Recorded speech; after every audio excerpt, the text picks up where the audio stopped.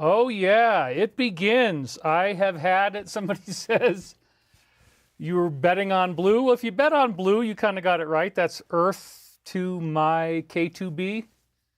It's a blue jacket. We got sizzle stripes here. If you look very closely, there's little stripes of black along the edge of the lapel, which I just... Yeah, it's a little sizzly. I got to give you guys something to keep you engaged, something to keep you happy.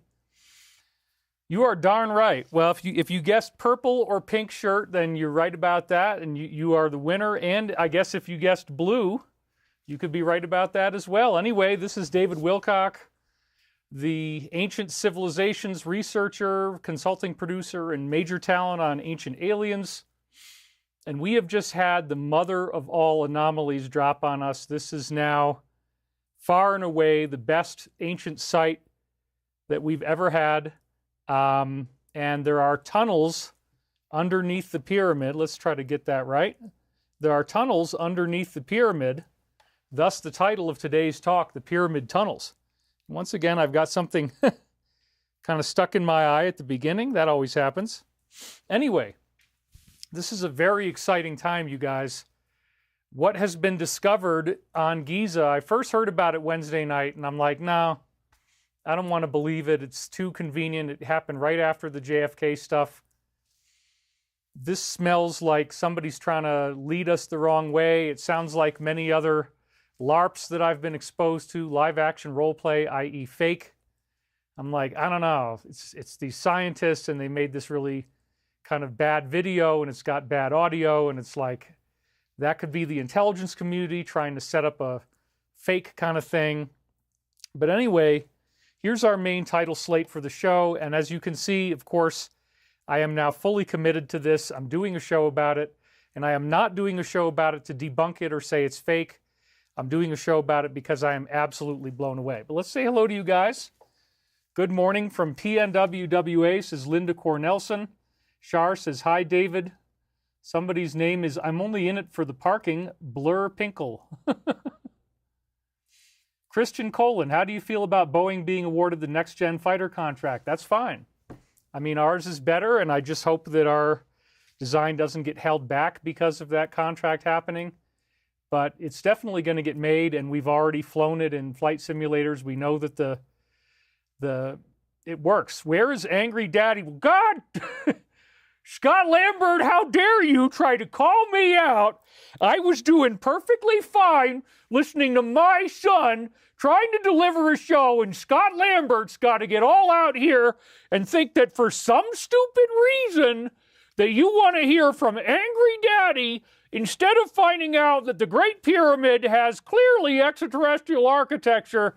I don't know what the hell you're smoking, boy, but you better cut it out right now because I have had it.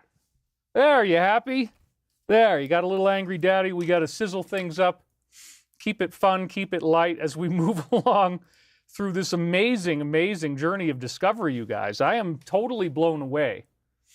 I have been tripped out because, oh, Jackie Baby says, David, I missed you on Sunday. I didn't know what to do with myself. Well, that's not going to happen anymore. Emilius Neelis says, I had a dream of Trump meeting Dr. Stephen Greer and making history. Why can't that happen? Even you, why don't you cooperate with them? Roger Zubarik, probably our best donor of all time, says, this show is going to be super. Thank you. Thank you, Roger. Thank you for being here. I've got my lamp behind me, as you can see right here. We are in the flow. I want to see a mashup of Angry Trama. Oh, God. I'll try it. I'll try it, okay? Just for you, I'll try it. Oh, my God, you think you can come in here and you're walking around with your dirty feet, you're tracking mud into Trama's house. That's not going to work for the Trama. You got to come in here with a smile on your face. You got to be ready for action because she is going to start throwing things at you, metaphorically speaking, of course. I'm not literally trying to, take my own macrame here. I'm not trying to take this and throw it at you, okay? Let's be clear. I made this for myself. You don't have any right coming in here, start talk to your grandma, and tell her that she doesn't know what the hell is going on, because let me tell you.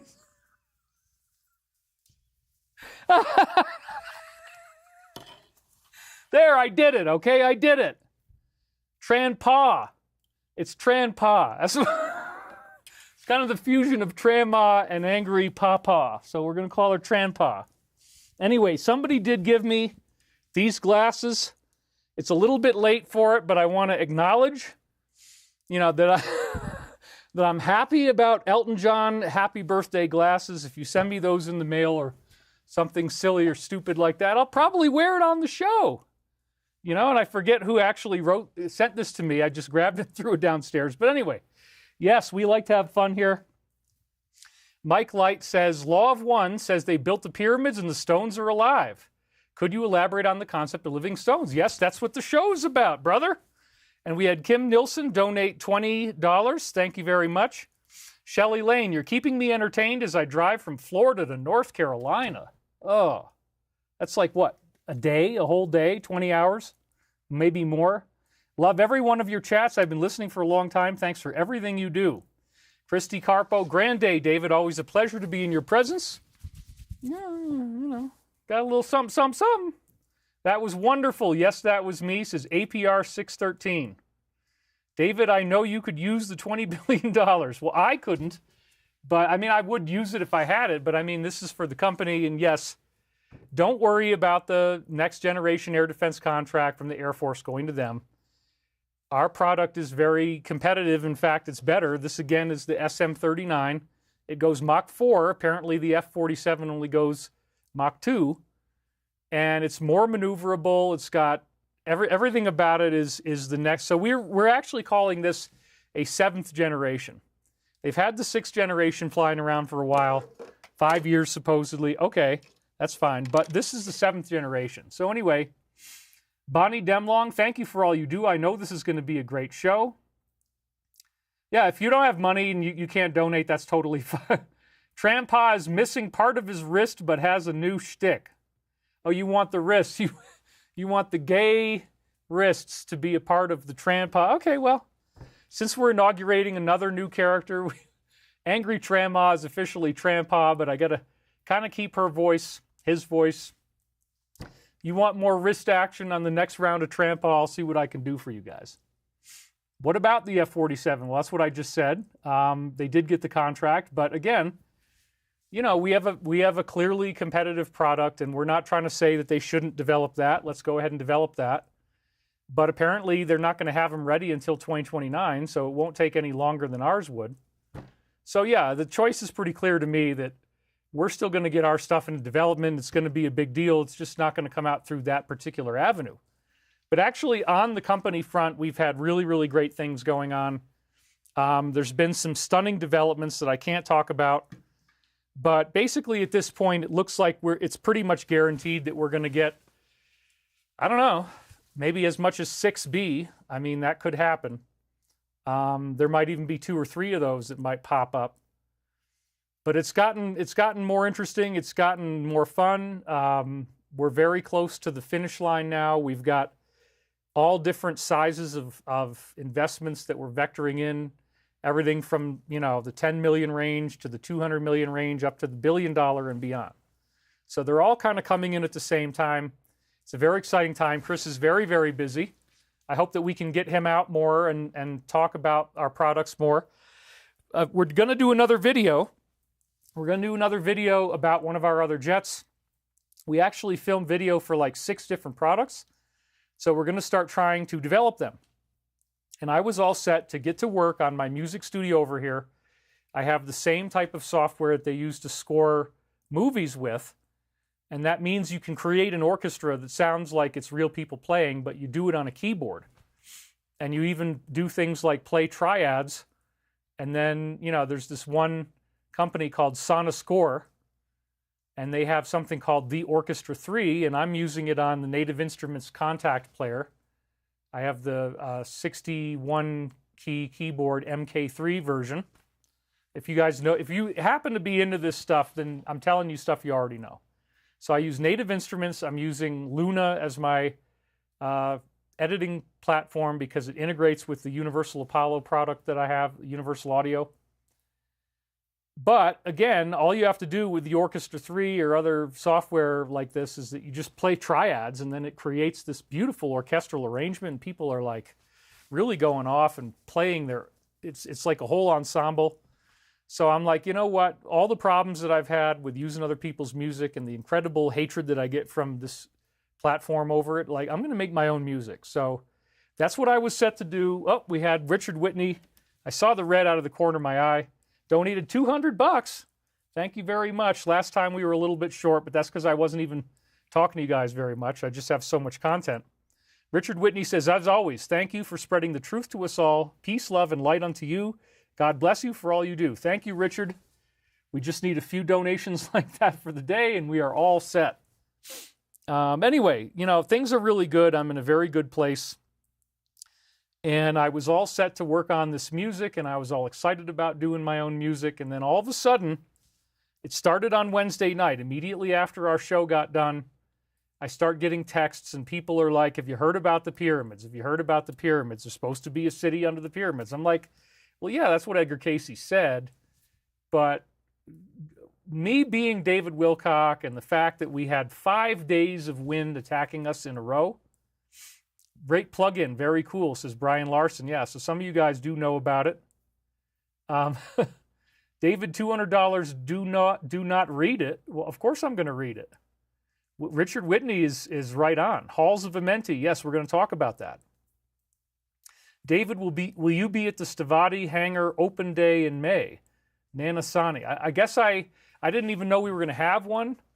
I can't confirm yet that I'm going to be there because I haven't even heard about this, but I will look it up and see if we are having a day in May. And if my schedule is going to work like that, then yes, I will be there.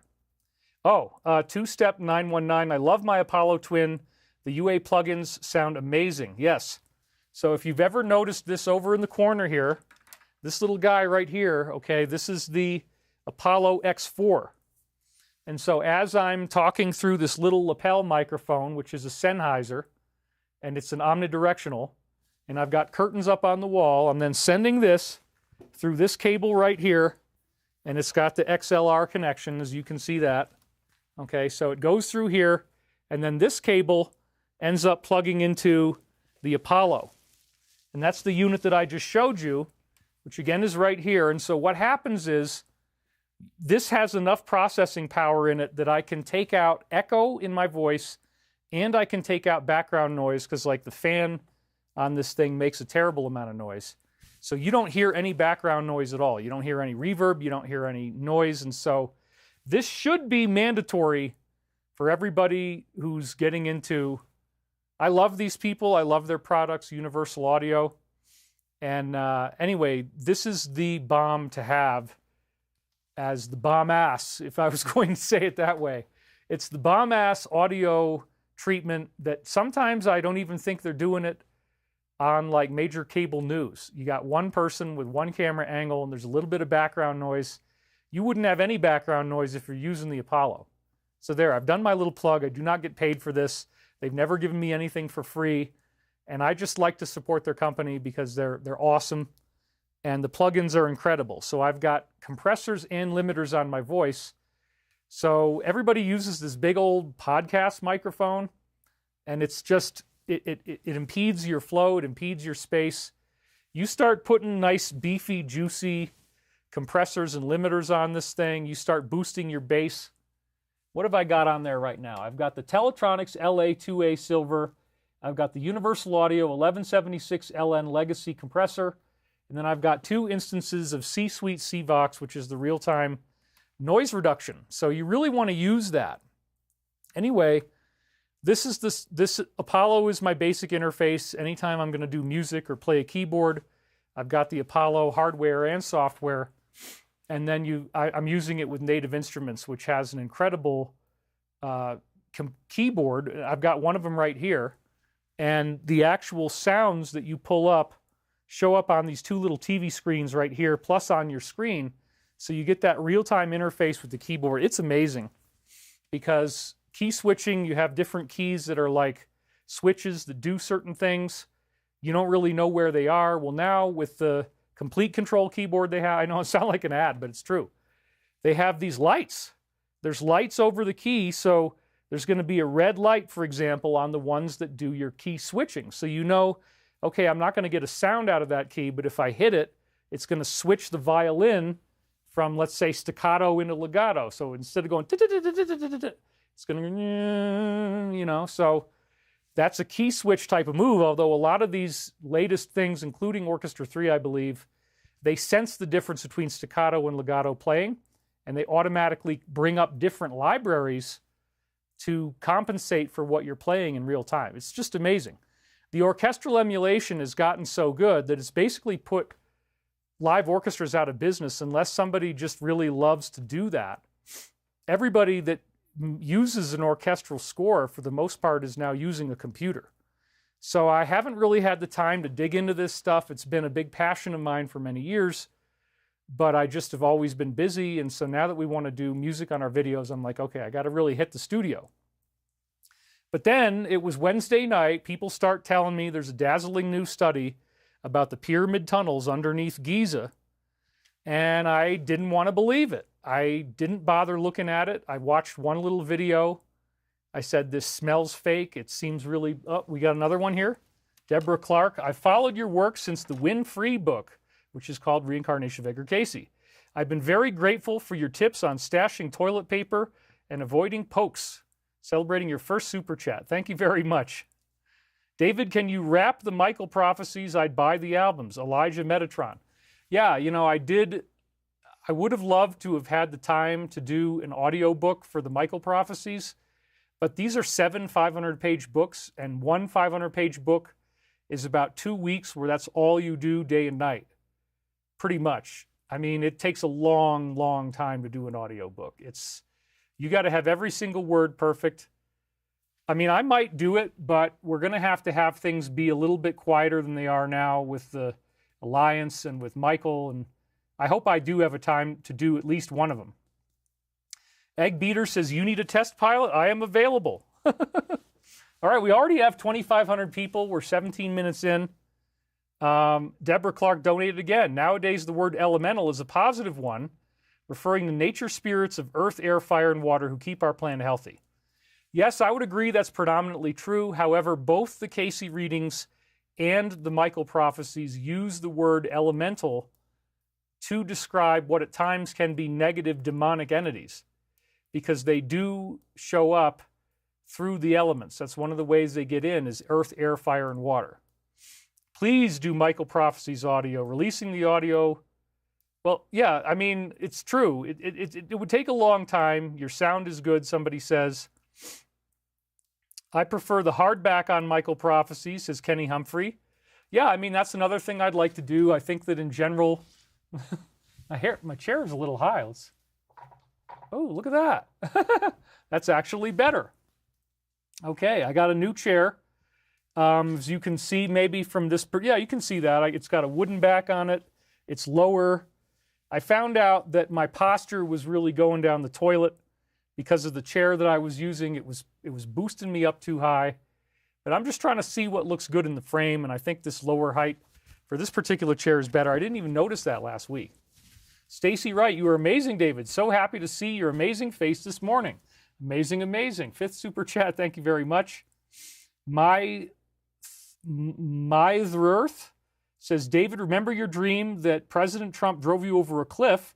You were surprised, confused, and scared, and you landed, and everything was safe, and you were surprised. Here it is. Celebrating your first super chat, 10 thumbs up. Yes, I agree. That dream was highly prophetic, and now it's all coming to a head. So Daniel Hinckley says, David, you are as cute as ever. Thank you, sweetie. Thank you so much. Oh, my God. You know, if a man tells you you're cute, then you're definitely getting into the gaydar zone, so we'll just honor the gaydar zone. And what the hell?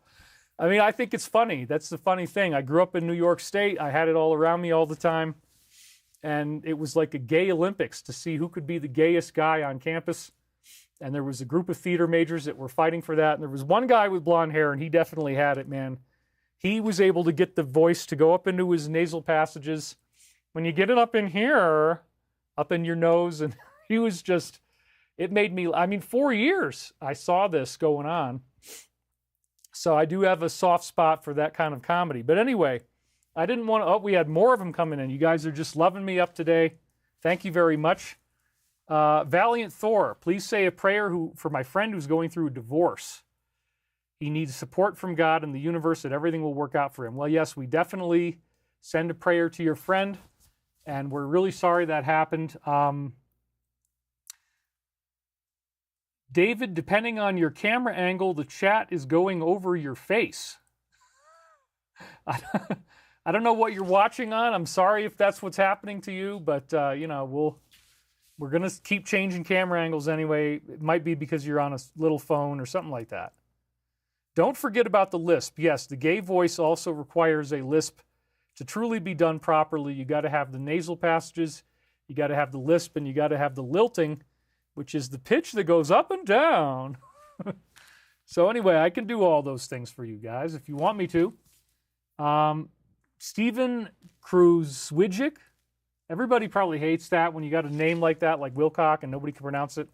David, have you found a mathematical way to derive a workable keyboard temperament with stretch tuning from elemental sacred geometry? Yeah, I mean, the 432 thing is cool, but everything that I use on these computers is equal temp at A440. So we're just going to go with that. You know, it's not necessarily the purest harmonics, but yes, finding out a more, you know, sacred geometric equal temperament that's around 432 instead of 440 for the A vibration frequency would be great. If you guys don't know what I'm talking about, I'm sorry. Sean Chrissy says, David's dreams can show you the future and the past. That's absolutely true. We've got a lot of that going on. Dive into the tunnels. I agree. Thank you. Just got to say hello to you guys. You know, it's live is a very special thing. It's not just like I pre-taped a talk. I'm getting this active feedback in real time. It's like everybody who has an opinion can, you know, put down what they want, although we do have a customer service team stopping the sass. But anyway, I didn't want to believe this for Wednesday night, all day Thursday. In fact, I even called up my friend Artie. I said, look, you don't want to be so naive. This sounds like it's the classic kind of thing, like something you'd see on Real Raw News or one of those kind of things where some people are getting sucked in by it and it always sounds too good to be true. And I'm like, dude, it's just too good to be true. We got David Wilcock, that's me, the reincarnation of Edgar Casey. There's a facial similarity. There's an astrological similarity. We've got this incredible time loop that's in the 7 books from 2022 through 2023. Those 2 years, that's all I did is write those books. Then along comes 2024 September, and now we're back in another time loop based on 21 cassettes, as I've said so many times, and I'm just going to keep reiterating this. What I was doing was I was using the protocols of military remote viewing, and I was recording myself deep in trance when I'd first wake up in the morning. That's called the dream voice. And I followed the AOL. You don't want to have an AOL, which is an analytic overlay. That's the term from remote viewing. You don't want to analyze it. You don't want to have emotional reactions to it.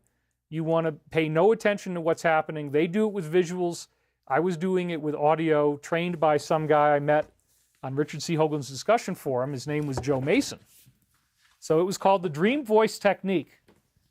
And Joe Mason had done it for a long time. It predicted the coming Northridge earthquake in California, a bunch of really weird, interesting prophecies. But the main thing, it was totally focused on ascension, and it was totally focused on crop circles. So that was the 2 main things. And so he got me into crop circles and revealed that they had very Christian messaging in them. I'd never thought of the crop circles as Christian before, but he started to show me, like, this one's got a crucifix, and I'm like, well, yeah, okay. And this one has to do with the August 11, 1999 alignment, which at that point was still in the future. So he believed that there was going to be an ascension on August 11, 1999 because of crop circles and because it's the alignments of the 4 beasts of the apocalypse in a grand cross, hence the Jesus' cross. So August 11, 1999, 11:11 a.m. was the other strange thing. Like, the sun goes into a total solar eclipse at 11:11 a.m. on August 11, 1999, and you've got we've got a good basket of planets in the 4 major beasts of the apocalypse. You got the man, the bull, the lion, and the eagle. And so you've got Aquarius. I'm trying to remember how it all works.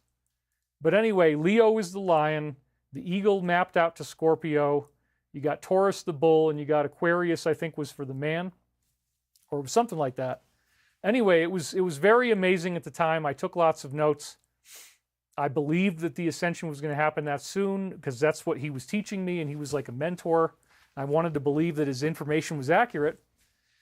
So I really married myself to that belief, but he also talked about the dream voice, and so the next morning I start to write down my own dream voice. I'd heard this voice in the background, and so I did this from November 96 through to the end of 2000, and those sessions became 7 books called the Michael Prophecies that are highly prophetic.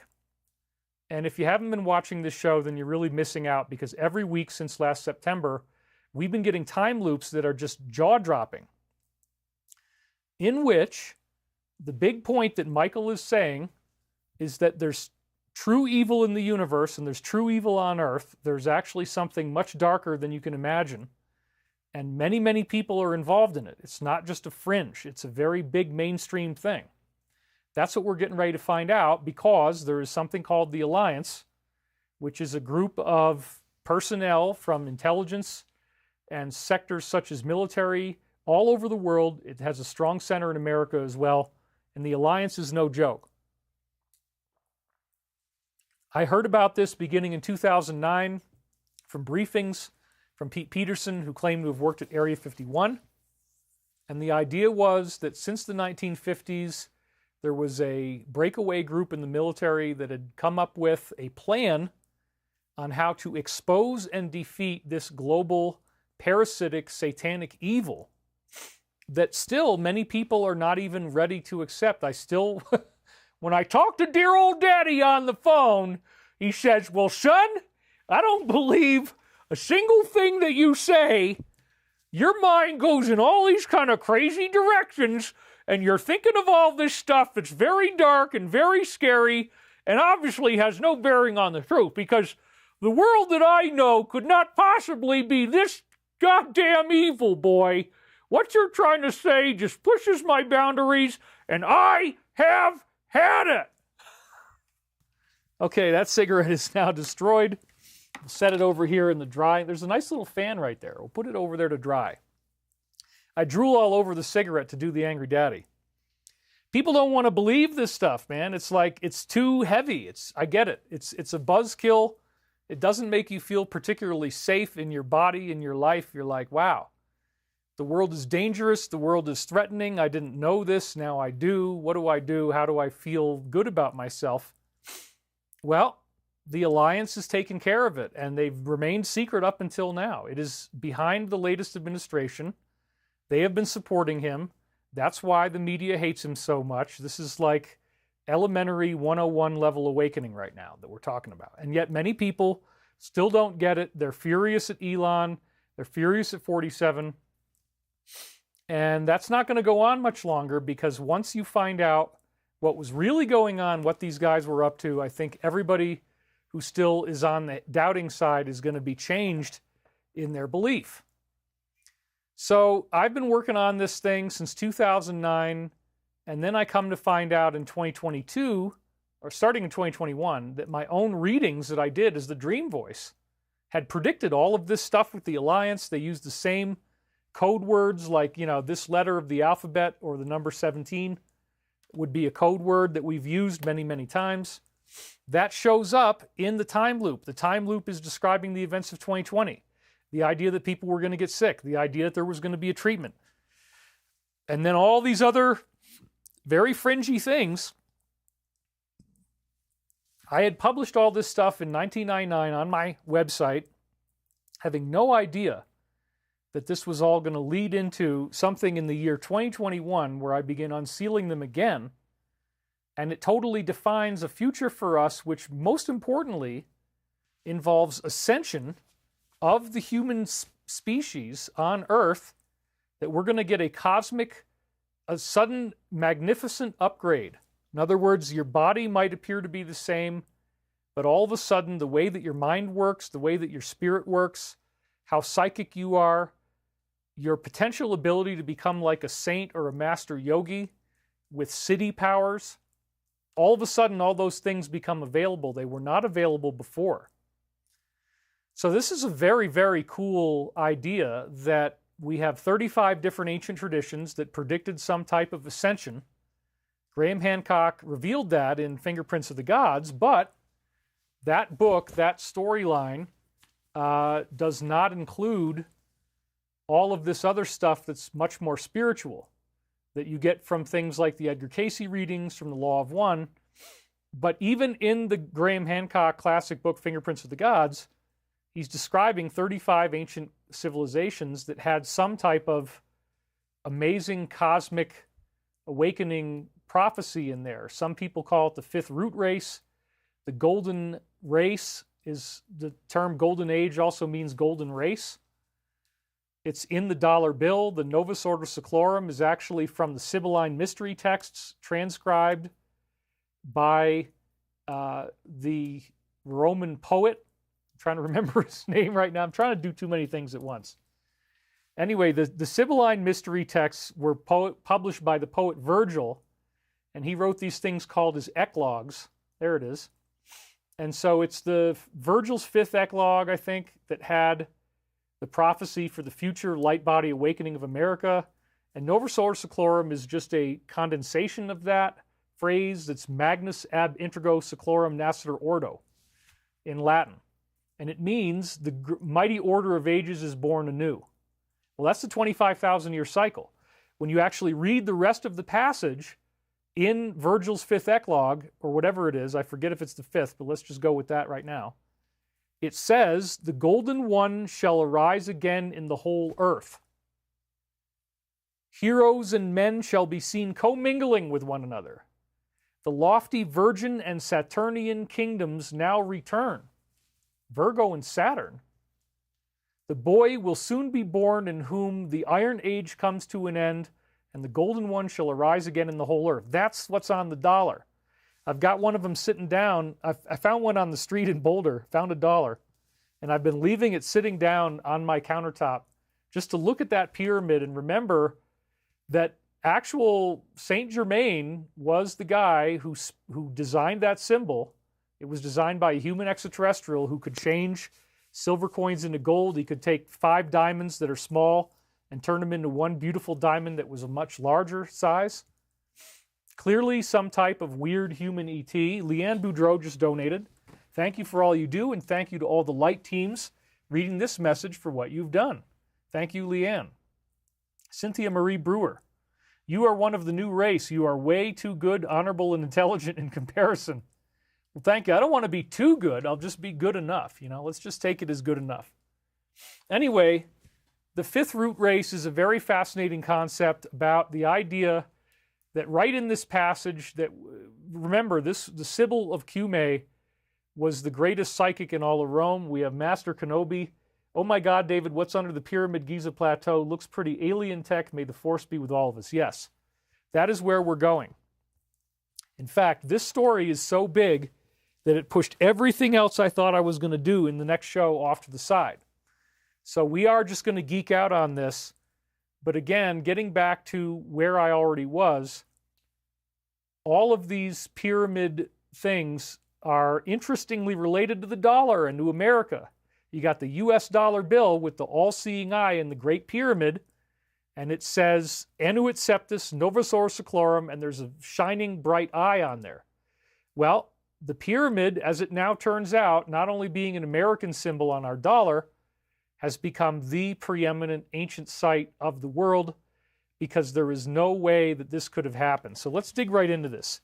It did push everything else to the side, you guys. So anyway, I got another donation here. Tammy Cadu donated $100 Canadian. Thank you very much. She says, always enjoy your knowledge share, David. Thanks so much, and keep up the amazing work. Thank you, Tammy. We really appreciate it. So yeah, Saint Germain was turning, he was turning diamonds into larger diamonds, and he was going to walk in he did walk into the signing of the Declaration of Independence. They called him the unknown stranger, and he inspired everybody as the founding fathers to actually sign the Declaration. So this is a part of history that is really not that commonly known, that you have this human ET who could read people's minds. He would call you by name. He'd walk up to you like you had a name tag on, even though you didn't. He'd know your name. He'd know all these personal weird details about you. It would make people cry. He claimed that he had been on Earth in all of these other epochs. He claimed that he had been various historical figures. And again, he apparently told people that Jesus was going to return, wait for it, in the year 2025. And he apparently said this in the late 1700s, and eventually the prophecy was inherited by Alice Bailey, who, yes, is a Luciferian.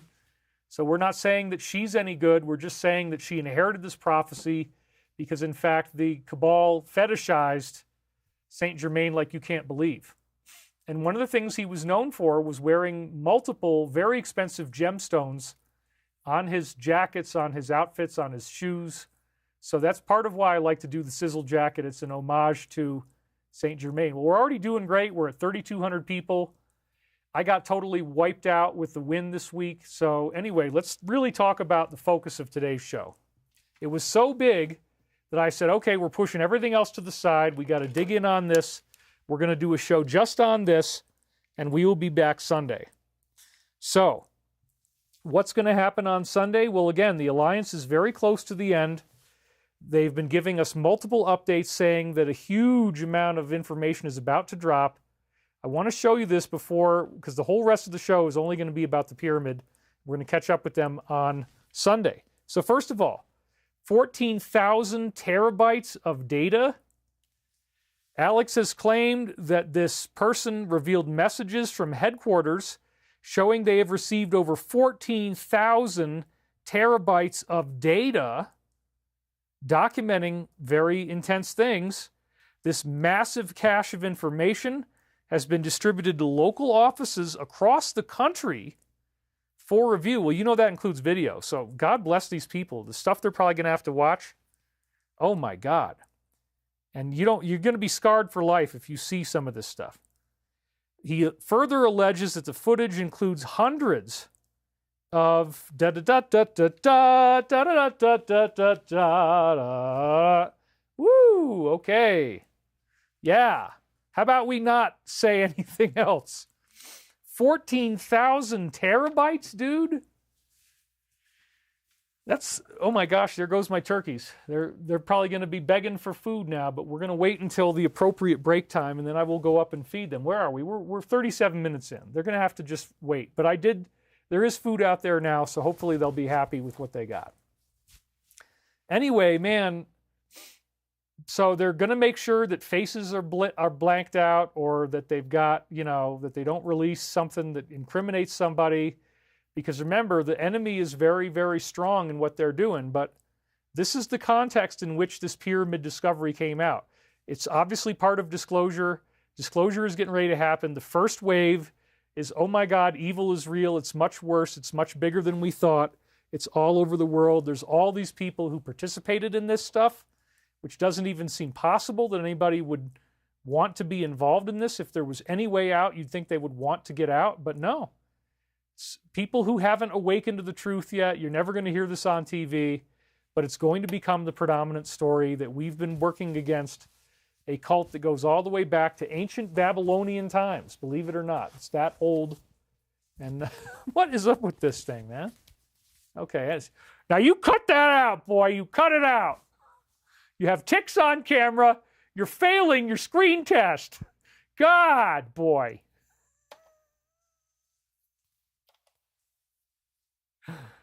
It's because it's black and I can see the collar so well. I just want to make sure it's the line. I'm trying to look good for you guys. Let's just let the show breathe a little bit. Let's wake the bottle for the David Wilcock show. We got to make sure the collar is fully aligned. Anyway, think about a terabyte size hard drive, or even like the best that you can get really for most laptops still is maybe 4 terabytes internal hard drive, right? And that's got all of your video on it, and that's got everything even for me, 4 terabytes, I mean, yeah, I think I have an 8 terabyte hard drive over here in my iMac, and I have 4.5 terabytes of that music library data. So I can't get anything less than an 8 terabyte on that. And if I put it into a laptop, I can't load all my libraries, even if it has a 4 terabyte hard drive. But still, 4 terabytes is pretty darn good. You can hold a tremendous amount of stuff. And that's what your typical badass laptop's going to have, 4 terabytes. 14,000 terabytes? Dude, they are cranking on this, so you need to hear this, okay? So Post 99 is the one that they're leaking, and it says, you know, they're talking about people being arrested and killed in Saudi. That did happen. And then they're saying, who really was firing? Well, up at the top, they say U.S. assets on location. Oh, my. So they were directly, the alliance was directly involved in this. That's what they're admitting now. And then it says, why would we fire? Follow the money. Wow. So isn't that heavy? That was a full-blown, over 100 people were arrested. And then right here it says, open season on the puppets. So that's very exciting because this is all getting ready to happen. So again, another piece of news was that they're thoroughly reviewing the evidence before they do anything else. A major update on the case, investigators are meticulously reviewing flight logs to determine what was going on without making any assumptions. To those demanding immediate arrests, she urges patience, explaining the process requires thorough evidence review to ensure accountability is properly achieved. She vows they will handle it the right way. That one brings us to 106, because again, this is all you're going to get of this today. I'm just giving it to you right up front. And then they're going to read it at the bottom here. They cut the feed trying to shut him down. Remember what they said. They were waiting for this. This is a very important line. Whatever is happening now. That's right. We're in the final phase. They're going to review this evidence and it's over. Archive everything. Nothing is a coincidence. We are at war. SA cut the strings. And then they, which is the big they, are scrambling for cover and using any means necessary out of their remaining power and control. It is not going to work. Then they also revealed there's over 1,000 different agents reviewing this stuff, of 14,000 terabytes, right? The Attorney General gave a major update after reports that there was over 1,000 of them, and they're apparently up all night. They're working 24-hour shifts, as much as they can handle.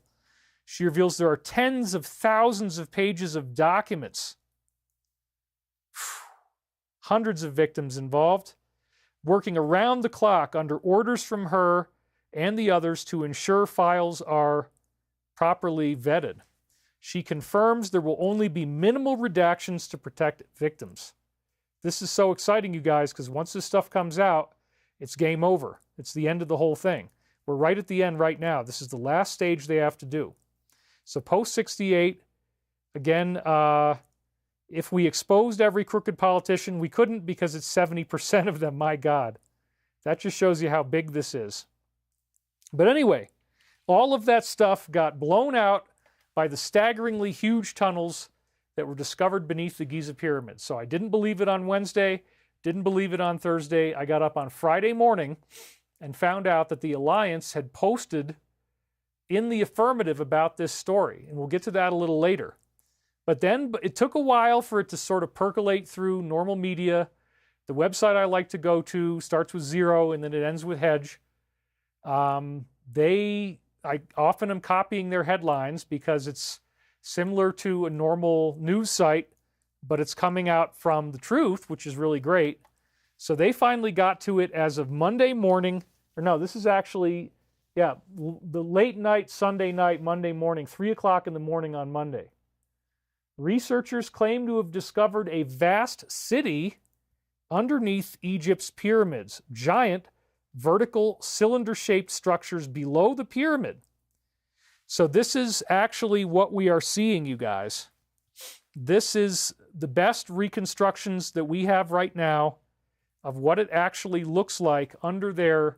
You have 8 shafts of incredible length that go 2,000 feet below the surface underground, terminating in these cubes of all things. This very much adds to the extraterrestrial hypothesis because basically there's no other way this could be done. This could not be done by any known civilization. So it also ties in with this strange obelisk that I had once picked up in a thrift store in Calabasas, and I'll show it to you right here. I've had this hanging out in my upstairs for the longest time here at the house, and you'll notice that it looks like an obelisk, and then it's got these circles in the middle, which again could be like the tubes, and there's circles up here and there's circles down here. And so I was interested as to, you know, why did this artist feel like the obelisk needed to have 4 circular projections put through it? But then again, you know, here it is. The circles could represent the tubes going down. And so again, you're trying to tell me that people hand dug this thing out, that was done by, you know, slaves, and that they wheeled out the rock. There is no possible way that any human team could do this. You can't even propose the possibility that something like this could be done. It goes far beyond any human technology. So here's another example. Corey Wilkin had started out on the left, and that was his original estimate on the left of what he thought was going on. And then he got trolled, and people started to hate on him. And he was being very polite. He said, based on various feedback, and you notice he capitalized various. I think that shows how angry he was, because people were being really mean to him. I've added an alternative 2-kilometer interpretation, which appears to be more believable, but is still unbelievable. So let's zoom in on that now. So what we're seeing here is that you've got the 3 major pyramids of Giza, and you got Khufu, Khafre, and Menkaure. And then in the middle there, underneath the Khafre pyramid, this was the first announcement we heard. Apparently we now hear that they all have it. All 3 of them have these tunnels under them. We haven't confirmed that yet, but we know for a fact it's at least under Khafre, but apparently all 3 of them have it. And so you look at this other diagram that I just showed you here, and it's about the same. So this right now, there's 2 different sources out here that have been trolled, and they've been fact-checked on the internet in their own way.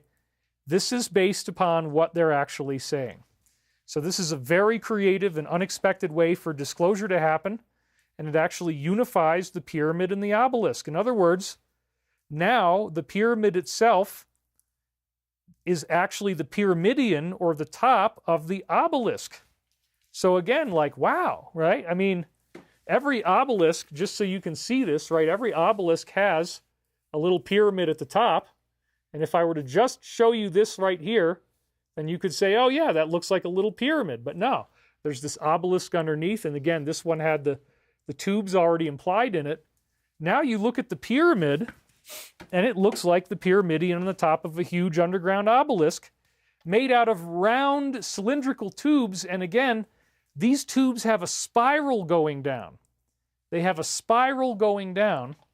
And then at the bottom, there is cubical sacred geometry. So this team has created an advanced imaging technology, and this is what they have determined through 3D holographic analysis from synthetic aperture radar and micro-motion vibrational movements underground. They have discovered these cubes, which are 80 meters tall. Now, a meter is 3 feet, so you're looking at 240 feet tall rooms inside. Imagine what could be loaded in there. This could be where they loaded their ships, and maybe with the yellow coils around the outside, that could have a stairwell, so they might actually be climbing all the way up those tubes, all the way up to this again. That would be a hell of a climb. I mean, think about climbing up 2,000 feet of stairs with all those spirals in them. If you could park your ship down there, it's a long hike. So there could be other purposes for this that we'll get into, but the point is, these are megastructures that are far beyond any current technology. Therefore, any ancient civilization definitely could not have done this. It's far too big. They would give up after the first 500 feet down. They'd be like, forget about this. This validates all of Edgar Cayce's wildest disclosures, as we're going to get into in great detail. And it adds a very personal element for me. Why? Because if you haven't seen this before, apparently reincarnation includes facial similarity. here's a picture of Edgar Cayce, and it's like, dang, man, David kind of looks the same, you know. Let's see if I can do this. If I lean and look at you that way, let's get the face right, and then you look at the picture, okay, there's some pretty stunning facial similarity there. You can't fake your own face. That's just kind of something you're stuck with. So I don't know how anybody could think this is fake. And again, Dr. Ian Stevenson researched over 3,000 children who remembered being somebody else in a past life, and when he could legally verify their factoids, their face would look like the person they claimed to have been before, especially when they got into adulthood. So facial similarity is a common element of the scientific research that's been done into reincarnation, continued by University of Virginia's own Jim Tucker, Dr. Jim Tucker, who uses forensic police face matching software to show that you could be guilty of a crime that you committed in another lifetime with forensic face matching software. Well, everybody I've seen who's a reincarnation researcher, professionals and so on, have said that my face is the best example they've ever seen, because a lot of times it isn't quite as good as this. It's kind of in the neighborhood. Like, for example, Abraham Lincoln and John F. Kennedy, they appear to be reincarnations. Kennedy looks a little bit like Lincoln, but with the wonky eye and the kind of saggy eye, it's not quite the same. So this is a very, very strikingly powerful facial similarity. And we have the astrology. Again, this is the birth chart of Cayce on the left at the top, and then the birth chart of me on the right. And there are astounding similarities. The moon over moon, sun over sun, Mercury over Mercury, Mars over Mars, Venus over Venus. That's just crazy. And they're all within like 5 degrees or less in the inner planets. So even on a superficial level where you're just saying, okay, they're in the same astrological sign, we've got all of these that add up. Again, Sun, Moon, Mercury, Mars, Venus, they're all within less than 5 degrees, more like 3 degrees. We're in the same year of the Chinese zodiac, and we have the exact same degree of the moon. So the chances of this alone are billions to one that we would look the same and have that much of an astrological match. And they're much closer than 1 out of 12. We're looking at like 3 degrees, even 1 degree or less. So you can see the green sign of Venus is over Venus. The red little circle with the arrow of Mars is over Mars. The yellow circle with the dot in the middle, that's the sun. Sun is right over the sun. And then right there at the top of the screen, it says 13 Taurus. Right below that is the moon. It says 12 degrees, 41 minutes. And in the other chart, it's 12 degrees, 12 minutes. So it's only minutes of a degree off. They're both at 12 degrees Taurus in the same chart, in both charts. And the moon is what dictates your personality. Like, oh my God. I mean, this is just, it was crazy. And then lately, Johnny Barnett sent us something where he did the death chart. And I have these astounding aspects with the death chart, as you can see right here. I'd never even done that before, but sure enough, all these years later, the math adds up. You can look at it right there. So yes, this does appear to be a profound case of reincarnation.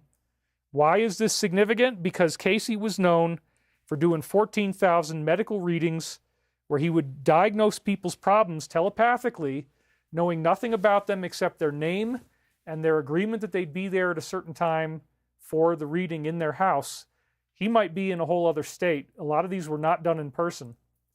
And yet he would know everything about the person in trance. He would be speaking as a we, which turns out to be Archangel Michael, and it would diagnose his medical problems, whoever the client was, he or she, and it would prescribe amazing and unusual medical treatments. Plus, another big part of Cayce was Archangel Michael, where his body would levitate. He would introduce himself as Archangel Michael, and the voice would be supernaturally loud, rattling the silverware in the drawer, rattling the windows, very, very intense. So is it just a facial similarity? David does look exactly like him. Nobody can deny that. We've had it confirmed by experienced portrait artists. But does the similarity stop there? No. As I was telling you, I developed my own remote viewing protocol using Joe Mason's technique called the dream voice. And I dictated 7 books of Michael prophecies between 96 and 2000. The 8th book, as we've said, has been ongoing since September, where we are unsealing this every week, usually on Sunday, except that we're always getting punished with wind. And the source identified as Archangel Michael. The big thing that I didn't know until this happened, starting in 21, is that we're going to have a non-catastrophic ascension. That means no pole shift, no humanity getting cooked off the surface, no shutdown of electromagnetic devices where all of a sudden everything is EMP'd and fried. I don't think that's going to happen. I think they're going to protect that. You're not going to get a super volcano. You're not going to get a pole shift. You're not going to get a 200-mile-an-hour wind everywhere. You're not going to get an 80-foot-tall tsunami that sweeps across the entire American continent and everywhere else. That's the extinction level event. That's what I thought was going to happen. I strongly believed in an ascension scenario in which ETs come to rescue us in motherships, because that's what it seems to say in the Bible. If you read Revelation 11:11, many other things, there were biblical prophecies about Noah's Ark coming again. As it was in the days of Noah, so shall it be in the days of man, the days of the Son of Man. Jesus said, not one stone that you see here now will remain standing. 2 will be gathering together, and then there will be 1. 2 will be resting together, and then there will be 1. Implying that people get portaled out in some type of rapture type of event. But again, this is 35 different cultures that Graham Hancock is saying through the work of de Santillana and von Deschend in his book, Fingerprints of the Gods. 35 different ancient cultures are all predicting ascension. And now Michael Prophecies comes in, these readings that I did for 4 years, and then I just kind of walked away from it. By 2004, we had a book come out called Reincarnation of Edgar Cayce.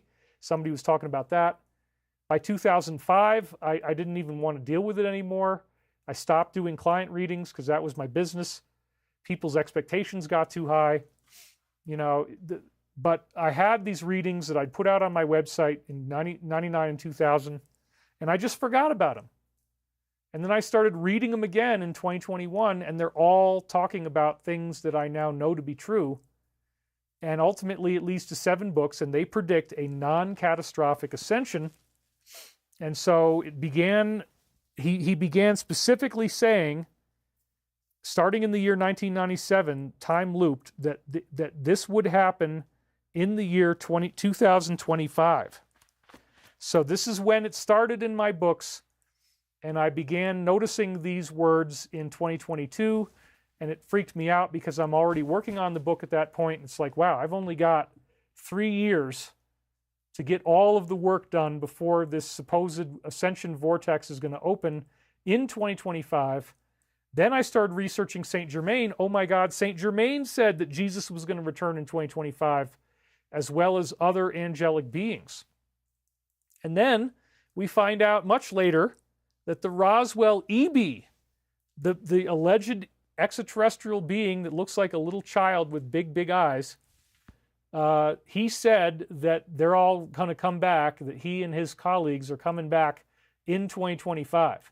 I mean, he might have died, but certainly his friends and many others are coming. So Galactic Family Reunion, Ascension, transformation of the human body, all culminating in the year 2025, which seems to be the fulfillment of these 35 ancient traditions predicting some type of ascension. The Cayce readings also were one of the top sources on this, talking about a 5th root race. They also called it the second coming of Christ. And the Cayce readings, most importantly, said that as this happens to us, or immediately after this happens to us, that we will be able to access a hall of records that is under the right paw of the Sphinx, the secret chamber that was never been disclosed by Egyptology, that is our critical last step as we go into this planetary ascension, that we're going to find the hall of records. This only ever appeared in a few of the Cayce readings. So, wow, Kenneth Bates donated $100. That's worth an acknowledgement. The Michael Prophecies changed my life. Best $220 I ever spent. Thank you, David. Thank you, Kenneth, and thank you for your ongoing donations. And We're now at the 1 hour mark. We're at 3,844 people. We're doing pretty darn good for a Wednesday. So again, the wind stopped me. We had wind on Thursday, Friday, Saturday, Sunday, and Monday. Hell on earth, horrific wind. Icky Hollow. David, how do you balance so much information and do so many projects without losing yourself? Well, I got to admit, I mean, I only had time to get this show to where I wanted to be in the last 6 days. So I didn't have time to actually get the Alliance slides in. We're going to have to do 2 weeks of catching up on Sunday. But I gave you the highlights already. The point is they're zeroing in on releasing video and documents, and they're trying to take out the names of innocent people who would be harmed. But dude, it is coming fast and furious. The Romanian Sphinx has a Hall of Records. Are we talking about another one in Giza too? Says APR 613. Yes. The original Hall of Records term comes from around 1931 in the Edgar Cayce readings. And so to not keep you guys in suspense, I want to acknowledge the donation, but let's dig right in on this. This is Cayce reading 5748-6. I think it's around 1931. When there was the entrance of Arart and Ararart, they began to build upon those mounds which were discovered through research. So this is very important. The Cayce readings, as you're going to see, say that the pyramid was built 12,500 years ago, and they found stuff in Egypt that was much more ancient than their own civilization. They built again over mounds they discovered through research. So the pyramid, the Sphinx, was built over stuff that was already there. So we don't know if the pyramid tunnels were actually built by Ra-Ptah, or whether they are an artifact from a much older civilization and that they built upon the original mounds that were there and maybe refurbished them. And they probably did know these tubes were underneath. But Arart and Ararart are the father and son team of Egyptian kings who at first were against Ra-Ptah and then later ended up working with him. This was supposedly Cayce's past life, where he co-designed the Great Pyramid with this extraterrestrial group called Ra, or Archangel Michael. So they began to build upon those mounds with the storehouse or record house, where the records are still to be uncovered. So they're actually referring to the pyramid itself as a record house, and that there are records that we're going to find when we go in there. Oh my God, this is so exciting because now they know it's true. There is a chamber or passage from the right forepaw of the Sphinx, holy crap, to the entrance of the record chamber or the record tomb. So there again, it implies the pyramid. The pyramid is supposedly a tomb. The record house where records are still to be uncovered. Well, the good news is, folks, that these chambers will probably not have been left empty. Unlike all the other parts of the pyramid that we did look at, these chambers are storing records. They are in a record house. And it turns out there's multiple ways to get in to this internal structure in the Great Pyramid and underground, because the same team that found the tunnels also found a whole bunch of amazing new stuff inside the Great Pyramid. So the chambers are not going to be empty. We're going to have records in there. This Hall of Records may not be entered without an understanding. This is really creepy, right? For those who were left as guards may not be passed. So this is some kind of supernatural guardian that prevents anybody from getting inside.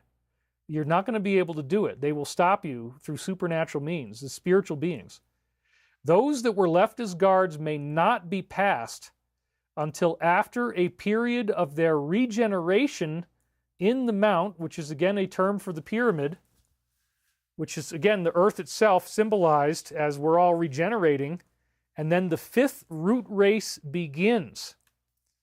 So again, I put the note in here that Michael and many other sources predict 2025 as the year that the first root race begins, the first wave of ascension, and we have all been through, according to Michael Prophecies, regeneration with the trials and tribulations we have already endured. We've seen what the events that took place in 2001, the collapse of the towers, We've seen the events of 2020 and thereafter.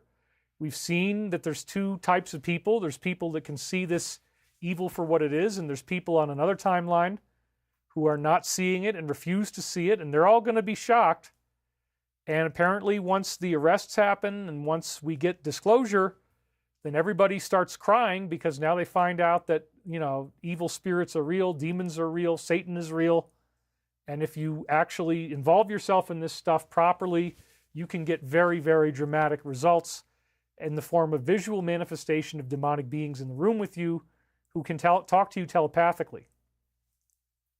That's what we're going to be finding out, folks, that people are getting these manifestation seances of evil, okay? That's what it's really about. So we will not be able to enter the Hall of Records. Nobody's getting in there until the fifth root race begins, after humanity has been through a period of regeneration in the Mount. And again, the Mount means the pyramid, so it's our own regeneration as society itself is transformed by what we're doing here. This is very exciting to say the least. So let's keep reading. 5748-6. In the building of the pyramid and that which is now called the Mystery of Mysteries or the Sphinx, this was intended to be a memorial, as would be termed today, to that counselor who ruled or governed or who acted in the capacity of the director in the material things in the land. So yes, that was Ra-Ptah, who later got renamed Osiris, and they explain that all of these things that became part of the Osiris mythology were essentially religious distortions of the original story of Ra-Ptah. And so he committed sexual infidelity, and this is why Osiris was associated with the obelisk. It was his severed phallus. And if you remember in the Egyptian mythology, Isis, his wife, puts it back on, but it's a machine. It's actually a metallic object. So this is supposedly symbolic, according to the Casey readings, of his philandering, because he had multiple wives. He violated his own teachings about monogamy, and so his own symbol was then created from that. And again, this is like all the deep stuff, they're into all that stuff. 7 geometric thought forms, who gave me the sizzle jacket, which we're very happy about. The pyramid's cool, but where is Colin McGiza and where are the T slippers? Also, what is David's shoe size? 11.5. I'm being told by my guys to send sizzle shoes that sizzle beyond belief. Thank you very much. Yes, I'm 11.5. Where's Colin McGiza, mate? Well, you donated $10, mate. I think that's about enough money that if you have the wherewithal, you can call out your dear, dear old Uncle Colin, mate.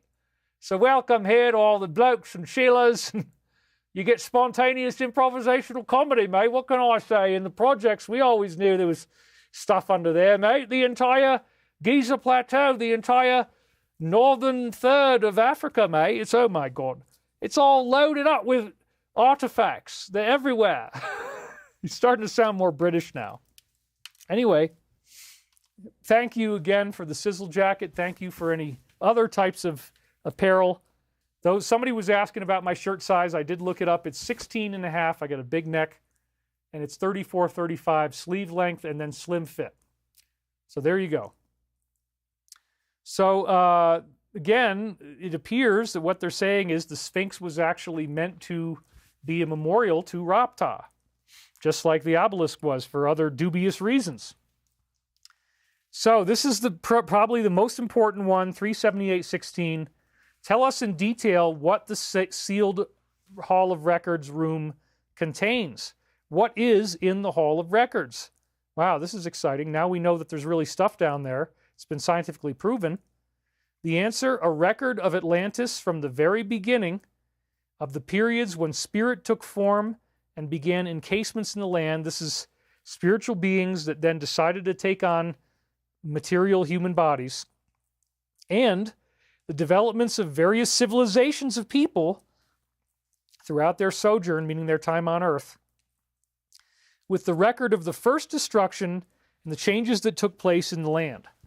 So it goes on from there, and it says, again, if you follow the Casey readings, there was actually 3 destructions of Atlantis, 3 major ones, 50,000 years ago, 25,000 years ago, and 12,500 years ago.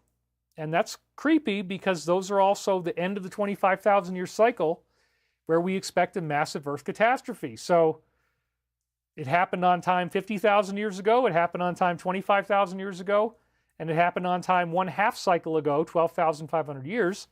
Why wouldn't we get another catastrophe now? Why wouldn't this be happening now? Well, the answer is, yeah, that's what we thought was going to happen, that every 25,000 years the Earth gets destroyed. I didn't think there was any way around this. So to have the Michael prophecies come in and tell us 2025 is when we have a peaceful ascension is amazing. And then I got this Rata reincarnation story because I have the Casey facial similarity. The Casey reading said this is who he was.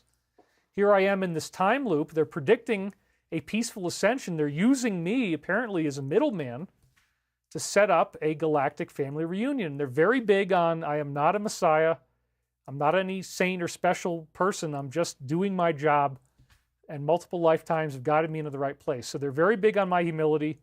And in the Michael prophecies, if you actually read it, I think it's in book 1 or 2, they do say that if I get too big of an ego about this, that I could be killed immediately. So that I could authorize my own death. So that's a very big thing too. Oh, we had some, oh my gosh, 700 ZARs. ZAR. I don't know what that is, but hopefully it's close to $1. Anyway, I'm joking. Thank you, Tyrone1221. Hi, David. Is it possible that the tubes leading deep into the Earth with electromagnetized coils are designed to pump purified ionized water to be dispersed out from the surface pyramid's diagonal shafts? Recreate the arid surrounding desert landscape dune style. That's an interesting theory. I hadn't thought of that one, and I'm also thinking about geothermal heat because down there it's going to be warm. And we have Mavano Mav. Hello, David. I'm watching you from Poland, Krakow. What do you think about how to stop killing? Well, you know, I think that's going to happen. We're very close to the end of that. I've been really pushing for that. And then Peter Sklivis. I think I got that right. Sklivis. David, check out Telepathy Tapes podcast showing that autistic kids have profound telepathic way-shower skills. This is a game changer. It was tried to be poisoned by the big guy, but God had other plans. And I can't read that quite the way it is. But yes, my brother actually called me up and told me about the autistic kids with profound telepathy. Telepathy Tapes podcast, I guess is what it's called. I haven't checked it out yet, but yes, it's very interesting. My brother actually works with those types of individuals, some of them in the program that he's in New York State.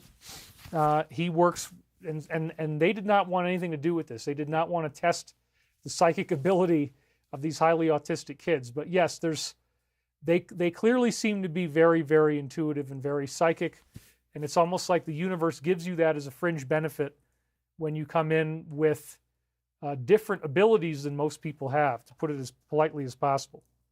So the sealed room has a record of Atlantis, and they talk about in the part that I deleted here, the giant animals.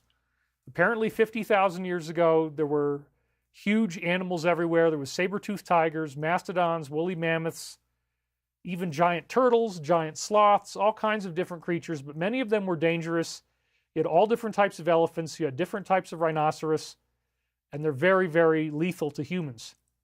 So this civilization at the time that was here, and again, now I'm going to combine information that I have from my own insider sources with, you know, what's now called Space Force or Majestic.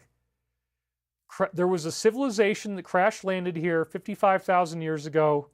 They'd been living first on what became the asteroid belt. At that time, it was a planet. The planet blew up 500,000 years ago. They relocated to the moon. The moon was hit by a solar flash type of event, and only 3 motherships got out that had the elites of their society. So 55,000 years ago, those motherships, they were hit by the sun as it was exploding. They got greatly damaged. They were able to crash land the ships in Antarctica. And those ships, they then built out into a civilization, and they began cloning their DNA with the people here on Earth, thus creating groups of people with elongated skulls. And you see elongated skull humans in Africa, you see them in Europe, you see them in Asia, and you see them in South America with these crazy, freakish eggplant-sized heads. You see it Akhenaten, Nefertiti, even King Tut had one. And then you actually find elongated skulls in Mesoamerica all over the place. So that was the cloning that these people did of their own genetics with native humans, which is why these people with elongated skulls had different characteristics of people on Earth. This all got started with just a very small pool of people who survived in these motherships and crash landed here on Earth. So they created a very highly technological society. Uncle Jack, who's the Colin McGeezer character basically, told me that the entire Sahara Desert was wiped out because of a war that these people had, and that the top third of it used to be a forest and beautiful jungle, and it all got destroyed in a war. And if you go 40 to 400 feet down, pretty much anywhere in the Sahara Desert, there's these remnants of a massive ancient civilization that lived in northern Africa. And it's highly technological stuff. It's way beyond the stuff that we've got. So both Iraq and Afghanistan, when America invaded these countries, they went into these huge secret warehouses that had literally big spaceships embedded in rock. Nobody's ever picked them out of the rock. They just found tons and tons of this stuff. And apparently Egypt itself is some of the best stuff. So again, in the Casey reading version of the story, they killed all 50,000 years ago. That high-tech civilization created a worldwide weapon that was supposed to kill all of these giant animals at once, just a massive sudden kill. And according to Casey readings, that destabilized the Earth on its axis and caused a pole shift, because animals are connected to the gravity of the Earth, and you kill that many at once, the entire gravitational equilibrium goes unstable, and the Earth apparently had a pole shift. So that's what he's talking about right here. And then, so a record of Atlantis in the Hall of Records from the beginning, and then it goes up to the final destruction of Atlantis 12,000 years ago, 12,500, and the building of the Pyramid of Initiation. That's what he's calling the Great Pyramid. With who, what, where would come the opening of the records that are as copies from the sunken Atlantis. And remember, Atlantis was an extraterrestrial civilization that crash landed on Earth from the asteroid belt. What became the asteroid belt?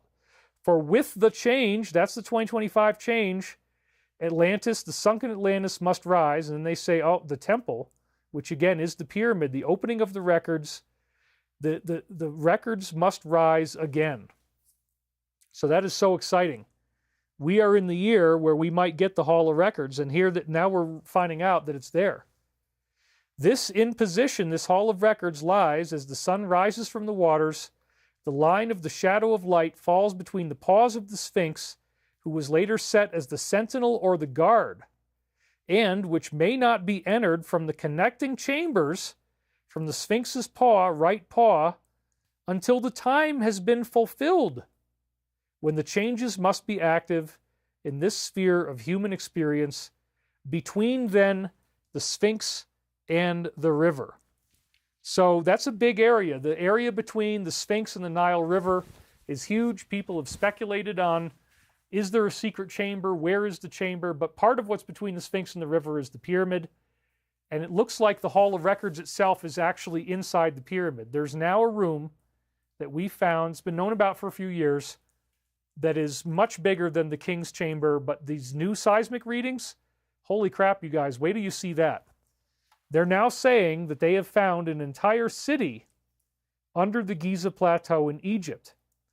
Now, the Casey readings also said the Great Pyramid was built 12,500 years ago. It took about 100 years.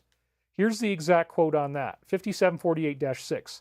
What was the date of the actual beginning and ending of the construction of the Great Pyramid? It was 100 years in construction.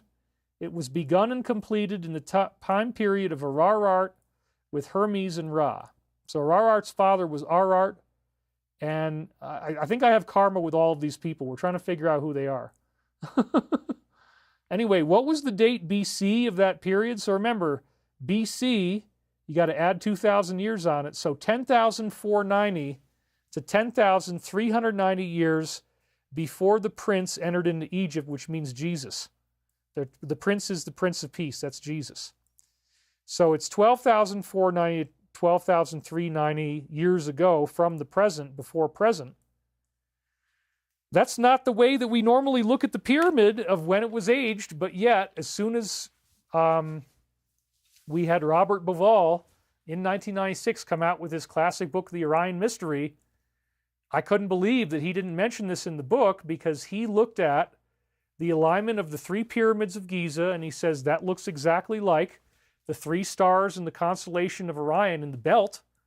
They're even the same magnitude. You got 2 brighter stars and 1 dimmer star, which is like Chephren, Cheops, Chephren, and Menkaure are the 3 pyramids. So it's like, or Khufu, it would be another, Khufu, Chephren, Menkaure. So Khufu and Chephren are both like bigger, and they're the same magnitude stars in the belt. And then the 3rd star in the belt is smaller, and that's like Menkaure, which is a smaller pyramid. And then it turns out that the Nile River is in the same place as the Milky Way galaxy with these 3 pyramids, the Nile River and the pyramids, the Milky Way and the Orion's belt. And then, because of the Earth slowly drifting over 25,920 years on its axis, it drifts by 1 degree every 72 years. What happens is that the position where the pyramids align with the constellation Orion and the Milky Way aligns with the Nile River only happens in the age of Leo, 12,500 before present.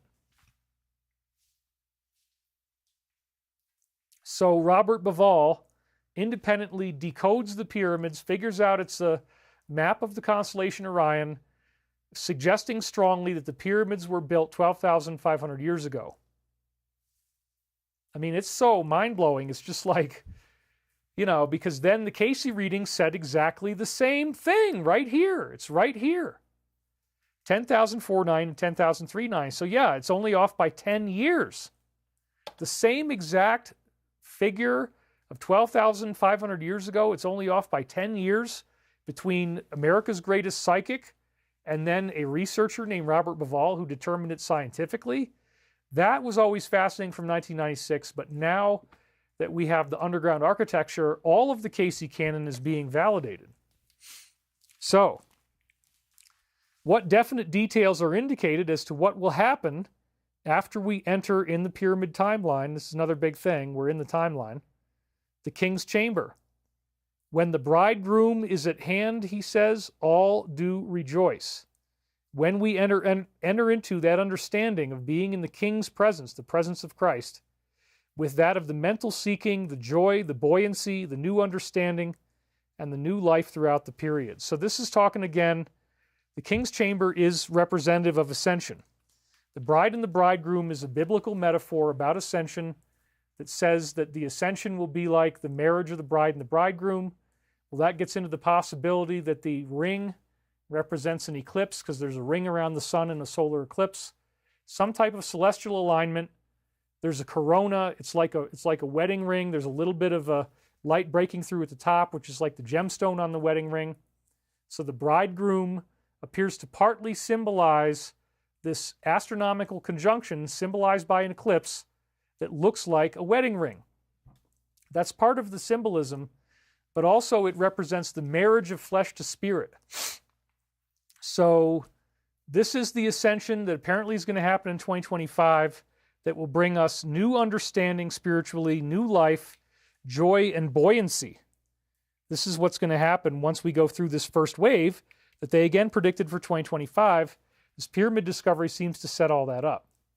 What is the significance of the empty sarcophagus? Answer, there will be no more death. Well, that's the light body. That's the ascension. You're not going to die in any normal way ever again. Don't misunderstand or interpret, but the interpretation of death will be made plain. Wow. I mean, no more death, ascended light body, sign me up. That's what all of our shows have been about here. I see one out of the corner of my eye. Sonia says, thank you, David, for being such a tool of the divine. I realize we are all vessels with different roles. None are larger or greater than another. A bunch of acupuncture needles all in the earth. Again, thank you and much love. Well, that's very interesting, Sonia. You kind of downloaded the reading that goes with the 1999 time loop on this pyramid thing because it says, you are as a walking pyramid, lensing light into the earth. So it's great. So anyway, Very, very fascinating stuff, because as we enter into the King's Chamber period, there will be no more death. The interpretation of death will be made plain. If Armageddon is foretold in the Great Pyramid, please tell us what it will be, and when is it going to happen, and when will it end? My God, we don't want that to happen. The Armageddon is not what is left there. So right away, he is clearly saying there is not going to be an Armageddon. So this supports the Michael prophecies that it's a non-catastrophic, it's not the end of the world, and we're at, again, 4,300 people now watching live at an hour and a half in on a Wednesday. That's fantastic. That's a huge crowd. Thank you guys for being here. On Sundays, we get more like 7,000, but again, I've been attacked by the wind like you cannot imagine. It clearly is deliberate. We're not going to get into that today. The Armageddon is not what the pyramid foretells. It is not what is left in there. Instead, it will be as 1,000 years of fighting in the air. Remember I told you we definitely are going to need spaceships and fighter jets to fight the Draco? Yep.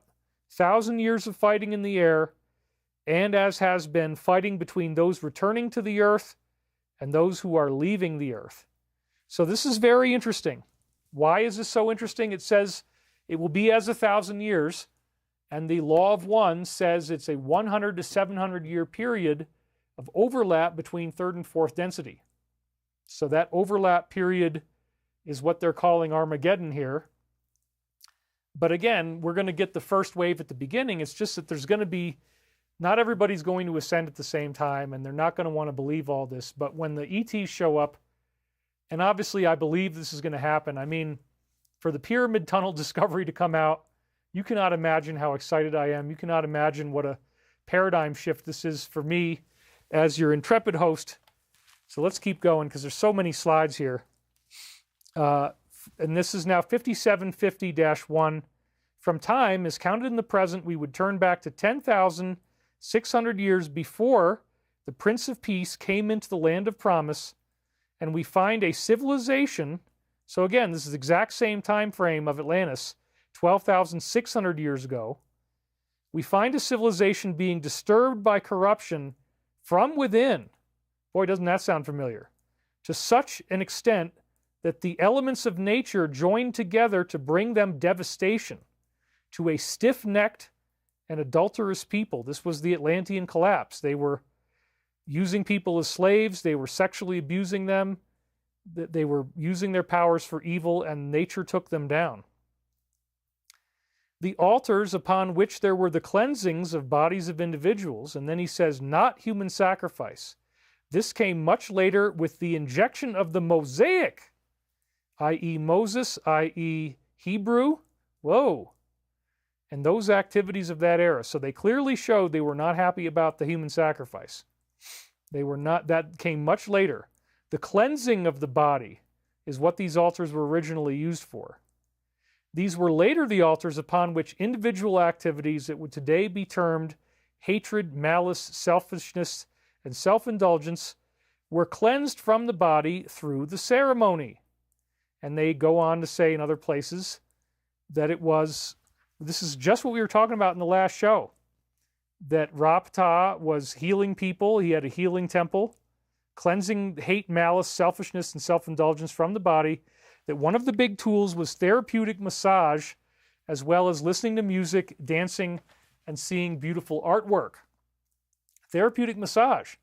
So how interesting that just last week, just last Wednesday, I did a show about massage and the idea that if you have rotting, atrophied tissue in your arm or your leg or something, that demonic entities apparently can live in that rotting material. And they can project in through the form of microorganisms that are dangerous viruses, bacteria, fungi, parasites.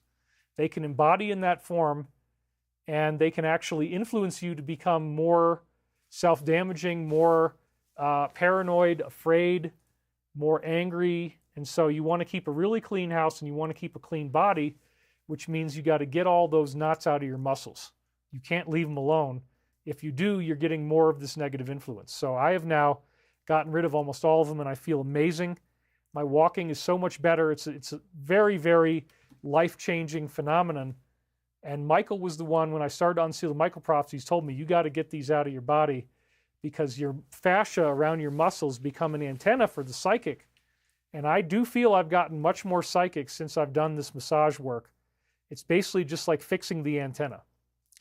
So again, the pyramid was used to cleanse people of their hatred, malice, selfishness, self-indulgence through ceremonies including massage, music, and dance.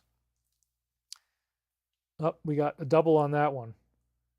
So these were the altars upon which individual activities that would be termed hate, malice, selfishness were cleansed from the body through the ceremony, through the rise of initiates from the sources of light that came from the stones.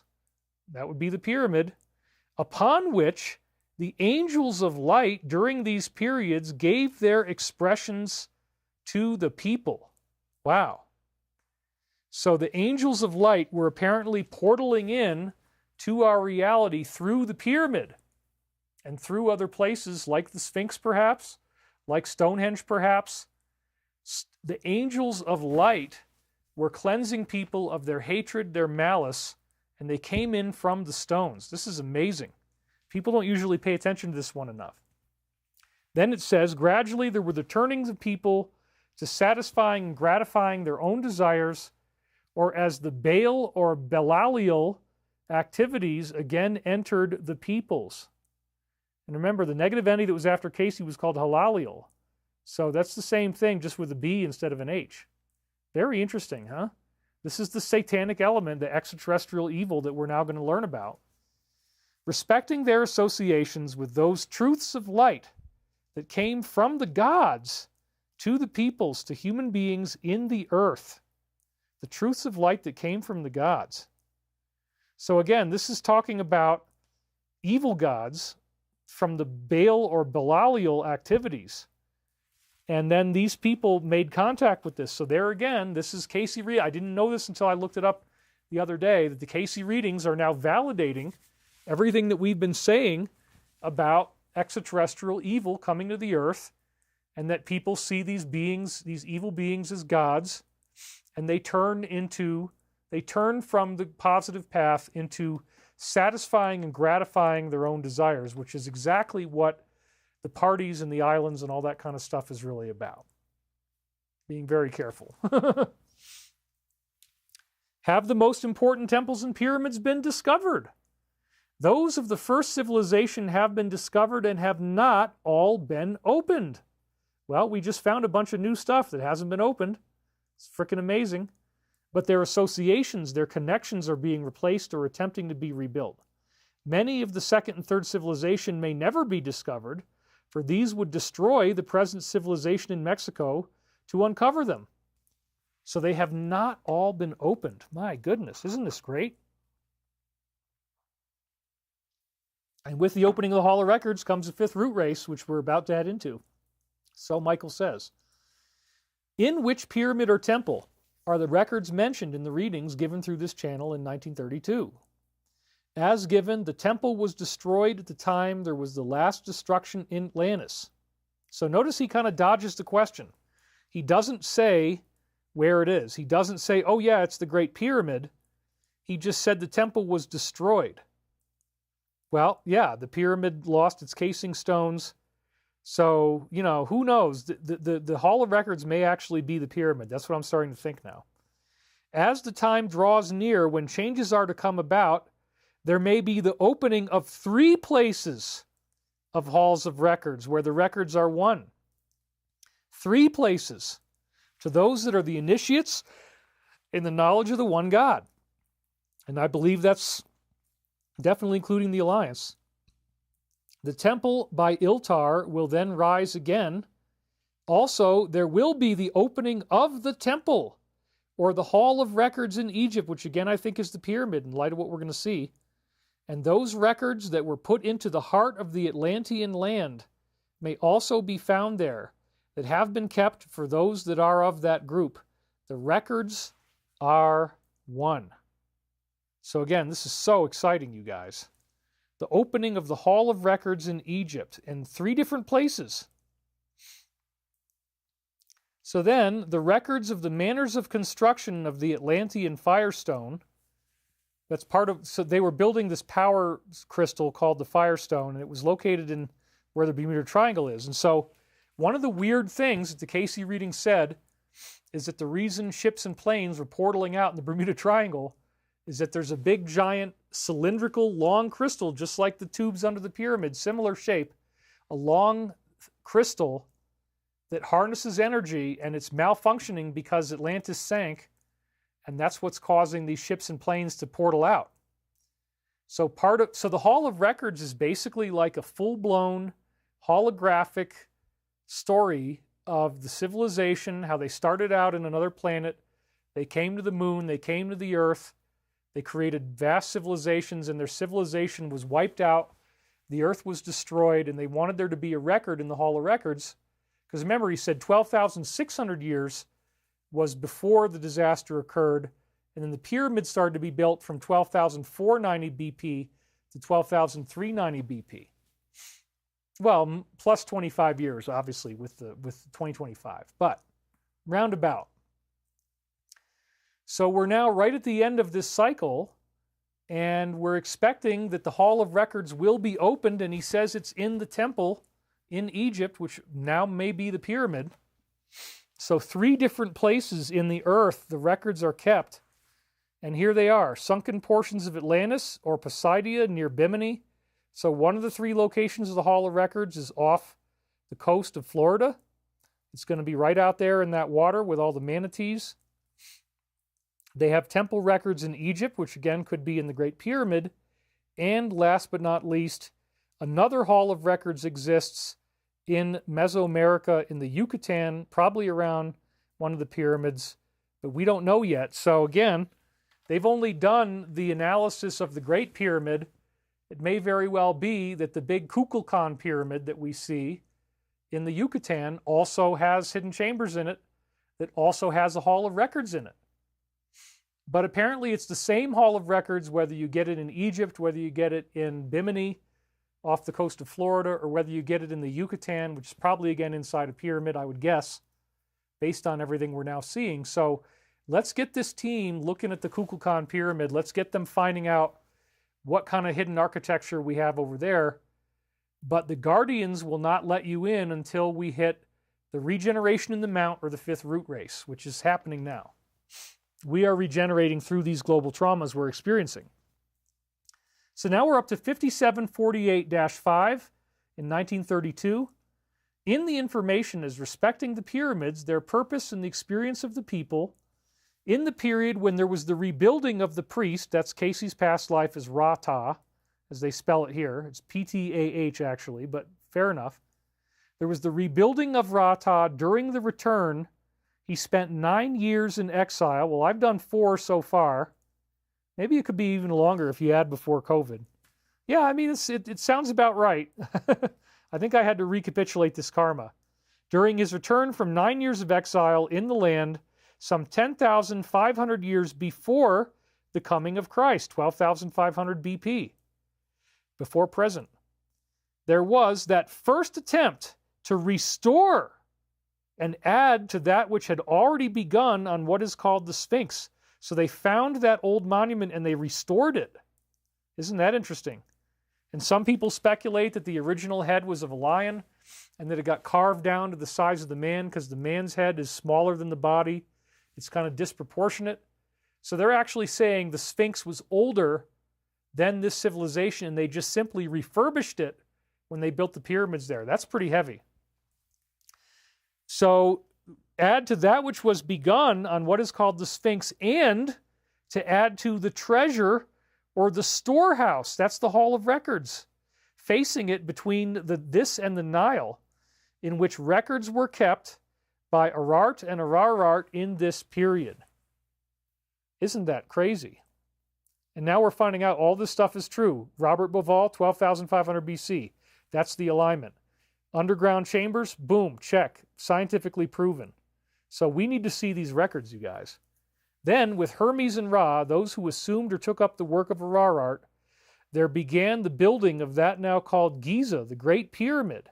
So that's when it began. So maybe they did do the underground tunnels, within which those prophecies that had been in the Temple of Records and the Temple Beautiful were then built in. So the prophecies are built into the pyramid. There it is again. So chambers in the pyramid, that's where we're going to find this stuff. In the building of this that was to be the Hall of Records, or that's sometimes referred to as the White Brotherhood. Look, this was 1932, okay? We're not going to call it. Apparently, the Casey readings at one time, not seeing the future, they called these angelic beings because they're all basically white. They have a luminous white glow coming off of them. So you look at all these beings that are pure white, you call them the White Brotherhood. That's all it means. I decided to leave that in there because sometimes Casey's readings they show their age, and they're almost 100 years old. This prophecy is almost 100 years old. Anyway, moving right along very quickly from that one. This then receives all the records, and they're implying it's the pyramid, from the beginnings of that given by Ra-Ta the priest, Arart, Ararart, and Ra.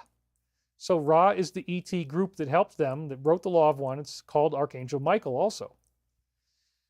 So all the records from the beginning to that period when there is to be a change in the Earth's position. Ooh, that doesn't sound good. And the return of the great initiate to that and other lands for the folding up of those prophecies that are depicted there. Now, who is the great initiate? Some people think it's the second coming of Christ. It might be me. I might be what they're calling the great initiate. We really don't know. It could be either one or it could be something else. I always tended to assume that it was the reincarnation of Jesus, but, the return of the great initiate to that and other lands, I did return to Egypt. And obviously, Michael Prophecies has suddenly put a spotlight on me because great hyperdimensional beings are using me to help create this ascension for all of us. It's saving the world like nothing else. I take this very seriously. As weird as it all seems to be, I love it. Starseed Essence $50 donation, which is $50 of love. Thank you. This is all so amazing. Namaste, sending love and light to everyone. Glad you all are here. Isn't it super exciting to be alive for this? You're darn right. My heart has been so full of gratitude as this incredible information is unveiling. Yes, absolutely.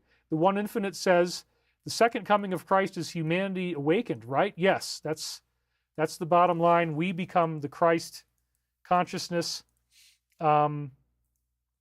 Mystifying Mark says, magic. I had private access to the Sphinx and Great Pyramid, and I saw the underground records. Well, I don't think anybody can see the records because, again, we have to go through regeneration in the Mount. The fifth root race has to begin. They're going to block you from getting in there, but I know that there are some underground passages that people have seen. Temple Lion Studios says, I am of the Lyran alien race, the race of lions. We came to Earth a long time ago, and we built the Sphinx. And then Dusty Booth says, Thoth left something under the Sphinx. Yes, absolutely. The point is, the readings are saying, I'm reading you what they actually said, that there's a tunnel underneath the right paw of the Sphinx that goes into this temple of records. And when you see the chambers in the Great Pyramid, you're going to understand what we're really talking about here. So the return of the great initiate, that might be me. I mean, I'm not going to take too much credit here, but it could be. Because I have, I am a great initiate. Obviously, if I built the pyramid, he was the original great initiate. So, yeah, it could be another reincarnation prophecy, whatever. Stephen's going to love this. He'll do a whole video just on that. All the changes that came in the religious thought in the world are shown there in the variations in which the passage through the pyramid is reached from the base to the top or to the open tomb, that's the king's chamber, and the top. These are signified by both the layer and the color in what direction the turn is made. So again, pay very close attention to what this is saying. As I've been telling you, there is a timeline in the Great Pyramid. There were books written about this since the 1700s. It's 1 primitive inch equals 1 year.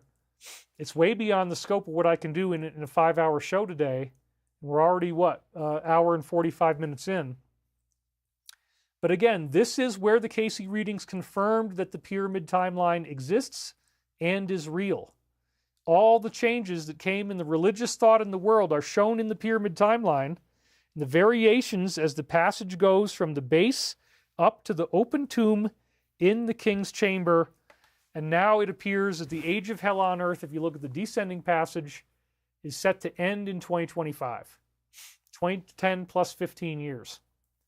So again, it's very interesting that the pyramid timeline was endorsed by Casey in reading 5748-5. You saw it right here, that the changes in religious thought in the world, all the changes.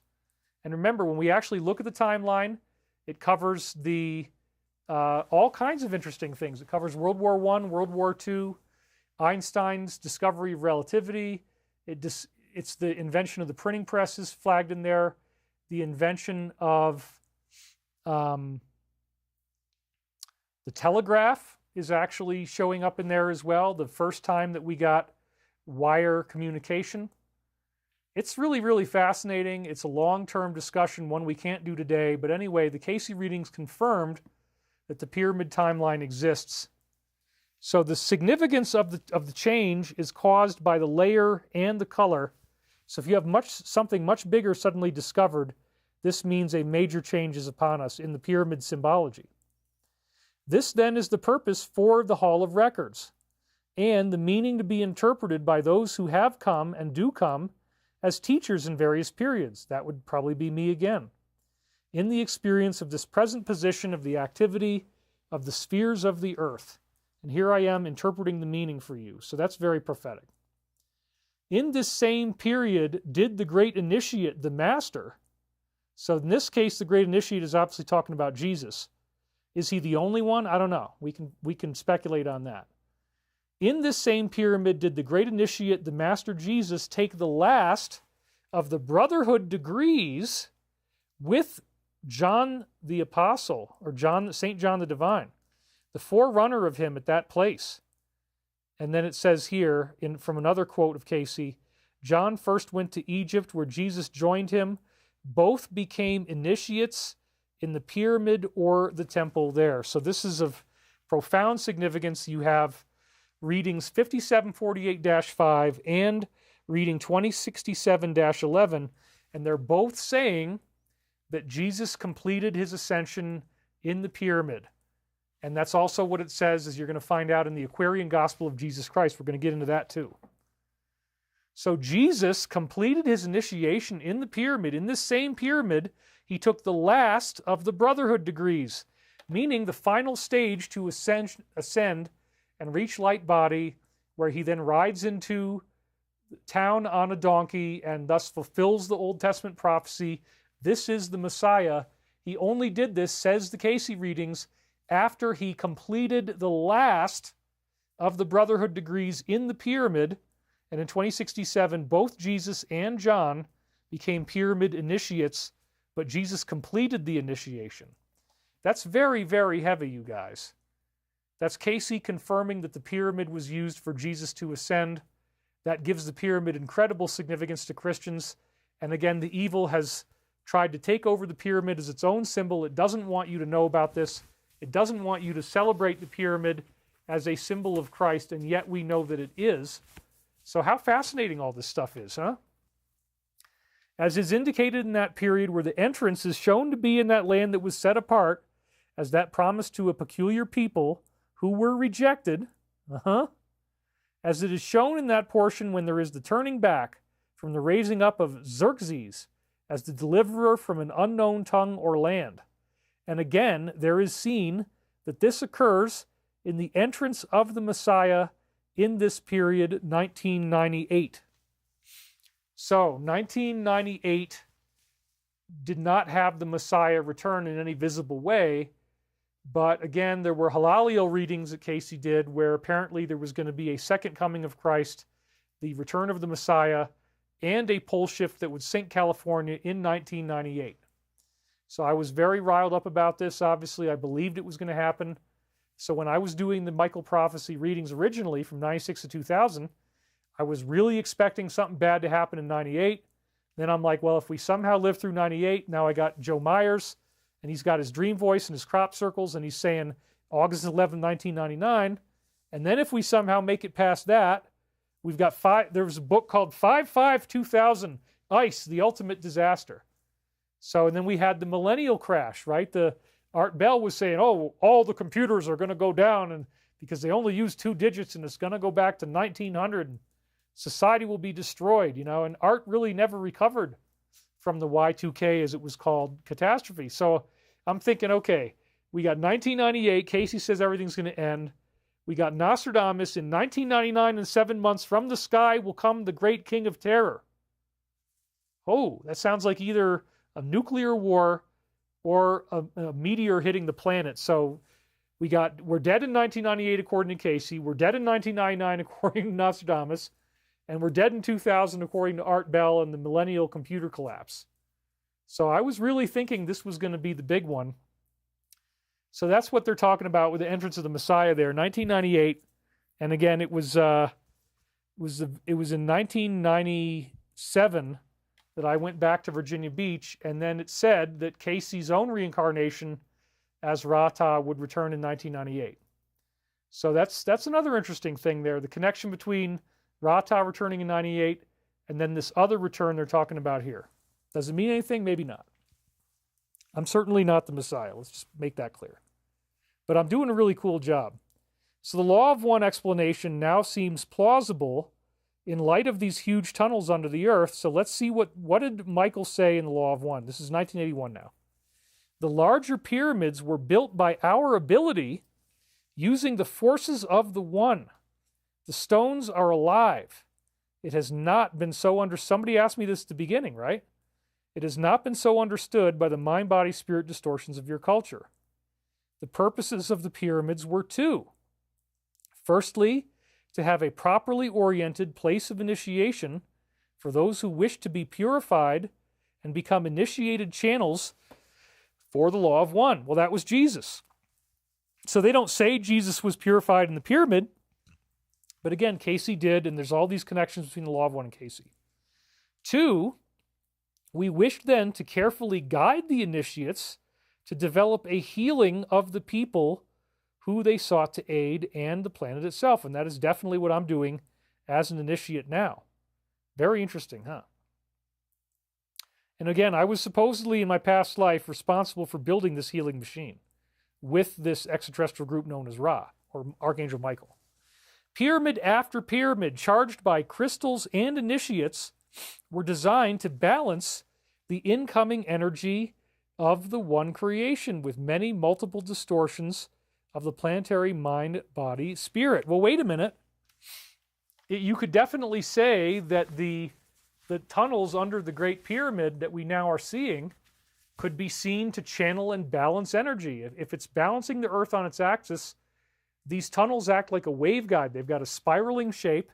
They're 2,000 kilometers or something like... No, it's 2,000 feet. Anyway, you know what I'm talking about. 2,000 feet down. Very, very astounding stuff that we're now learning about. In this effort of building pyramids, we were able to continue work that brothers within the Confederation had already done when they built other crystal-bearing structures, and thus we completed a ring, if you will, of pyramids around the Earth's surface. So this is very important. After the Atlanteans blew up their civilization and had a nuclear war, and it destabilized the Earth's axis. In other words, nuclear war is very dangerous. It can be much worse of an outcome than you think you would get, because you can destabilize the Earth's own rotation electrogravitically. That's part of what it does. It creates artificial gravity in the wrong places. So Atlantis sank, and then these ETs, these benevolent, very powerful ETs, returned to the planet, and they built a ring of balancing pyramids. We'll talk about that more on Sunday. Balancing pyramids around the Earth to keep the Earth from again falling off of its axis. So if it's going to balance the entire Earth, it would make sense that these ETs would build these huge waveguides to help the gravity balance out. And the pyramid is actually just the top of what looks like an obelisk underground. It's incredible. Completing a ring of pyramids around the Earth. So then here they say in 56.3, we are assuming you wish to know the principle of shapes, angles, and intersections of the Giza pyramid. In reality, the pyramid shape does no work. It does not work. It is an arrangement for centralization and diffraction of spiraling upward light energy as it is being used by the mind-body-spirit complex. And oh my gosh, I've got to actually highlight some of this in yellow because that's so important, and I just simply forgot to do that. I've been working nonstop on this show, you guys, so I was so excited when this news came out, because again, I'm giving you the prophecies first, so you're getting in the order that I got it. But the point is, this is very, very exciting. So let's go. Okay, now it's in yellow. Here we go. The pyramid is an arrangement for the centralization and diffraction of spiraling upward light energy. And so this is very important. In the law of one system, gravity is ultimately a form of light. It's ultimately caused by photons, and gravity goes down and up at the same time.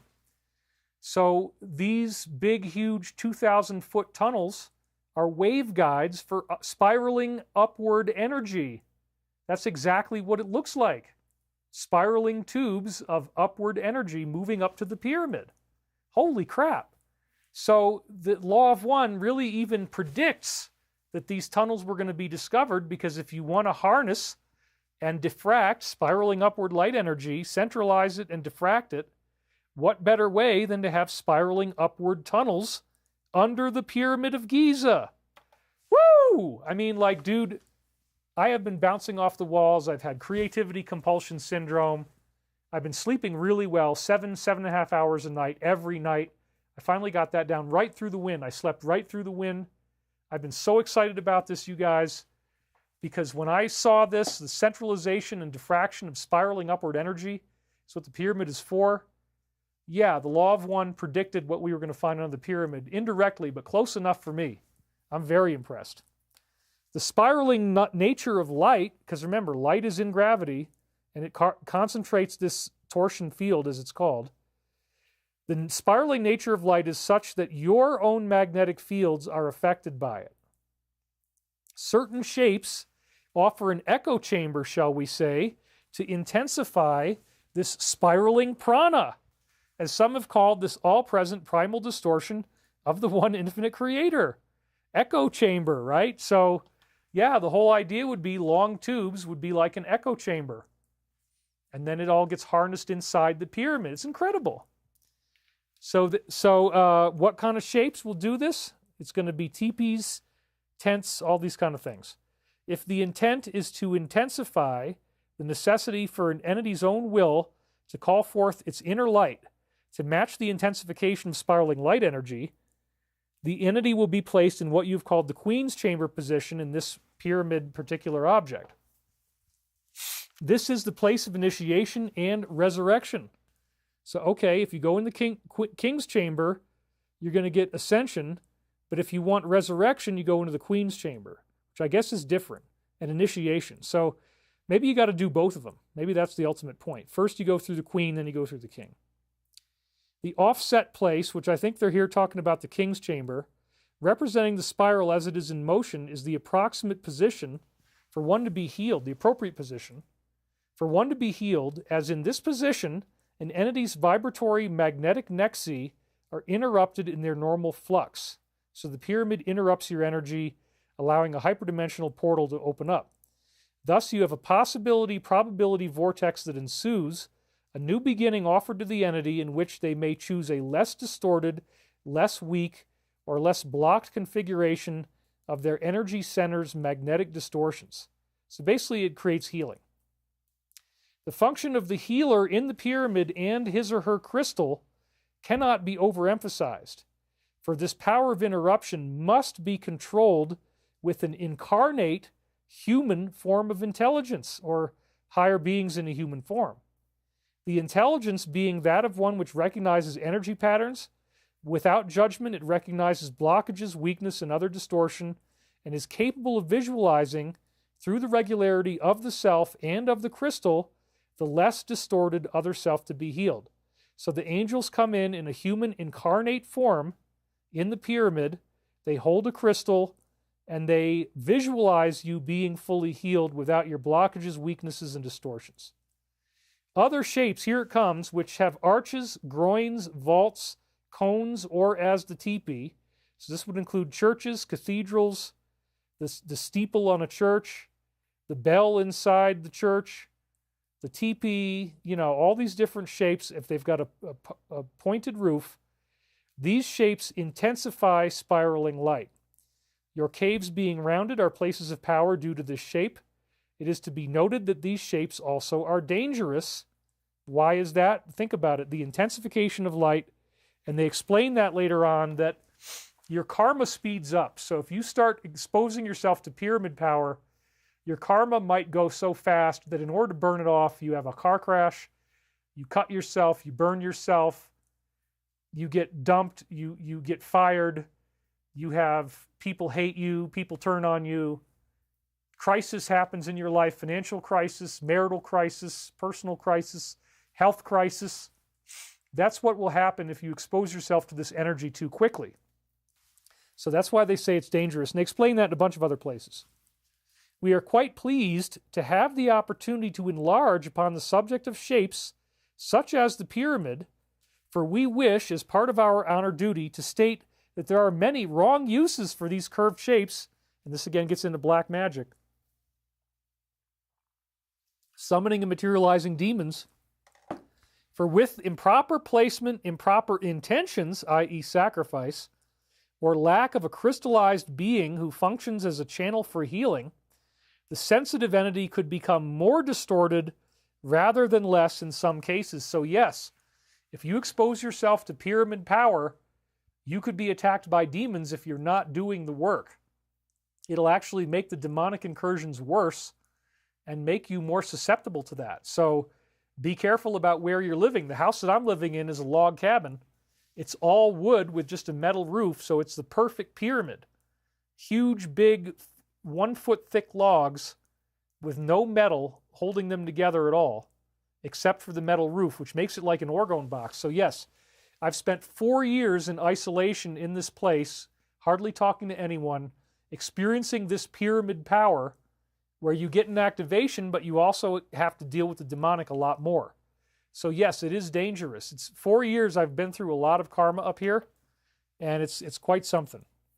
Plus, the mountains I'm on act as pyramids as well. It is to be noted that your peoples build, for the most part, cornered or square habitations which do not concentrate power. People don't like the power. It is to further be noted, well, I always wanted cathedral ceilings because I read this, so I always rented houses, if at all possible, with cathedral ceilings. It is further to be noted that the spiritual seeker has, for many of your time periods of years, sought out the rounded, arched, and peaked form, so you could live in a dome too, as an expression of the power of the Creator. So now you're probably wishing you had vaulted ceilings, right? Well, maybe not. It's easier to live without them. Then he says, in 58:17, as I understand it, the pyramid shape acts as a funnel, in this way increasing the, I'll say, density of energy, so that the individual may have a greater intensity of the third distortion. Is this correct? And he says, in general, this is correct. So think about it again. If they're openly telling you the pyramid shape acts as a funnel, and then they've literally got plumbing pipes to direct and harness the spiraling energy of light into the funnel, which is the pyramid. So the actual shape of the pyramid, this is a whole new quantum principle in which atoms have energy flowing in and out of them that we would think of as the strong nuclear force. Various scientific studies, including those of Nassim Haramein, have shown that the strong nuclear force around the atomic nucleus is comparable to the gravitational force around a black hole. So it may actually be that atoms are black holes and that the strong nuclear force behaves exactly the same as the event horizon of gravity around a black hole. Okay, so if that's true, what is a black hole powered by? It's powered by gravity flowing into it. So what would the atomic nucleus be powered by? Maybe it's powered by gravity flowing into it. So that's the big secret of anti-gravity, is that energy flows into the atom and energy flows out of the atom. So again, we'll use our obelisk prop here. Energy is actually flowing into this like a funnel. It's coming in from the bottom and it's swirling inside. The word pyramid, pyramid, means fire in the middle. There's some kind of energy that gets trapped in here because, again, this works exactly the same as if it was a glass of water. And you swirl the water around and you get this tornado inside the glass. This shape is doing work just by sitting here, because the way that the gravitational energy flows in to make this object, it's flowing in through the bottom and it's swirling around inside, and it's that swirling that concentrates the energy and amplifies your ascension. Supposedly that's how it works. So it says it right here, the pyramid shape acts as a funnel. Once again, this really validates the idea of why they would want plumbing underneath to shunt that gravitational energy in so that it can harness and funnel even more. So now we're really learning why these pyramids were so powerful. And Ra says, yes, this is correct. Ra, Archangel Michael. Then 6622, the vibration offered by the energizing spiral of the pyramid is such that each of your cells, both in your normal physical space-time body as well as your spiritual, ghostly afterlife body in time-space, so your soul and your body, your soul's cells are being charged as if they were hooked up to electricity. And this is what's happening to our whole solar system as we're moving into this new zone of energy in the galaxy. And I've said that in many other shows. Fourth density photons coming in, charging up our cells as if they were hooked to electricity. This will produce keenness of mind, it will produce physical and sexual energy in the body, and it will attune the will of your spirit. All of these factors are touched by the energizing pyramid influence. Your mind gets smarter, you get more physically fit. This is what's been happening to me. Your will and your spirit becomes a lot stronger. That's definitely happened. So yeah, that totally checks out. The pyramid may be used in any of these ways. It is possible to overcharge a battery, and this is why we caution anybody who uses these pyramids to remove the pyramid after you received a charge. In other words, do not stay under a pyramid full time if you build one. Well, I guess in my log cabin I am all the time, but what the hell? So then he says in session 3, question 8, how did you move the blocks? And then Michael says, you must picture the activity within all that is created. This energy is finite, but quite large compared to what your people normally understand. This is an obvious point, well known to your people, but little considered. So that's 0-point energy, right? 1 coffee cup amount of this energy that makes matter is enough to boil off the world's oceans in its pure form. That's what they're talking about. This energy is intelligent. It is hierarchical, meaning it has 7 densities. We're only in the 3rd.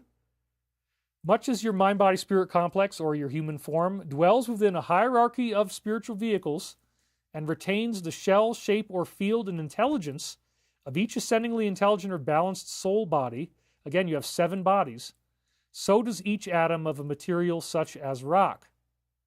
When one can speak to that infinite intelligence, the finite energy of the physical chemical rock body is put into contact with infinite power, which is resident in the more well-tuned bodies, be they human or rock. Larry Newkirk just donated and said, the pyramid shape uses the golden ratio to amplify its signal. I love your work. Yes, so this is really, really great stuff. These Law of One quotes are so essential to everything that we're talking about here. So again, they are speaking with their mind to the finite energy of the rock, coming in contact with infinite power from the human beings' well-tuned bodies. So this is how it's done. With this connection made, a request may be given. The intelligence of infinite rockness communicates to the physical vehicle of rock. Splitting and moving that is desired is then carried out through the rock being displaced from finity to a dimension which we may conveniently call infinity. Well, there you go. That explains, okay, where the hell did all the rocks that they quarried out of these gigantic tubes go? They just warped them out into a higher dimension. They warped them out to infinity. That explains why there's no big rubble pile that didn't get turned into pyramids. These tubes just portal out. The rock inside that tube is gone. And they did it with their consciousness.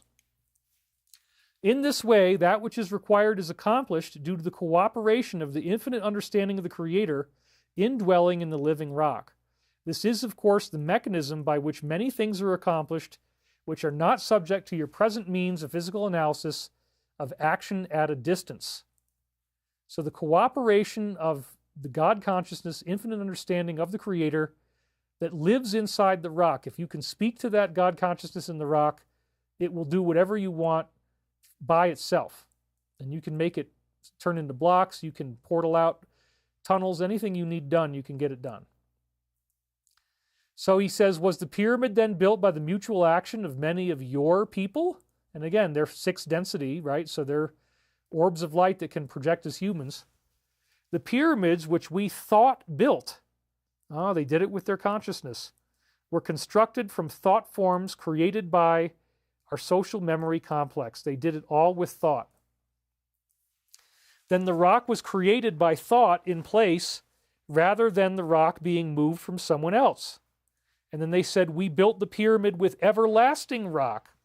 Other pyramids were built with stone moved from one place to another. Whoa!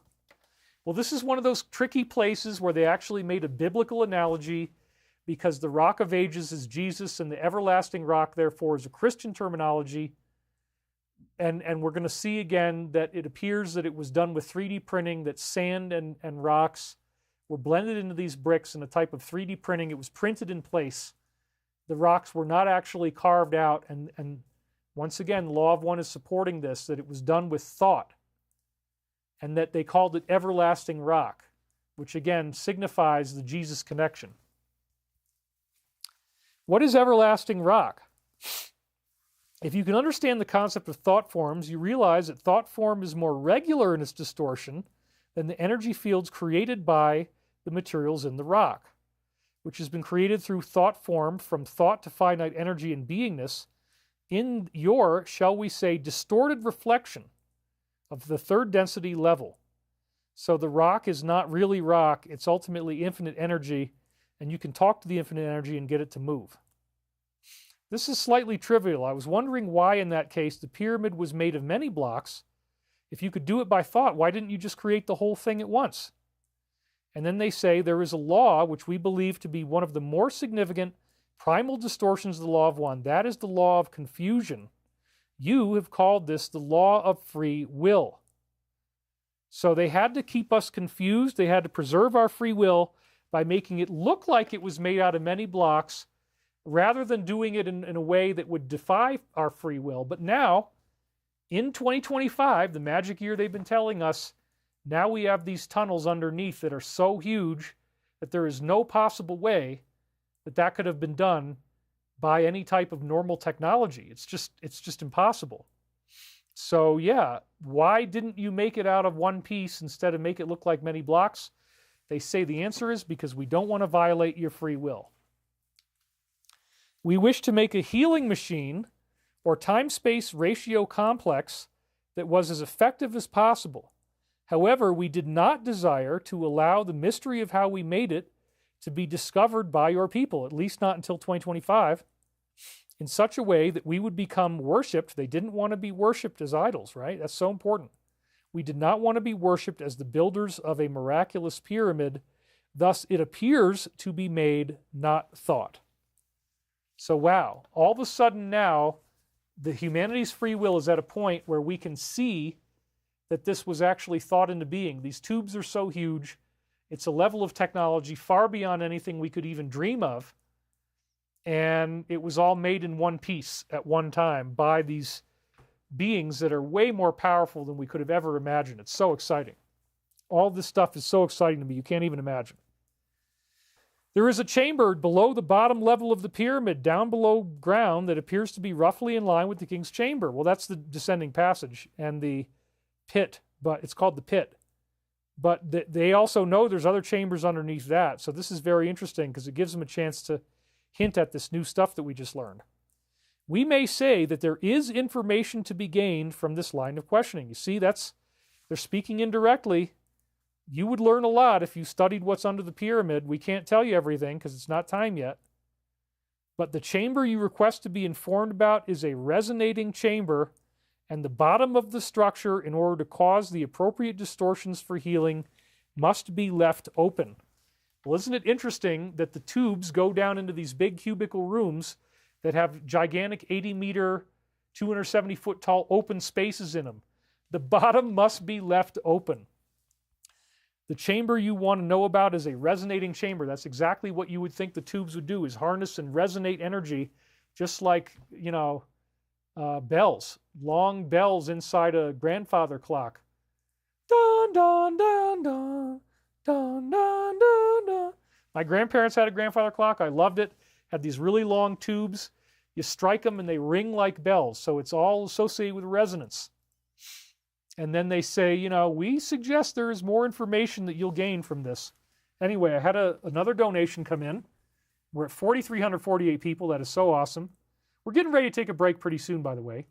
Veronique Moermont says, I had a dream on the night of 1903, that's March 19th, that I was standing on a cylinder and the middle part would move down like an elevator. Wow, before that came out in the news. When I got on the lower level, it was hostile. I had a feeling like it was a Stargate. And then Chris Brown says, anything I build or repair is done by thought directing my hands and muscles. Angry Daddy got left behind in Giza. Angry Ding Dong Daddy. You guys, I've gotten you too hooked on Angry Daddy, man. How am I supposed to do content that's not so funny if you guys are only asking for God? Now you kids out there, you're trying to bring in Angry Daddy at completely inappropriate times when there's no reason why I should be talking right now, and you have the nerve to sit there in your desk, in your house, on your little computer with your little screen, and this thing they actually call a mouse. I mean, how stupid is that? That's why I don't use the stuff. Oh my God, I'm burning myself.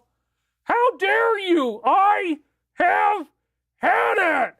Oh, and now, of course, you start giving me all these little smiley faces as if you're happy about the fact that you're in trouble, boy. You're in big trouble and you need to face the music. Woo! Angry Daddy is in effect. I got to make sure that I have some cigarettes left behind whenever that character needs to burst out. I know, we got to punch it up a bit, keep it interesting. Anyway, what a great day, you guys. I cannot believe that I'm doing this show. I cannot believe that this information has come out. I'm showing you all the connections to the Law of One. It's already taken me over 2 hours to get this far, and we barely even started the show because I haven't even showed you the scientific evidence yet. I'm just giving you pictures and saying, take my word for it, it's there. We're going to get to all that. I wanted to give you the esoteric material up front, the stuff that we already knew about, and then we'll get into what they actually discovered because it's so mind-blowing. So again, they're hinting at that there is information to be gained when you ask what's under the pyramid. And now we know, yes, they knew these tunnels were down there. They're calling them resonating chambers, and the bottom has to be open. Wow. And then we're back to 1681. This is almost everybody that researches Casey forgets about this one. 1681-1. Before that, we find the entity was in the Atlantean land. Many people in America had been in Atlantis, they say. There, we find the entity was very close. This is the person who got the reading, 1681. That entity was very close to those who were in authority, being that one who was the keeper of the portals, as well as the messages that were received from the visitation of those from outer spheres in the latter part of the entity's experiences there. The keeper of the portals, messages received by the visitation through portals of those from outer spheres. Well, a sphere is a planet, it's a world. Outer spheres, that's extraterrestrial planets in outer space. That in Atlantis, this person was maintaining portals that brought them in through visitation and messages. That's in the Casey readings. And so again, there was this whole faction in Virginia Beach, and they'd be like, oh, Casey never said anything about extraterrestrials. You're trying to put aliens into the Casey reading. It's all just about Christ and love, and there's nothing in there about aliens. Well, then don't ever look up 1681, because who are the visitations of those from the outer spheres? And if you look at Zep-Tepi, right, the first time in Egypt, what do you see in Zep-Tepi? You see people who have a dog face. You have people who have a hawk face. You have, all these different types of humanoids that are coming in, and they have a human-looking body, but their faces are different. And you see that in the cave paintings. Some of the images of Akhenaten, he's got the elongated skull. That's not like our skull. Then you have the original images of Osiris, and some of them are drawn with him having green-colored skin. Is that true or not? I don't know. But the fact is, he's got green skin, other people around him don't, and they're a lot smaller. So, wow, the Casey readings actually said, and they're not going to let you see this on the internet. They're not going to want this to be out there. There's strange suppression around the Casey stuff. There always has been. Edgar Casey never talked about aliens. Then what the hell are the visitations of those from the outer spheres? Through portals. Through portals. The keeper of the portals. Well, maybe those portals are inside the pyramid. And people are visiting from outer spheres and they're hanging out inside the Great Pyramid. That's what I think is going on, folks. For it was the entity who received the message as to the needs to divide the children of the law of one to preserve their truths in other lands. This is the 3 halls of records. Again, here we find the entity was among those who were directing these expeditions to other lands. They were leaving for many varied lands just before Atlantis broke up and sank. Interesting. Hence the entity outlined in the most part, it might be said, the expedition, guided by Axtel and others to the Pyrenees and the Yucatan, and to the land of Og, which was what's now the Bermuda Triangle, Poseidia. So they went to the Yucatan. So 2 of the 3 halls of records this guy was involved in a past life. There we find the entity then gave these communications that were established later by the entity from the Pyrenees and later again established in the mountains of Greece. So there might be yet another hall of records in Greece. And those messages that called for the meetings of the nations were brought about by the activities of that entity during that sojourn. Later, with the revivifying of Ra-Ta in Egypt after his 9 years of exile, the entity was among those who set about the unifying of the teachings. Very important point. Unify the teachings of Atlantis, Egypt, India, Indochina, Mongoloid, and Aryan people. All of the different races that were alive on Earth, they unified the teachings and put them in the Hall of Records. All of those were the activities of the entity, for he was the messenger and the message bearer, the means through which transmissions of activities were set up. And again, portals, visitations of those from the outer spheres. His name was Segund. So the keeper of the portals and messages from the outer spheres. And this is just an illustration that somebody put on the site that quoted this of what these portals might have looked like. I don't think the 3 crystals would be there, but stone rings, yeah, I think that's probably pretty close to what this is about. So again, when we get into all of this cool scholarship, now we actually see that Casey is saying that there's portals for visitation and messages from people of outer spheres. And he says there's a hall of records, and he says we're going to access it. And the Law of One is saying they created it by thought. They wanted it to appear to be built by people because they did not want to be worshipped as builders of a miraculous pyramid. So holy crap, you guys. It's like, you can see how I've been researching this stuff since 1993. I read the Pyramid Decoded book in 1995 as I graduated college. I'm supposedly Edgar Casey reincarnated. We look the same. We have the same astrology. We're both doing fascinating readings. This is the biggest validation of my entire career. And so I guess with that said, slides, please. Yeah, we'll get to the slides. But I'll do a little bit more. We'll set up some more stuff. So the pyramid, in the pyramid timeline, the pyramid represents the Earth. And if you have a huge discovery, if there's a huge change in the pyramid's masonry, just like the Casey reading said, that symbolizes a quantum leap. So when we find all these new passages, that means humanity right now is going through a quantum leap. The fact that we found this is prophetic in and of itself, that we are going through a massive quantum leap. So as I was saying, Casey was the architect Ra-Ta in his Atlantean lifetime, and the Casey readings have now been astoundingly verified.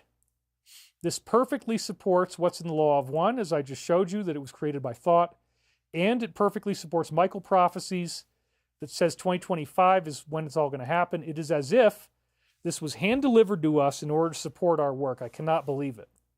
Again, Casey apparently was the one who designed these pyramids. in his past life as Rata. I read you those passages. We have that facial similarity in reincarnational history. And my work that I'm doing now is also time looped into this building of the pyramid 12,500 years ago. In other words, we've just now unsealed the pyramid and seen its true structure. So the Hall of Records apparently includes things like holographic video. So if it is true that this was me in another lifetime, those images of Rata may actually have a face that looks like mine. So again, David has such a huge ego. But again, this is all stuff coming from the higher realms. And if Michael helped design the plan, which is what's defeating the cabal on Earth, then this all makes sense. Because again, we had Valiant Thor show up in 1957 in the Pentagon, and apparently he was there for 3 years and he wrote the plan that's now reaching its fulfillment. Well, my God, if we get into the Hall of Records and if there's video, and then I look like the guy in the video and that's me in another lifetime, that's going to be very, very mind-blowing. So for me, as a journalist on this, obviously it has huge significance for the prophecies I've been sharing with you from my own telepathic contact with Archangel Michael, which is, nobody's ever done anything this prophetic before. I'm truly amazed. It's made me into quite an interesting character. So now we're going to get into some of the specifics, and I'm going to take a little break. I'm just going to set up the story. They're saying that they've got a total of 8 cylinders underneath the Giza complex's middle pyramid, which is Chephren. So this is the Chephren Pyramid, and then you notice these tubes underneath. So there's a total of 8 of them under, and apparently it's all 3 pyramids have this. We got to get full confirmation on that. First, it looked like it was just this one. And all those rooms in there, that's not anything that we've ever discovered. That's all new stuff. Maybe one of them is already known. I'd have to look it up. We'll do that for Sunday. But those are basically new rooms. We'll get into that later. So again, there's 8 tubes, and it's kind of a little bit off in this diagram. But, it doesn't look like 8, but it's supposed to be. And they go down to 2 cubes. So again, the Law of One revealed the pyramid was built with an advanced technology of consciousness. And just last week, Michael was hinting at this discovery in what we were getting. We had a wheel in the sky. Do you remember that? Well, the wheel was made out of 8 poles.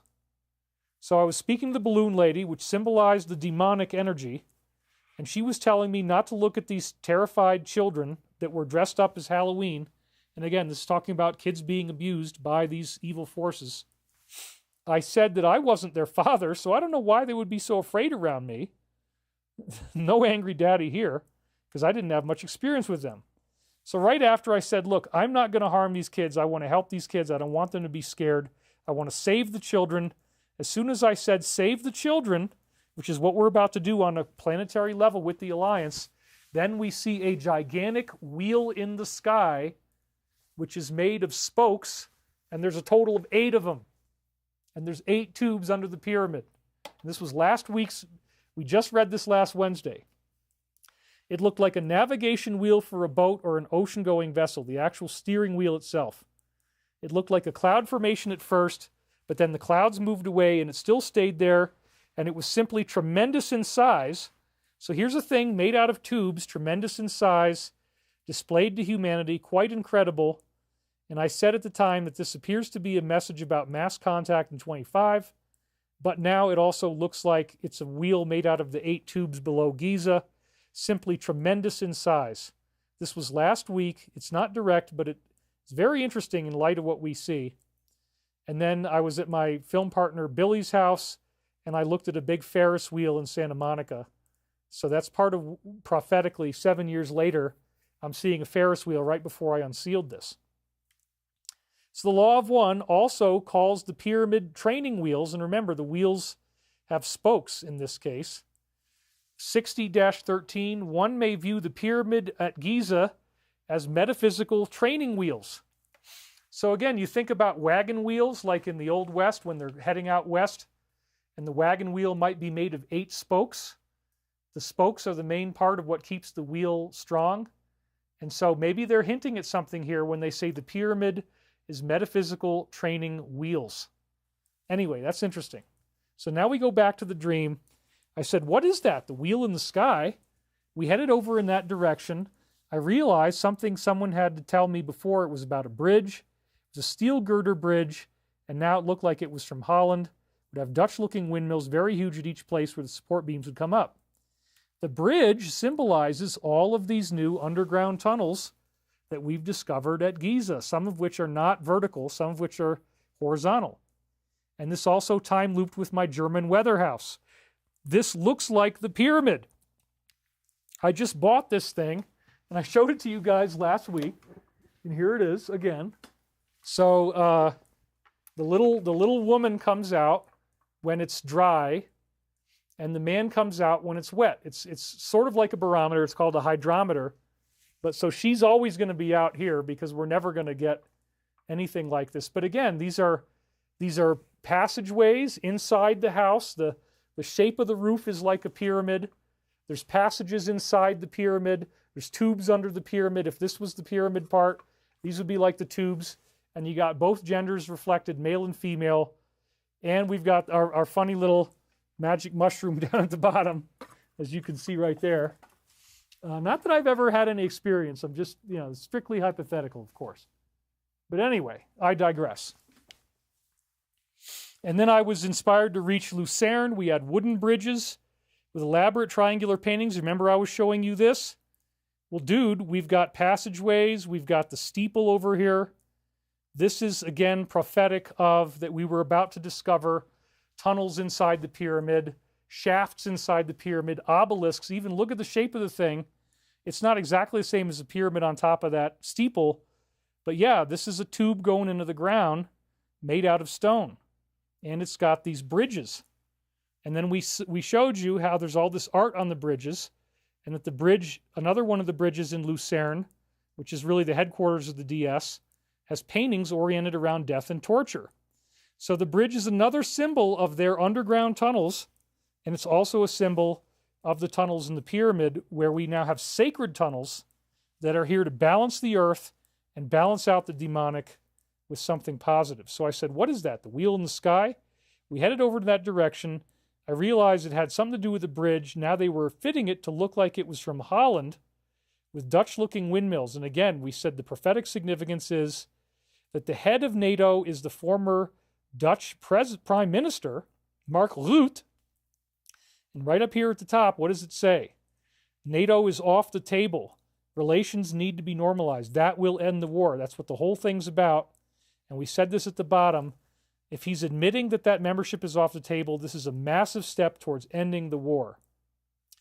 And then again, in 2006, as I unsealed this, I had just seen a huge steel bridge when I was traveling with my friend Laurel that was under construction. And this is also important. They wanted to redesign their whole business. That's what the Alliance is trying to do with our whole planet right now. Now, I also want you to check out what some of the things are that Michael said in the Michael Prophecies last week, thinking about that we just have discovered this pyramid stuff. Most of the hunger that we want you to experience has been canceled. What if we're hungry for spiritual truth, that we're not alone in the universe? Well, now we know we're not alone in the universe, so our hunger for spiritual truth has been canceled by the pyramid tunnels. Due to the pristine environment of change that has been brought about in other, more weighty matters. Well, the pyramid is the heaviest object on Earth, the heaviest object that we know of.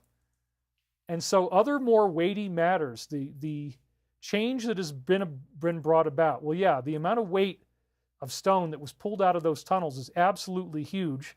And then what's the very next thing they say, you guys? We find that your testing period has indeed ended now. You are nearly complete. Isn't the manifestation of this pyramid equivalent, the pyramid tunnels and this new architecture, equivalent to the end of the testing period, that the spiritual hunger has been canceled and that change has been brought about in more weighty matters? They already knew this was going to happen. And wait till you see the dream I had. I don't know if I'm going to get through it today, but we'll get through it on Sunday, one way or the other. It's going to be coming up in a couple of days either way. You are nearly complete. Your testing period has ended now. Your hunger has been canceled. I'm going to have to go eat something, so that's also in the time loop. From weighty matters. Wow. You got that right. Weighty matters. So I say hallelujah and buckle your seatbelts. And then they next said, waiting in the lanes are a few more surprises that we have for you. and this will be met with great force in due time, as you would have it. And then I said the alliance is going to move in a very bold fashion, so will Michael, but now the lanes are prophetic of the tunnels. There's tunnels under the pyramid. Waiting in the lanes are surprises that will be met with great force. Oh my God. So the lanes represent the tunnels. And again, you might think that this is off, but I have a direct dream about going into the pyramid with these big blocks and seeing these internal structures. That's what's in the next time loop that we got coming up. So again, we've got 8 cylinders going beneath the Giza pyramid, and this apparently is an accurate visualization of the length. It could change. I'm just going by what everybody's research is online right now. I haven't calculated it independently. But this looks like it's about the right length. So again, the hunger has been canceled due to the pristine change from other more weighty matters. Your testing period has indeed ended, and you are nearly complete. It is so frickin' exciting, you guys.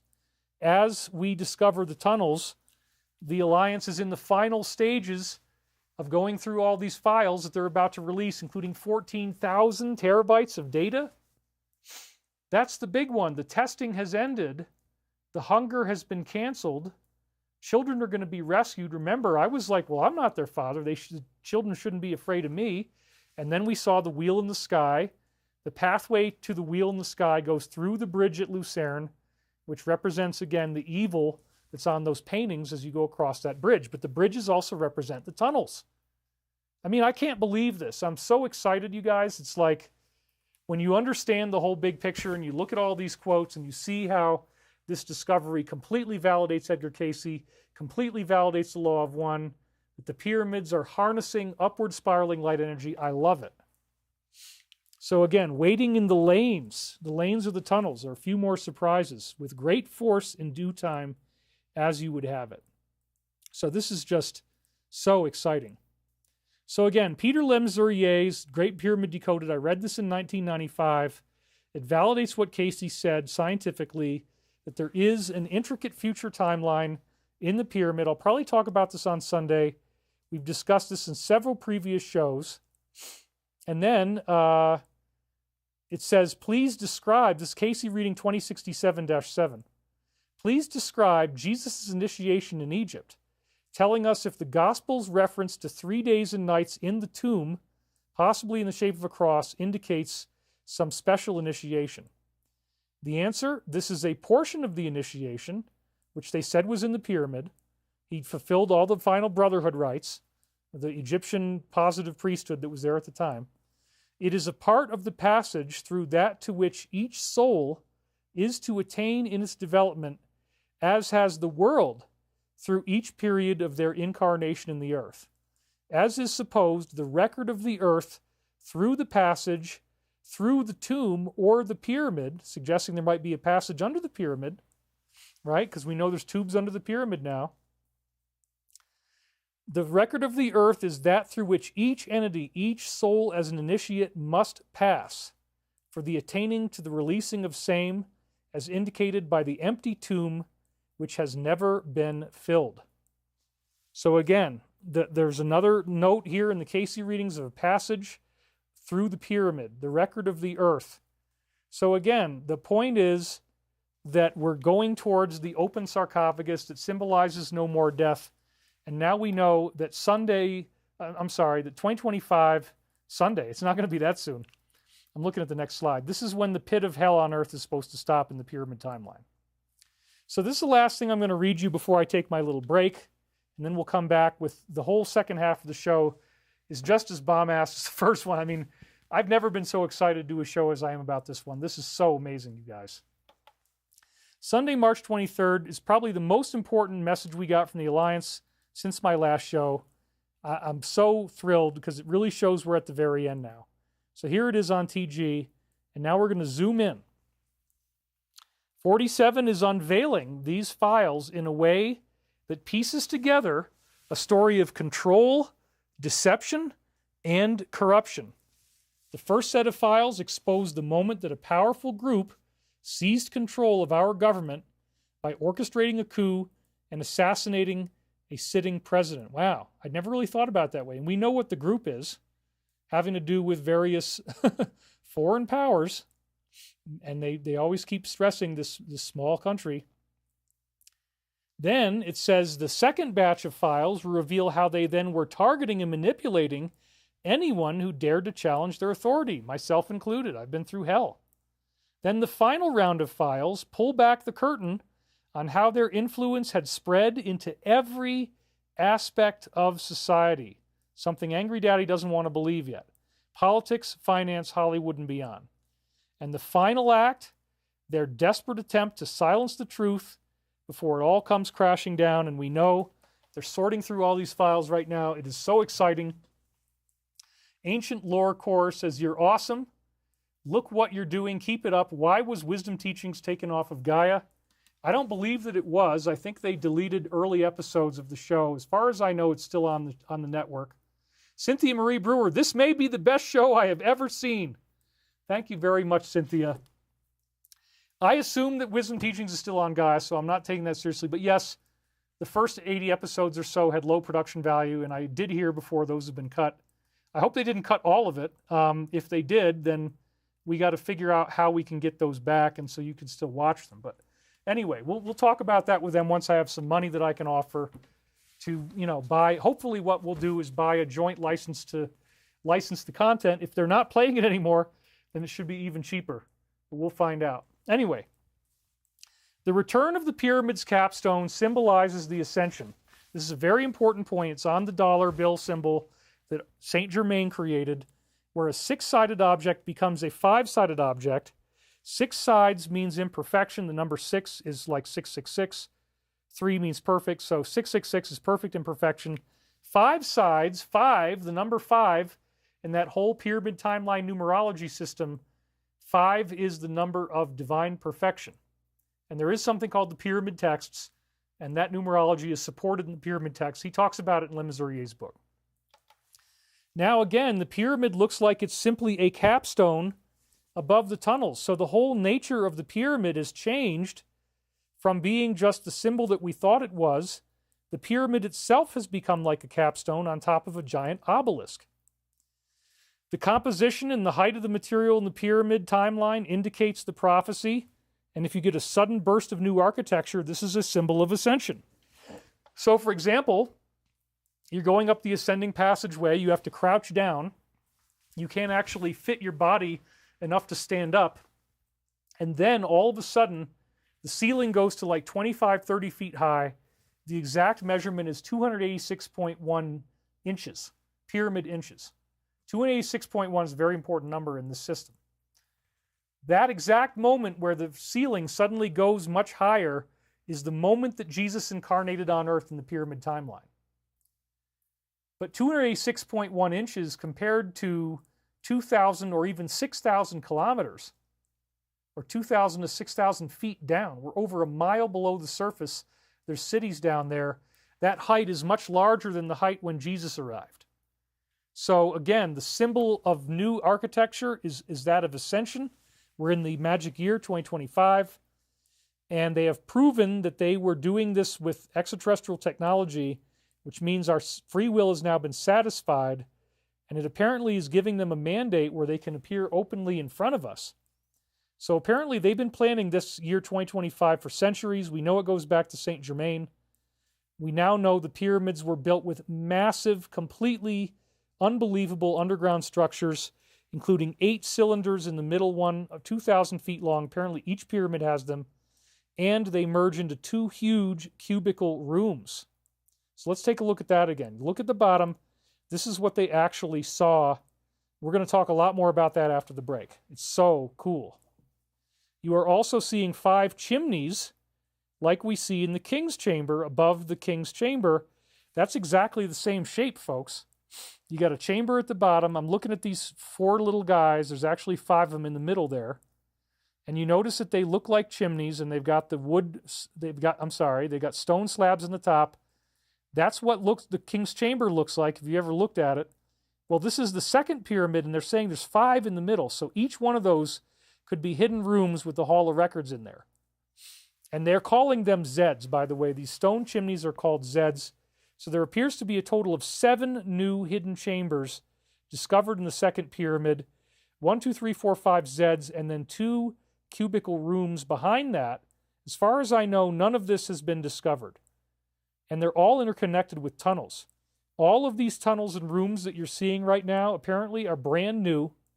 And if you look up close, you can see that all of the rooms are actually interconnected. So, if this is the Hall of Records, you can look at all these chambers. You can see the 5 Zeds are all interconnected. There's a maze. So once you break into this thing, I mean, maybe there's some debris we'll have to clear out, but for the most part, you can just walk around. You can visit all the rooms. And again, based on the Casey readings, these rooms may contain highly advanced holographic projectors. Plus, what's even more cool is that based on their discoveries, there's at least 4 entrances down at ground level. So you look down where it says 11, and there's 2 posts going to the bottom right there. Then you look at the one in the front, there's 2 going to the bottom there. So you don't even have to do anything but just open a door, create a small hole in the stone at ground level, and you can walk right in. You don't even have to climb up the side or anything. You just get in at the bottom. There it is up close where it says number 11.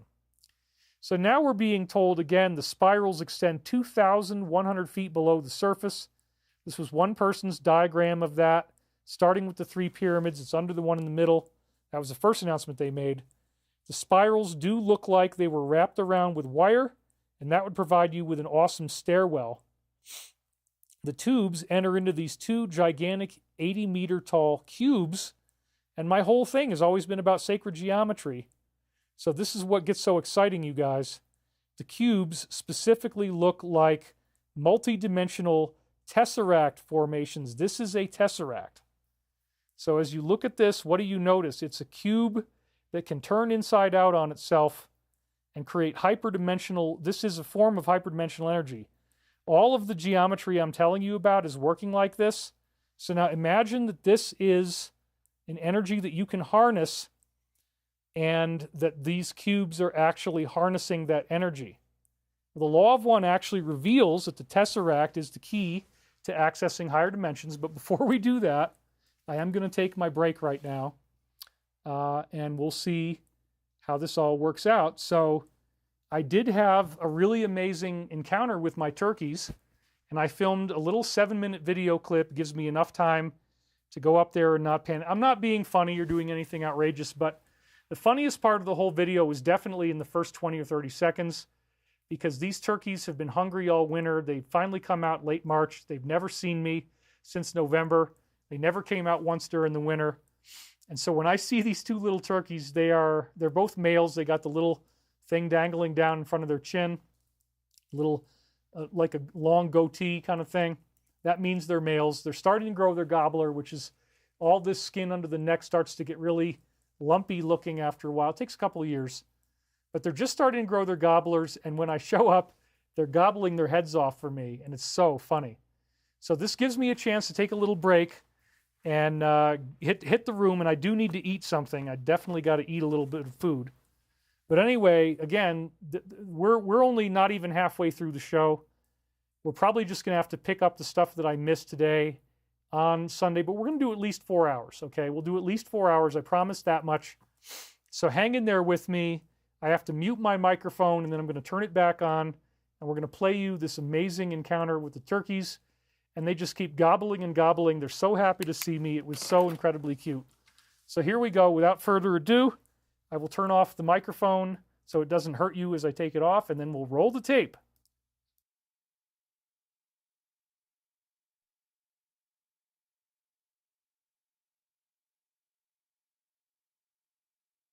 Okay, my microphone is off, and we are about to roll this amazing funny clip for you, and I'll be right back. So we got 4,300 people. We're going to lose some of you. That's okay. If you want to come back, this is basically the halfway point of the video. Come back later if you need to. If it goes down to 4,000 or even 3,500, that's fine. But we got a better turnout than we did last week. Last week on Wednesday, we only had 3,500. Now we're doing 4,500. So stick around, you guys. Keep my numbers up. But anyway, here we go. I was so happy. And I just didn't want to talk too much because I didn't want to scare them. So I didn't want to do a comedy character. But when they started like gobbling while I was laughing, I could not believe it. It's so adorable. Here we go. I'll be right back. Let's roll the tape. All right, we've got 2 male turkeys who just showed up. And here they are. And they're hungry. Hey, guys. It's Daddy. You're back. You're my children. Yay! Turkeys! Turkeys! Turkeys! Yay, you're awake and you're alive. Turkey! All right, I'm coming, you guys. I'm coming.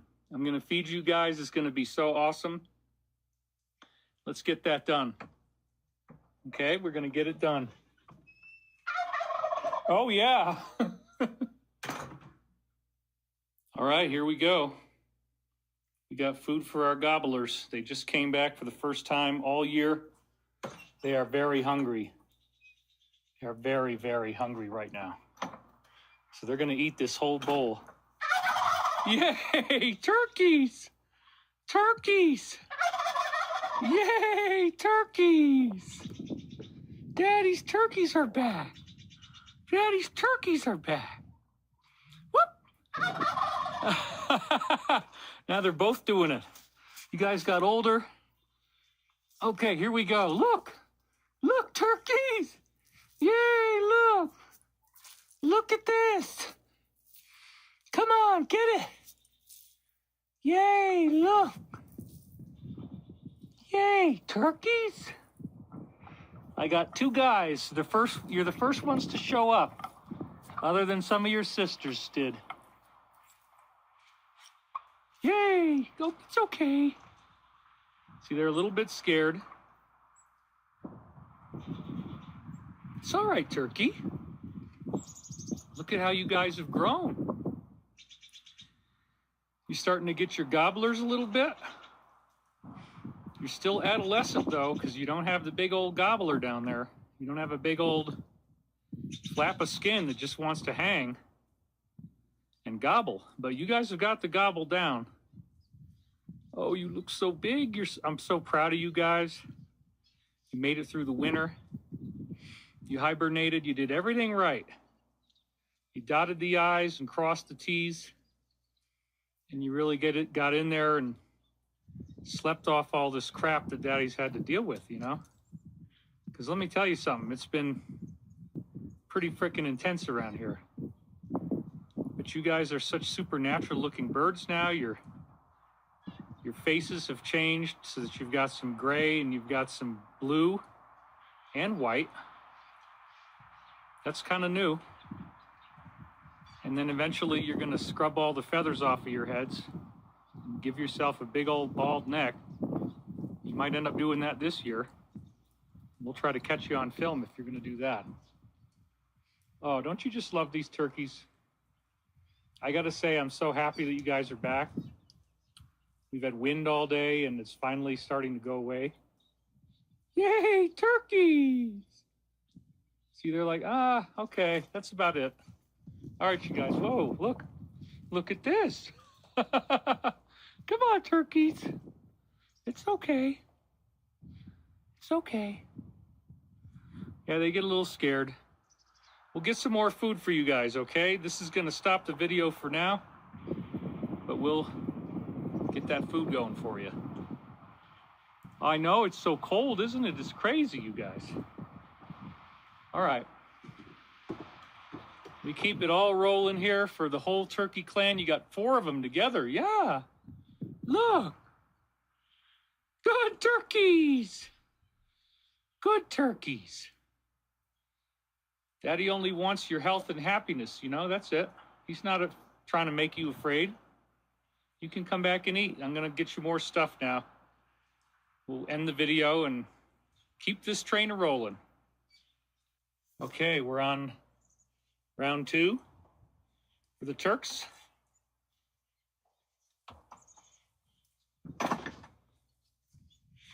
Okay, Turks. You guys ready for another dose of happiness and magic? Yeah? Oh, yeah. You came back home to Daddy. You know how happy that makes me? Very, very happy. Look! Yay, turkeys!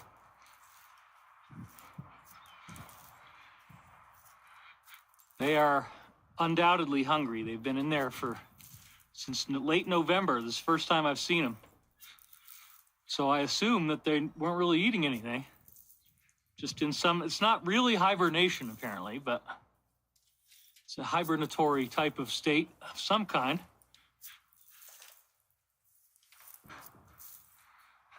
Yay, turkeys, look! See, they always got to be like, nah, we're out of here. And you got to go away, and then they magically come back. All right, I'll mute it now. It's okay, turkeys, don't.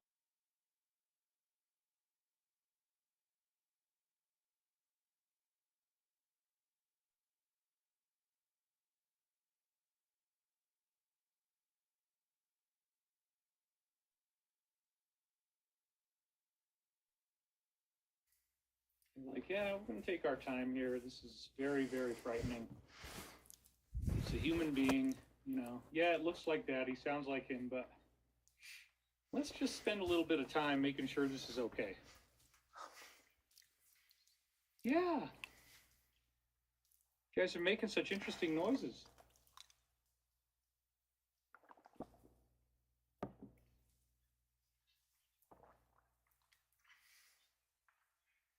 Yeah, if you turn it up, you can hear it. It's very interesting. I've never heard that before. It's the adolescent males. Anyway, this is enough for a good break video.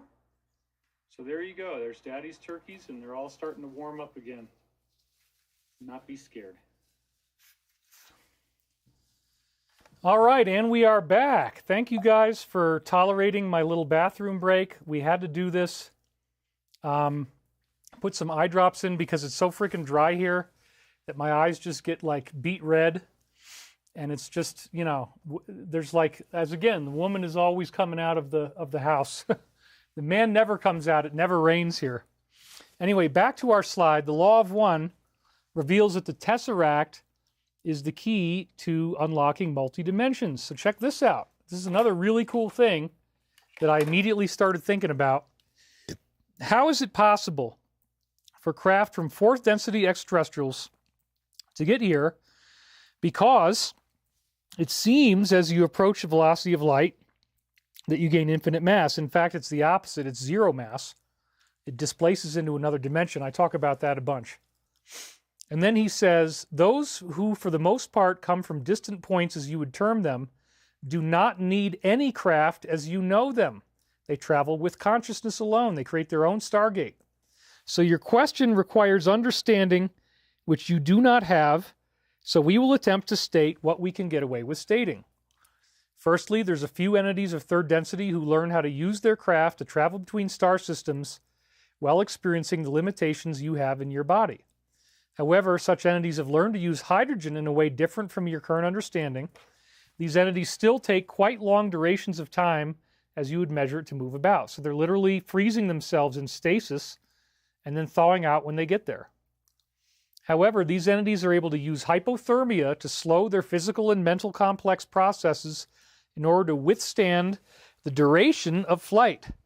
Those entities, such as from the constellation or star Sirius, Sirius isn't a constellation, but it is a star, so they have planets around there. Apparently, there's beings from Sirius that are actually doing this, using hypothermia to withstand the duration of flying. There are two other types as well.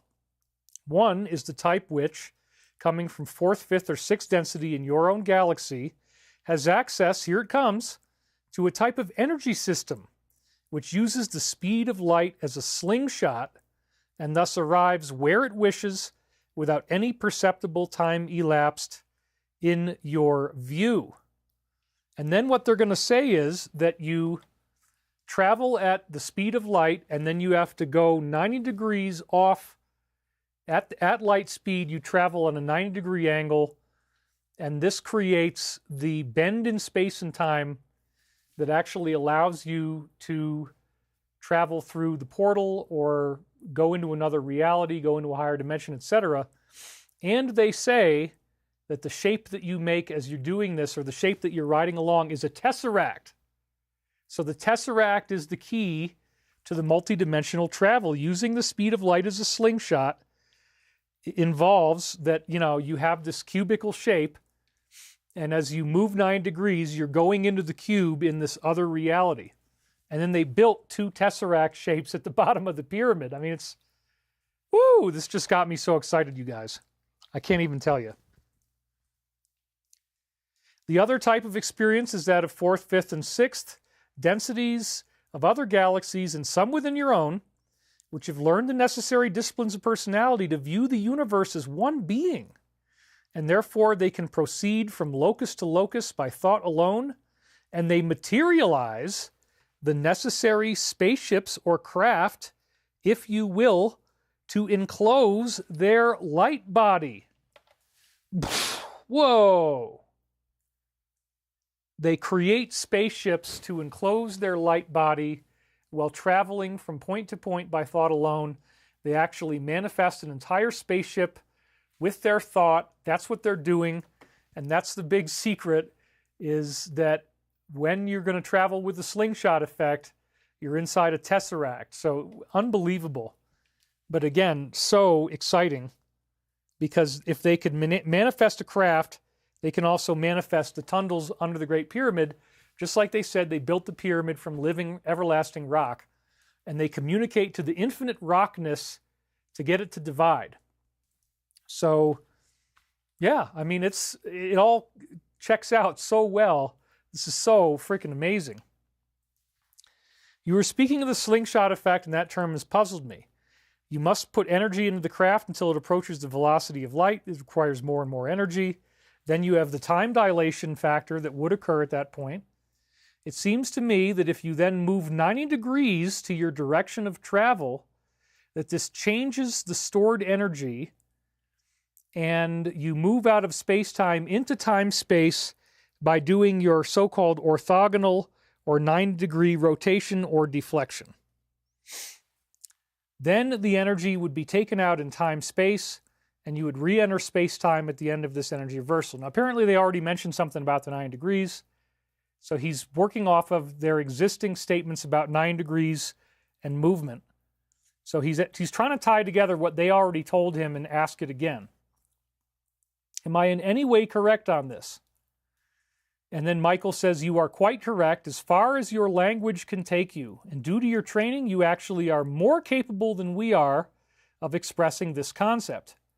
Our only correction, if you will, would be to suggest that the 90-degree angle of which you speak is an angle that may best be understood as a portion of a tesseract, which again is this.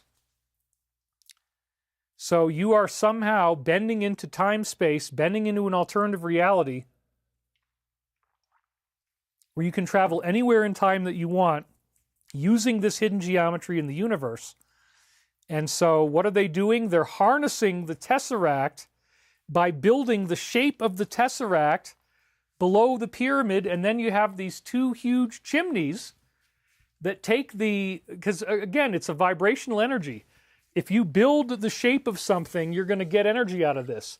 This obelisk, especially if you made it with metal or high-quality stone, you're going to get an energy that comes off the top. You're going to get an energy inside the middle that you build chambers for. And this shape, simply by its existence, is generating energy. So when you look at these shapes underneath the pyramid, that they're actually carved exactly as the Tesseract is, and you got the smaller one on the inside, the bigger one on the outside, and then what are you doing? You're creating the Tesseract with the pyramid effect, and then you are harnessing that energy and channeling it up the tubes, because its native form, as the Law of One says, is upward spiraling energy. And then you harness it into the pyramid, which acts as a funnel, or you could think of it also as a transistor. It's transforming the energy into a workable product that keeps the Earth stable on its axis. It's so amazing. Gerald Watts donated and said, fascinating, said Spock, celebrating your 5th super chat on the live stream. I used to draw that as a child, says Diana Spy. Andrew Ryan Profaci says 3 different portions of energy. Chris Edmondson says cosmic internet. Yeah, my eyes are really like burned out today. It's so dry here, you guys, and then with the wind that we just had, oh my God. There's so much pollen in the air. That's what it is. I'm having severe allergic reactions. Anyway, thank you guys for being here. I really appreciate it. So the pyramids are acting as transistors. They're funnels for this energy. And the tubes are channeling these multidimensional energy forces made by the Tesseract. So this is an incredible example of shape power in action. So what I mean, again, is that orbs of different sizes are created in the universe, and these orbs have the geometry inside of them. We have 5 geometries. We have the cube, we have the octahedron, we have the tetrahedron, we have the icosahedron, and the dodecahedron, which the icosahedron has 20 equilateral triangles, the dodecahedron has 12 pentagons in the shape of a soccer ball. Even if you've been watching my show right up until when I went into Canada, I was doing a huge long run on this sacred geometry, and I showed you that it appears in atoms, that the oxygen molecule has 8 protons, that the protons are actually 8 corners of a cube. And the reason why oxygen is so prevalent in our world is apparently because the cube is the stable form of these protons. If you have 7 protons, the cube is missing 1 corner. If you only have 6 protons, the cube is missing 2 corners. So now we're looking at the nucleons inside the center of the atom, and we're saying that they are actually forming into sacred geometry. That's the Dr. Robert Moon model of the quantum.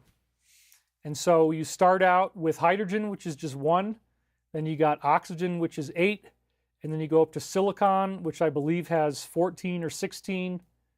And then from there you go into iron. And then you go into palladium.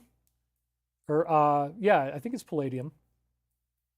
Anyway, it's a very fascinating thing. I've geeked out on that a bunch. Then we look at the spacings of the planets. They're all spaced geometrically apart.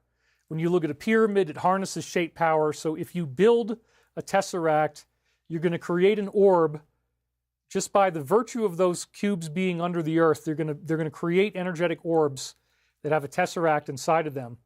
And then the tubes ensure that the orb doesn't get caught in the Earth's gravity. It goes right through the tunnel like fluid, and then it turns into like a funnel in the pyramid.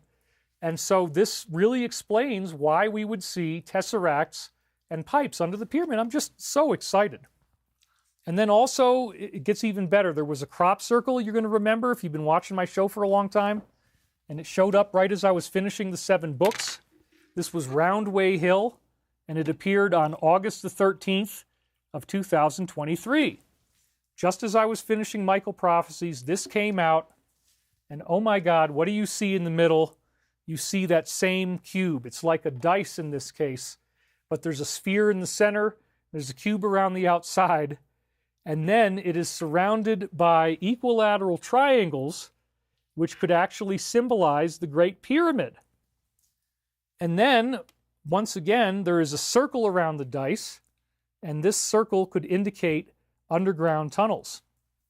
So you have the potential of the pyramid, you have the potential of underground tunnels, you have the potential of the cubes at the bottom of the pyramid, and this came out right at the same time that I finished the Michael Prophecies, August 13th. It took me another 2 months to really polish off the books, but I was basically done before then. And oh my God, all my turkeys are hanging out right over there, and they're all watching the show.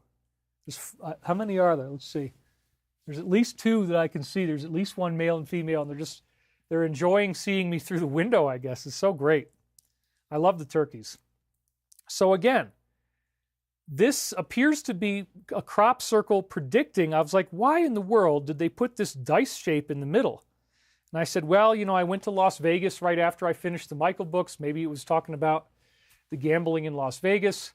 But now we can see this as that the triangles are the pyramid, that the dice is the cube underneath the pyramid, and the circle around it is the underground tunnel.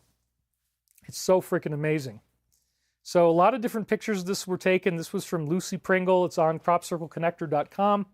You can still find this for free on there. You can see how big this thing is. This is people, having a sacred experience, which we also did. I went out there with the group in 2010. We did this. It's really, really fun to get inside the middle of the circle and do a prayer on a little blanket or something. So that's what they're doing. So you can see how massive this thing is. And no, this is not built by two drunk Englishmen. So the dice, again, could be prophetic of the underground cubes.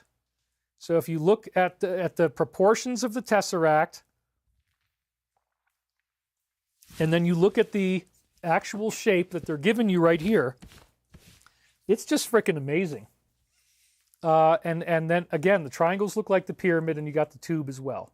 So holy crap. Now, they also speculated on the original website, which I didn't see before, that this could imply some type of nuclear explosion of energy, such as the first wave of the solar flash, which is not going to kill us, as they said. This could be the first wave of 2025 that's non-catastrophic, but still, again, the same year we discovered these pyramid tunnels, we're apparently getting ready to have a multidimensional shift.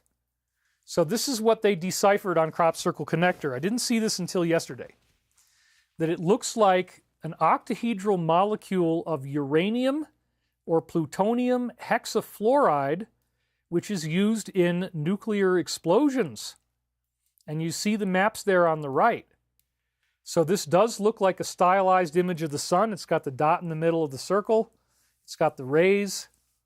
So again, two recent crop pictures show some kind of fissile explosion. And that one below, the one that we're looking at with the dice, is the classic shape that was so tied in with all of the great synchronicity that we were having. Andrew Ryan Profaci, love and light to all and service to all and the one infinite creator, the law of one. Celebrating your first super chat. Yes, we did lose a certain number of people. It's always going to happen. Not like straightening my hair is going to make it better, but it did look a little crazy. Anyway, it's all good. This shape that you see from August 13th, 2023 was kind of like the grand finale of the season. The other one happened on July 25th. And it tied in very beautifully with a shape that we were talking about in the Michael prophecies. And this happened as I was finishing the books. So again, both of these are now being called a symbol of nuclear explosion, which seems to be a symbol of the first wave. They also link to this very cool video. The only time that apparently a crop circle was being filmed, being made by an orb, from August 11, 1996. And I was very excited about this when it came out. And if you look at the actual crop circle shape that it creates, it's very similar to the one that's inside the dice. It's the same hexagonal guy in the middle, which they're saying could be uranium hexafluoride. And it also is interesting in terms of it being related to the NATO symbol, implying that there's going to be some big explosion. This is the Ascension, really. It's an Ascension prophecy. So now it ties in the Tesseract, the cubes under the pyramid. I love it. So now we're going to read 397615 from January 19th, 1934, another Casey reading, where it says, "Who will uncover the history of the past in record form, which is said to be near the Sphinx in Egypt, as was set in the records of the Law of One in Atlantis, that there would come 3 people who would make the perfect way of life, those then who make themselves that channel. For as he has given, who is to proclaim is not mine to give, but they that have made of themselves such a measure of their experiences as to be worthy of proclaiming." And then this is a note that the transcriber added. "The Hall of Records contains not only the Atlantean records, but many from the Egyptians as well, including artifacts, writings, and mortal remains." And we were expecting it to be holographic projection technology. And then they say in here, a notable example follows. So again, going back to the previous page here, it says that there are going to be 3 people who would be able to access the Hall of Records and make themselves into a channel. Am I one of those 3 people? Probably so. I mean, I would imagine at this point that that is talking about me, and there's going to be 2 others, I guess, and we're going to be able to go in there once these people come back, Michael and his people. It's not mine to give to who's going to do this. It's a measure of how much you are worthy by the work that you've done. And believe me, I've done a lot of work for these guys. So that's very interesting, isn't it? Now, another interesting thing to consider is that the spirals around these tubes could give you a staircase. In other words, people could be walking down the stairs. The way this was carved, the spiral itself could have actual staircases in it. Or you might just walk down a tube, which would probably be a lot more dangerous. So they probably built it with stairs. You might actually be able to walk all the way down. And this underground architecture, as we were saying, is harnessing the Tesseract, it's harnessing cubical energy, creates a little orb that shoots up through the tubes into the pyramids. And we already know about shape power, long tubes harnessing what Russians call torsion fields. If you watch the final episodes of my show, Wisdom Teachings on Gaia, I talk about Dr. Viktor Grebennikov and his honeycomb effect, where simply being underneath long tubes or above them, you can go above or below, has this awesome power to heal you and raise consciousness. Well, the pyramids were built for healing, so now they're harnessing shape power. And we're hearing there could be additional structures all the way down at 6,000 feet, so we must insist that we get to explore these new tunnels. We got to drill through enough rock to be able to find out what's going on. Anybody that tries to say, oh, we can't do that, come on, give me a break. So the story immediately broke after my Wednesday show. I did not want to believe it because I'm so war-hardened. On Friday, I realized that the Alliance actually endorsed the story. They had posted it on Wednesday, but I didn't see it till Friday. New radar scans reveal an extensive network of mega structures beneath Giza's second pyramid, and now the Zero Hedge article says all of them have it.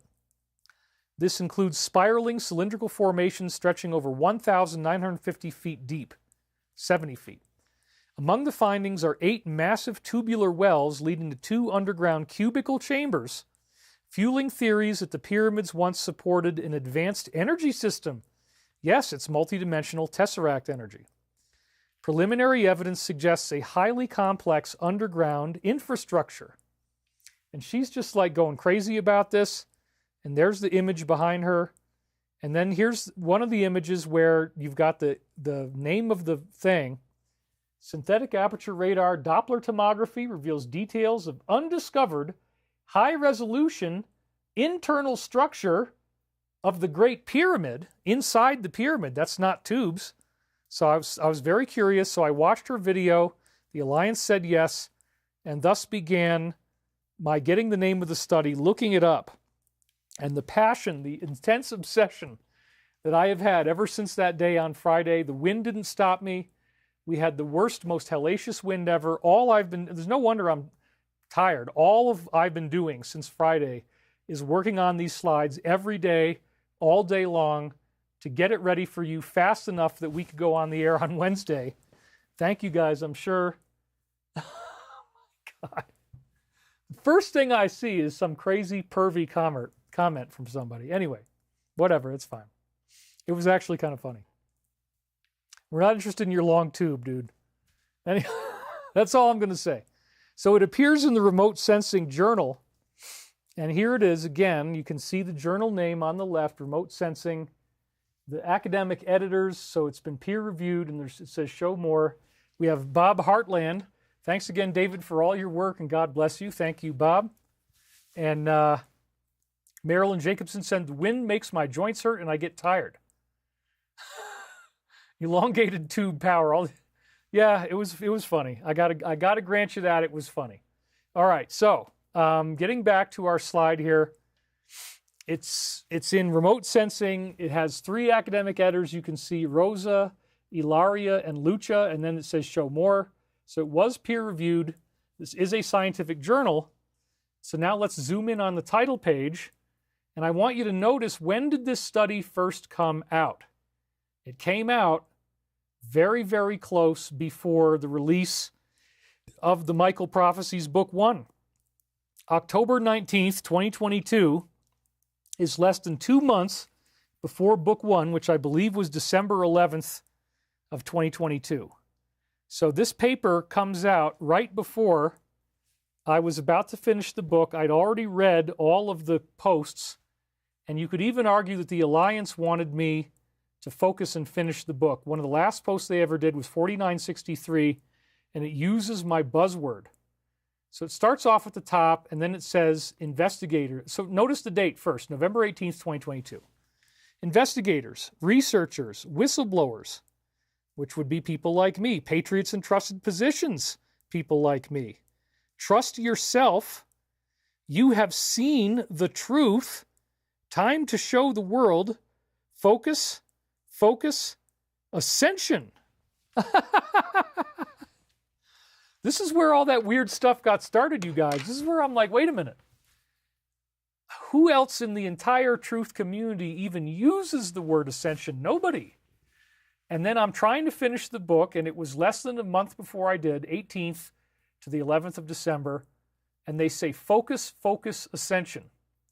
So that was the very beginning of my Neo-like experience with the Alliance. There was nothing really quite this powerful had happened before, where they made a post, and I'm trying to finish this book, and I need to focus, and then they say the word ascension. I could not frickin' believe it. Cynthia Jean, $20 donation. Thank you very much. Andrew Ryan Profaci says, it's interesting to see the converging paths. Yes, absolutely. So, very interesting. So this was clearly a message to me, and now they've done, hundreds of them, as we've seen. Then the very last post they ever made in those places on 8chan or whatever it is, 4966, was again very thematic. And this was November 27th, and it was just 5 weeks after the pyramid study had come out, okay? And they said, this is the last post they ever did, just before I released Michael Prophecies, what is coded in your DNA, remember upward spiraling light, what the tubes are for, who put it there, and why? Mankind is repressed. We will be repressed no more. Information is knowledge. Knowledge is power. Information is power. How do you protect your DNA? Who the hell else talks about this in the community besides me? Basically nobody. There is a war for your DNA. Protect your DNA. And then once again, the David Wilcock buzzword, ascension, at the end. So what is coded in your DNA? Ascension. There is a war going on for your DNA. That's between the angelic beings and the evil demon beings that I've been talking about. Phil Kasubris, my wife and I really enjoy your weekly social media review the most. The pyramid discovery is far from over. So much will be disclosed now, past, present, future. Yes, but we haven't even gotten into that yet, you guys, and I want to get this done before the 4-hour mark, which we're already getting close to. So let's just keep going here, because it says, again, protect your DNA and ascension. My goodness. So now I knew the Alliance was really reading my stuff and excited about it. So the classified technology likely means they knew what was under there. So with the Alliance, their ground-penetrating radar stuff is way beyond what this team was using. Harold K. just donated. Thank you very much. So again, they knew what was going on. They knew, probably the Alliance knows about these tunnels the whole time, and they've been waiting for the right time to release this. So it's very interesting that the first study comes out less than 2 months before Michael Prophecies. They're telling me to focus. They're talking about ascension. And then now it comes out right after my last show in a big way, the tunnels under the pyramid. Is the Alliance behind this somehow? I think they probably are, and I'm very grateful. So this team of Italian and Swiss scientists may have been fed intel or otherwise guided by the Alliance. That's my theory. The spiral tunnels do somewhat remind us of DNA, and they said there's a war on for your DNA. Well, yeah, look at that. It looks like long DNA molecules. Michael Book 1 came out somewhere around December the 11th. ML Weaver donated. Thank you very much. I continued releasing the 7 books until October 2023. So book 7 was mostly finished when we got the crop circle of the exploding nuclear dice that seems to indicate the discovery of those dice-like rooms under the pyramid. So I'm repeatedly discussed as Casey's reincarnation in the 7 Michael books that we've written. And it says again that Casey's past life as Rata co-designed the pyramid with this group that we're calling Archangel Michael. They also used the name Ra in Egypt before it got turned evil. They were good. So this news drops as Michael says that our time of testing has finally ended. In our last show, one of the things he said is everything is about to happen. The time of testing has ended. The JFK files lead up to the list, and then boom, you know what happens next. And so the pyramid news came out at the exact same time we got these 80,000 pages. I was like, wait a minute, is this fake? I don't know. That was part of the reason why I thought so. But this synchronicity does underline their role, because I think they timed all this, and it's brilliant disclosure. It's such a big plot twist. I'm so excited. So we're later going to read what the Pyramid Studies abstract actually says, but I just want to focus on this part in the middle here. I want you to read this first if you can squint in on that, if you got a big screen. It says the obtained results that they've gotten scientifically prove to be very promising, as high-resolution, fully three-dimensional tomographic imaging of the pyramid's interior and its subsurface was achieved. Wow. So this is the first ever view, and unless you looked at their paper, you've never seen this before, of all of the pyramid's new features, new rooms. Okay, so let me be very clear here that what you're seeing is massive. This is the wireframe on the outside, is the entire Great Pyramid of Giza. You see there's an orange square in the middle. You see that inside the orange square is a black room. That black room is only one of 3 officially acknowledged chambers. You got the King's Chamber, which is a black room. There's the Queen's Chamber underneath it, which is right above that red box. That's new. Then under the red box is the pit or subterranean chamber, and that's it. There's only supposed to be one passage going down to the subterranean chamber, one going to the King's Chamber, one going to the Queen's Chamber. That's it. Everything else you're seeing, the green room, the big old step pyramid thing that's number 1, these areas down near the bottom that look like a whole bunch of tags on this one long hallway, like they could be individual bedrooms maybe. I mean, you're talking about a structure. Think about how huge the Great Pyramid is, you guys. And this is what their scientific study discovered, is that this is the secret passages inside the pyramid. Now, it's way more stuff. It's way bigger. It's way more exciting than we ever could have imagined. I mean, it's so much larger than the stuff that's in there now. And you can walk through all of these tunnels. These are hollow passages. Everything that you're seeing is a hollow passageway inside the pyramid that we've never gotten to look at before until now. And you can break through. There's several different places where we could access the entire tunnel system. You only have to cut through a little bit of stone here and there, and you can get in there. And the Casey readings are already telling us to expect this. And they're already telling us that it's the Hall of Records.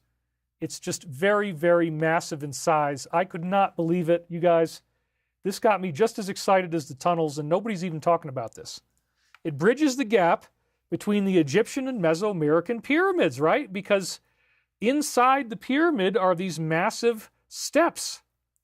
And that looks like the side of the step pyramid. And so if you walk through that hallway with the step pyramid roof, that thing is going to be probably 100 feet tall, at least, at the highest level. You're walking through these massive hallways. They have chambers coming off of them. And look at 19, that big green room. That room is 400% bigger than the King's Chamber. What the heck is in there? We have no idea. Supposedly, nobody's ever been in any of this stuff. So again, think about the fact that I might be Casey reincarnated and that he supposedly designed all this. So imagine how excited I am. Because this is like the biggest event we've ever had in the ancient aliens community. I mean, this is a brand new thing. This is going to awaken the whole world. It's going to take some time for people to understand that it's true. But once they do, man, it's like we're not alone. You just won. So I could see why the Alliance might have been nudging this team to make these discoveries or tell them what to look for. And then when the discovery came out, and even the way that it came out, I didn't believe it for 2 days. I even had a whole discussion with my friend Artie where I'm like, you really shouldn't be so gullible and believe all this kind of stuff. There's a lot of things out there that are fake. This has every sign of being fake. They're trying to distract us from the JFK papers. That's it. Nothing else. We're done. End of the conversation. I don't even want to talk about it anymore. No. Turns out, yes, so my key 333, Jesus Christ entered the Great Pyramid. We already read you 2 Edgar Casey passages that said that. I forget what the numbers are. But yes, you're anticipating the next part of the story. because I mentioned Aquarian Gospel. So the Casey readings endorsed this as being true. Now, Google is saying that's not true. I'll show you that in a minute. But every Casey fanatic I knew said it was.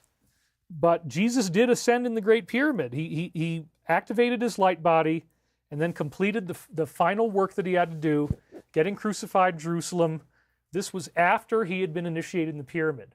So not only did the Casey readings say it in the two places that I read to you, but you're also going to hear it in the Aquarian Gospel, which everybody I knew told me that the Casey readings had been asked about this. Came out in 1908. He did readings until 1944, 45.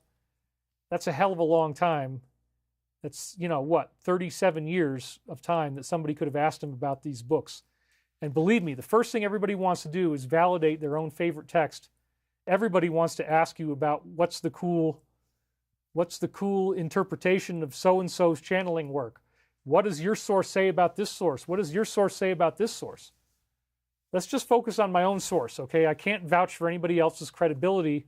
I can only vouch for my own. The Law of One, the Casey readings, they integrate very beautifully. They have all these things that connect. They both seem to have predicted the coming of these tunnels under the pyramid. They talk about the Tesseract. It's really, really amazing stuff. So Jesus actually ascended in the pyramid. This is wonderful news for Christians. And the pyramid was partly designed as a tool for him to complete his mission and achieve Christhood in his body 2,000 years ago. I believe that there is no accident of when we discovered this. It was meant to happen in 2025 as part of our ascension to awaken the world and get us ready for mass contact. So Google is actually saying that the readings were never asked about this. Again, that's not what anybody told me. It claims here in the AI that it did not directly comment on, Casey did not directly comment on Aquarian Gospel in his readings, but it resonates and complements with the themes. And then again here, it's important to note that Casey never directly referenced the Aquarian Gospel in his readings. And then it says at the bottom, well, generative AI is experimental. So there's your disclaimer, okay? This is not what I heard. Several top Casey people told me that it was directly endorsed. I knew Gertrude's best friend, or Gladys's best friend, rather, in Virginia Beach. He knew about it. He said the Aquarian Gospel had been talked about. He talked to the secretary who was there when they did it. My friend Joe Myers in North Carolina, who I lived with for a while, he had heard about it. So here's the thing, folks. There's over 600 books about Casey. Many of them are not online. Most of them are not online. So you're not going to get that knowledge. But the Aquarian Gospel was using the term Akashic Records long before Casey did. And again, two Casey readings said that Jesus ascended in the pyramid. So I want you to hear about the Aquarian Gospel, because now that we found out the pyramid has all these internal passageways, it's gotten very interesting. Casey was not the first channeler to credit the Akashic Records as his source of data. In 1908, a retired Civil War chaplain and Church of Christ pastor named Levi Dowling said that he clairvoyantly channeled an alternative history of Christ in the Aquarian Gospel. And again, as far as we know, this book is more or less accurate. It might have some mixture of bad stuff in it, but it's probably pretty close to good.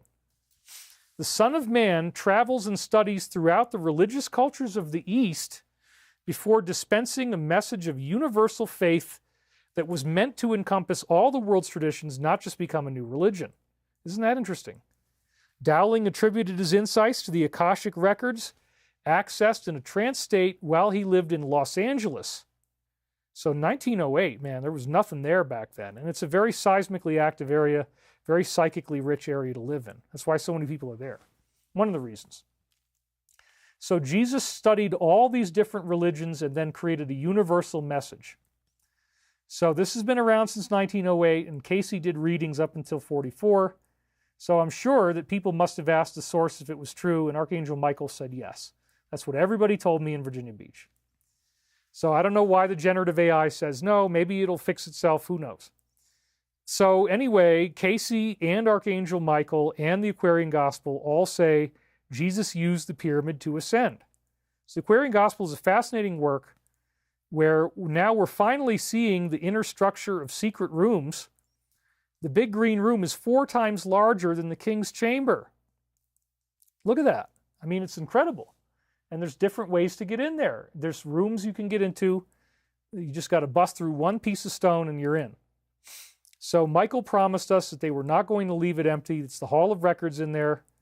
And now we're going to explore the Aquarian Gospel. So this is what happens if you pull it up on Google right now.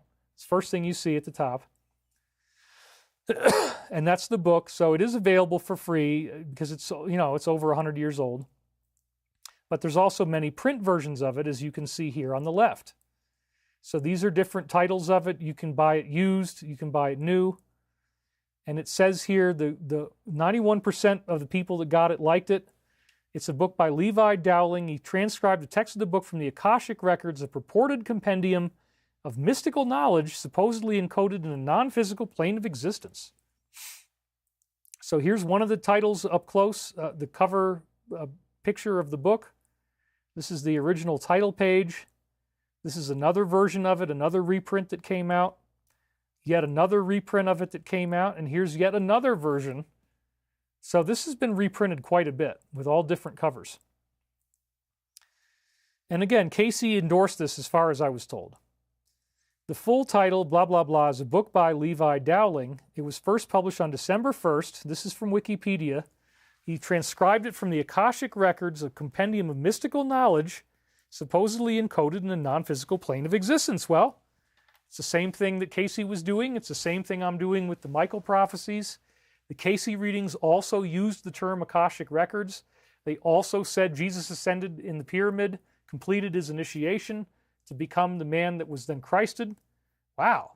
And then they say that we don't get to go into the Hall records until we go through regeneration and become the fifth root race, which is the first wave of ascension, which is supposedly some type of solar event. And then you've got the dice inside the sun that looks like the uranium hexafluoride, and it's a nuclear explosion symbol, but it also looks like the Tesseract cube under the pyramid above the tubes. That this pyramid energy, this whole transformation of the planet is happening, man. It's so cool. I'm so excited, I can't even tell you. In the later 20th century, Aquarian Gospel was adopted by New Age spiritual groups. The Aquarian Gospel title is derived from the practice in astrology of naming the time periods and constellations of their dominant positions according to the Earth's 25,920-year precession. And remember, where we were expecting a catastrophe at the end of that from the sun. That appears to be just something that keeps on happening every 25,000 years. In this system, the age of Aquarius, i.e. Ascension, is approaching, hence Aquarian Gospel, the Ascension Gospel.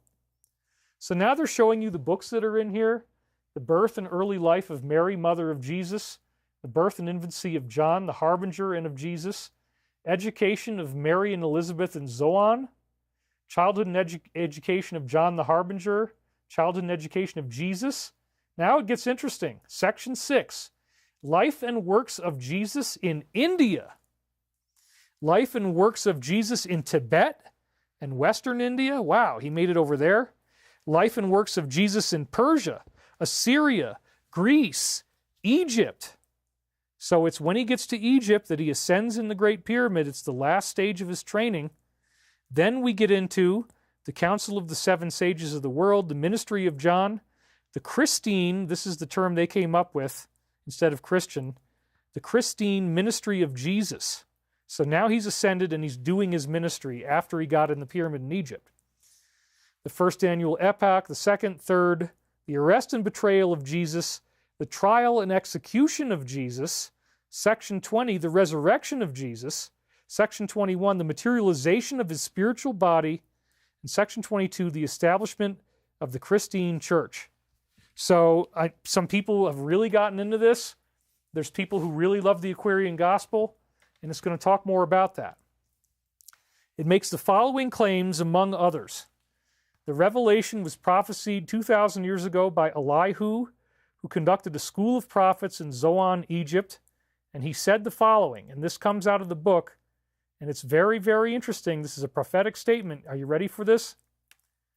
This age will comprehend but little of the works of purity and love, but not a word is lost. For in the book of God's remembrance, a registry is made of every thought, every word, and every deed. Well, the book of God's remembrance, I believe, is the pyramid and the pyramid timeline. That's what Casey already said, that it's the full registration of what's going to happen to us as people on earth.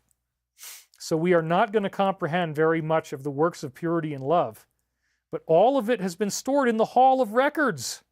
The pyramid is the record, the book of God's remembrance, a registry of everything. And when the world is ready to receive, lo, God will send a messenger to open up the book and copy from its sacred pages all the messages of purity and love. Aquarian Gospel, chapter 7, verses 25 and 26. So check this out. It's so amazing because it is both talking about the Michael prophecies and about the pyramid timeline. Again, this age will comprehend but little of the works of purity and love. The book of God's remembrance is the pyramid. When the world is ready to receive, a messenger will open up the book and copy out the messages of purity and love. I don't know about you, but it sounds like it's talking about the Michael prophecies. So there you go. There's another time-bending prophecy from 1908 that predicts the coming of a messenger who's going to tell you this stuff. So my trolls are having a blast right now because anytime I say stuff like this, they get really angry. But anyway, we had a donation come in. I just saw that. Shilbo Baggins. Trevor Grassi, the dude who leaked the pyramid tube info, works with Richard Gabriel, the researcher behind Giza Geomatrix 2010. I haven't even seen that book. That's interesting. Well, yeah, so this is very, very exciting stuff, you guys. I feel like the Alliance was behind this timing, and the Aquarian Gospel seems to predict that somebody's going to open up the messages of the pyramid. That's what I'm doing. So that prophecy is very cool. Let's go back to Wikipedia here. There are 18 unknown years of Jesus' life that are missing completely out of the Bible. Everything from when he was 12 to 30 is gone. Like Nicholas Notovich did before in his Unknown Life of Jesus Christ, 1887, the Aquarian Gospel documents the 18 years as a time when Jesus travels to the wisdom centers of Western India, Tibet, Persia, Assyria, Greece, and Egypt. Unbelievable.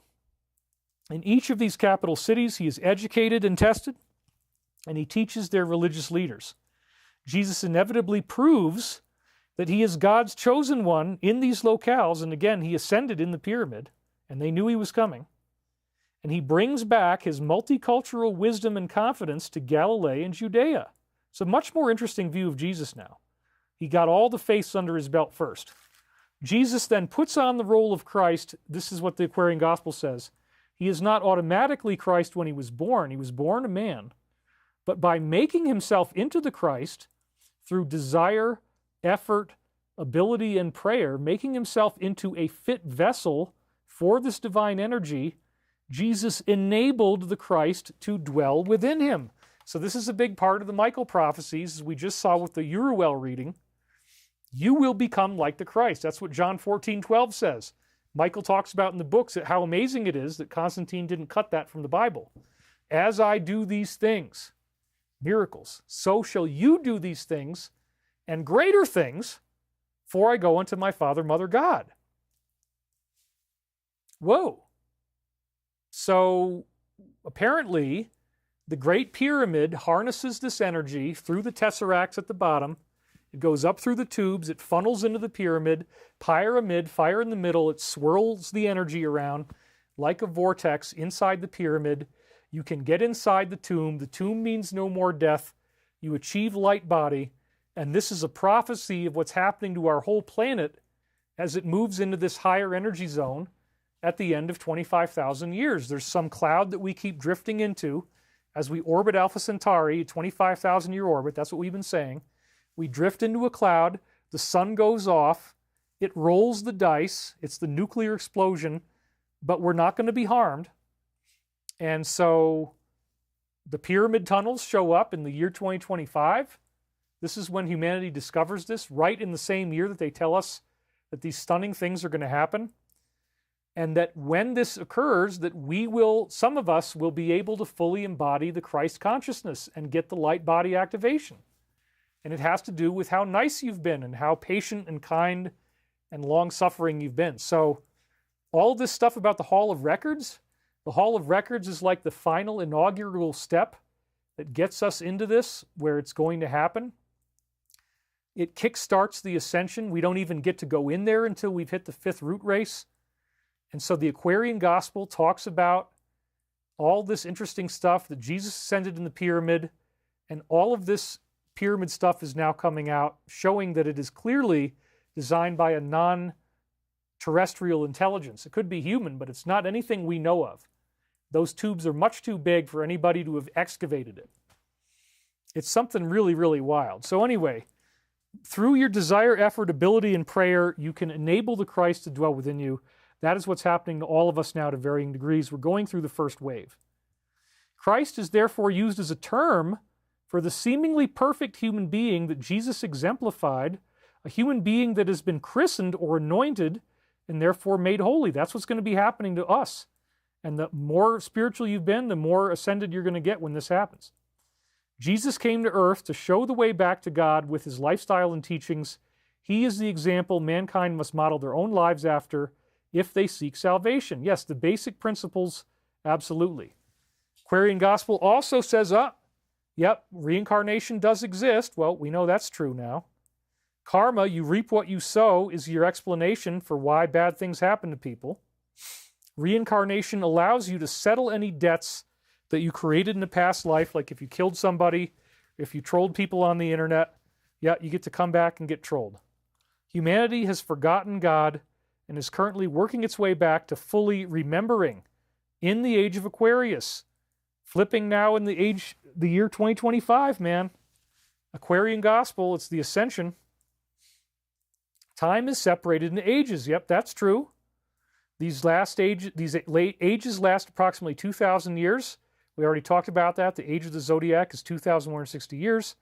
We just did a show on the fractals of history. Hitler comes back from being Hannibal, etc., etc. Mankind is now nearing the start of the Aquarian age. All souls will then mature and evolve towards perfect, like Jesus the Christ. No soul is ever abandoned by God, and the Trinity in these books is strength, love, and wisdom. So all souls are going to mature and evolve towards being perfected like Jesus at the start of the Aquarian age. This is so exciting. It's another ascension prophecy, man.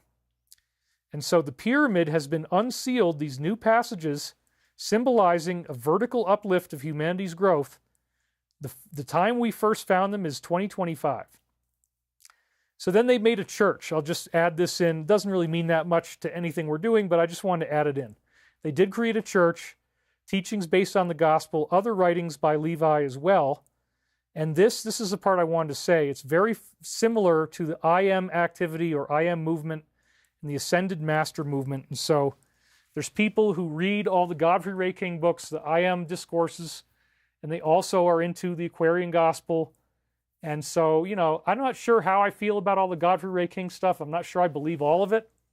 But I think at least in the beginning, it was very positive and very inspired. I just saw people in Virginia Beach, frankly, that got way, way into that I Am stuff. And I'm like, it seems too culty to me. I can't really hang with you guys. I'm sorry. That's just what happened. But I do really respect those books, either way.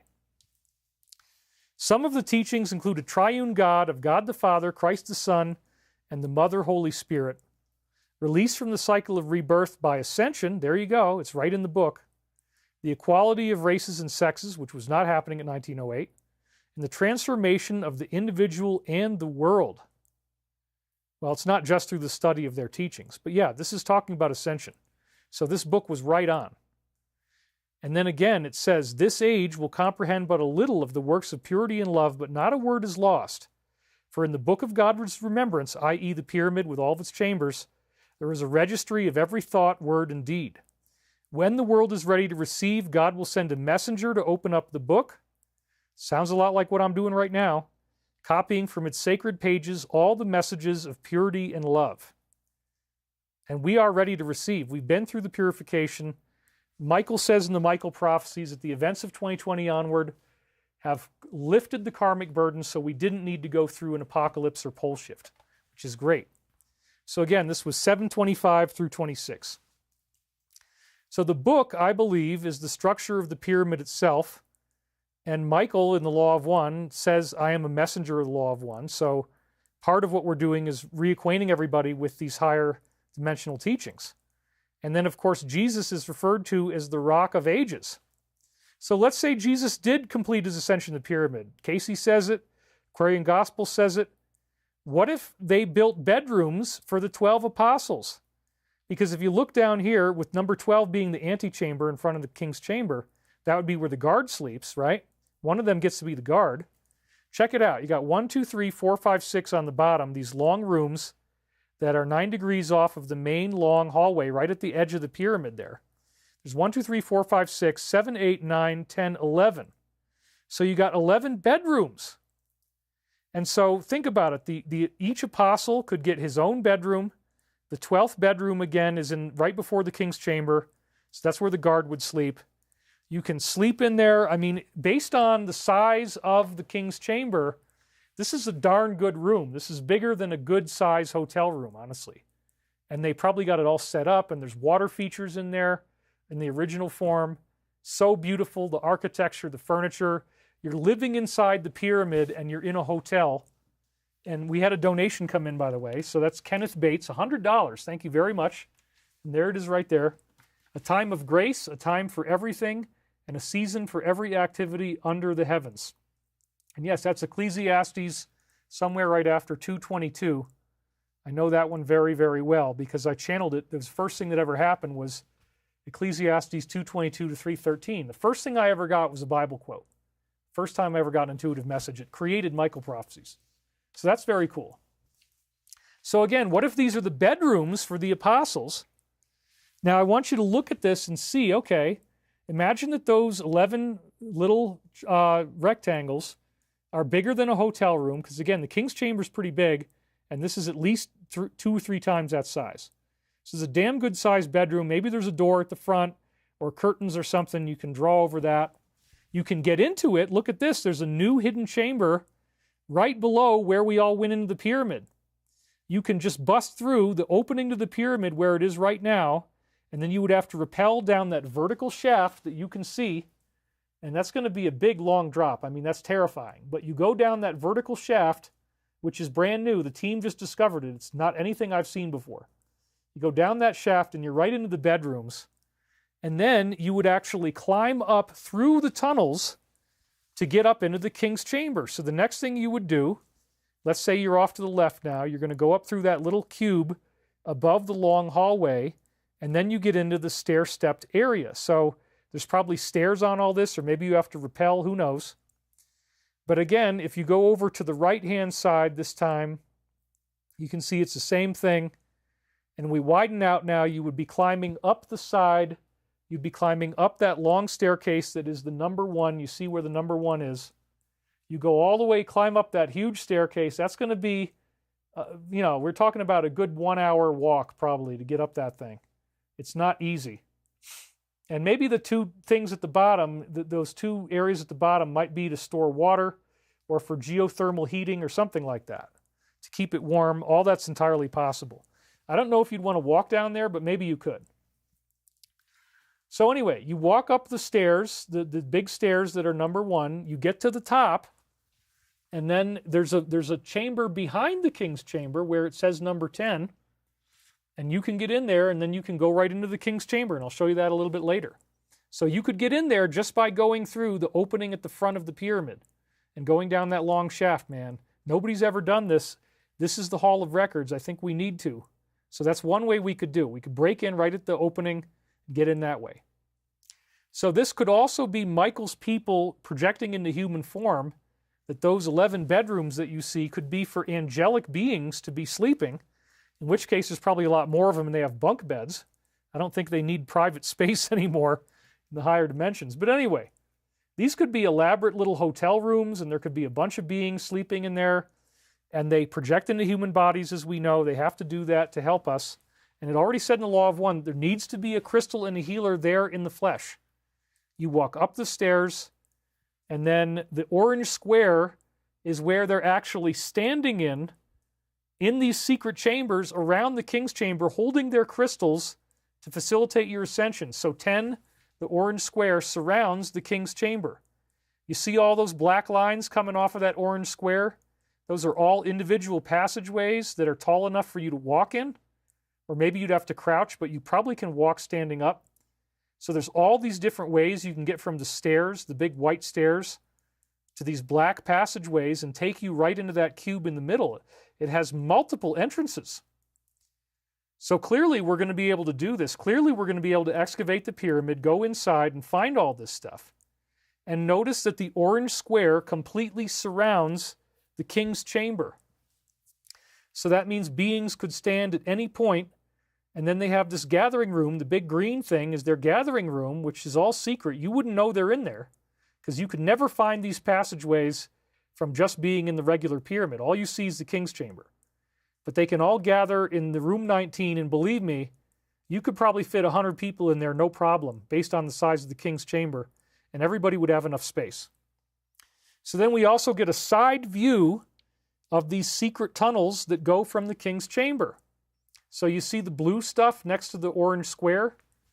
There's actually two of them, and there's one that's below the king's chamber, and so we're going to zoom in on that next. You can see it down there. So now what you're looking at is, this is the back view of the pyramid. The right next to 13 is a black room. That's brand new. We didn't know about that one. The red one is brand new. We didn't know about that one. The blue tube tunnel, that's brand new. Above the red square is the queen's chamber, which we did know about.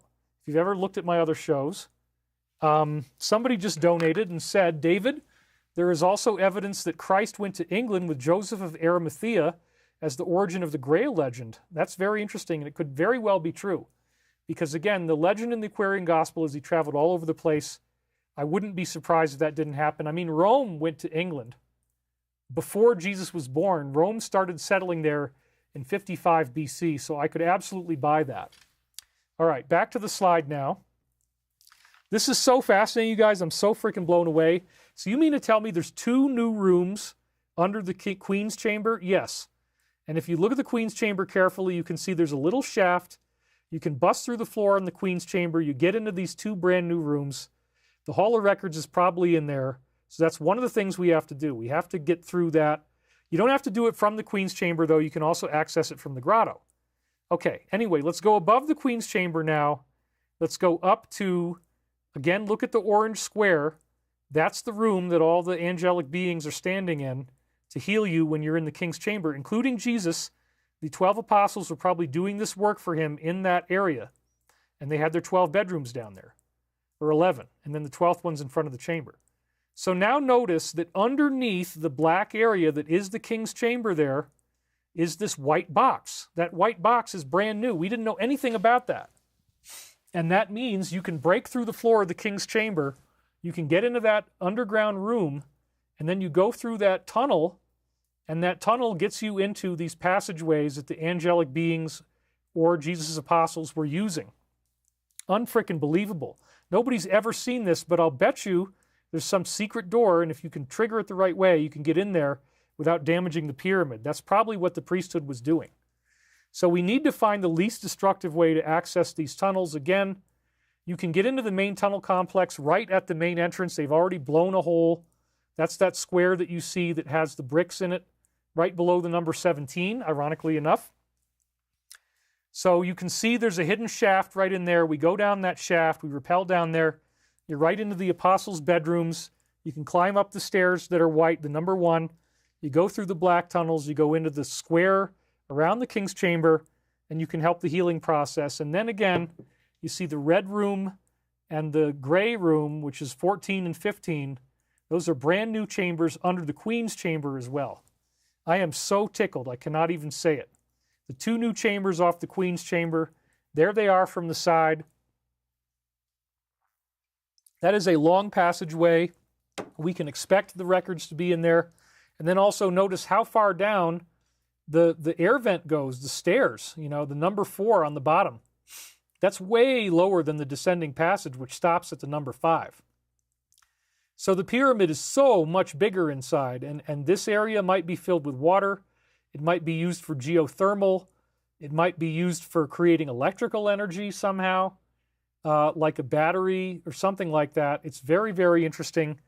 And then the bedrooms of the apostles are again off on the right below the right corner of the pyramid there. You see the green room where all the angels can gather and they can train you on what to do if you're the apostles. It's so freaking cool. I just can't even believe this. I have got to get into these chambers, you guys. I cannot wait. We've got to figure out a way we can get this done and not piss people off in the process. So another thing that's new that you can see from this angle is that yellow line. So first of all, there is a whole room up there which the yellow line is connected to on the right. We don't know about that room. That's another hidden chamber right in the opening.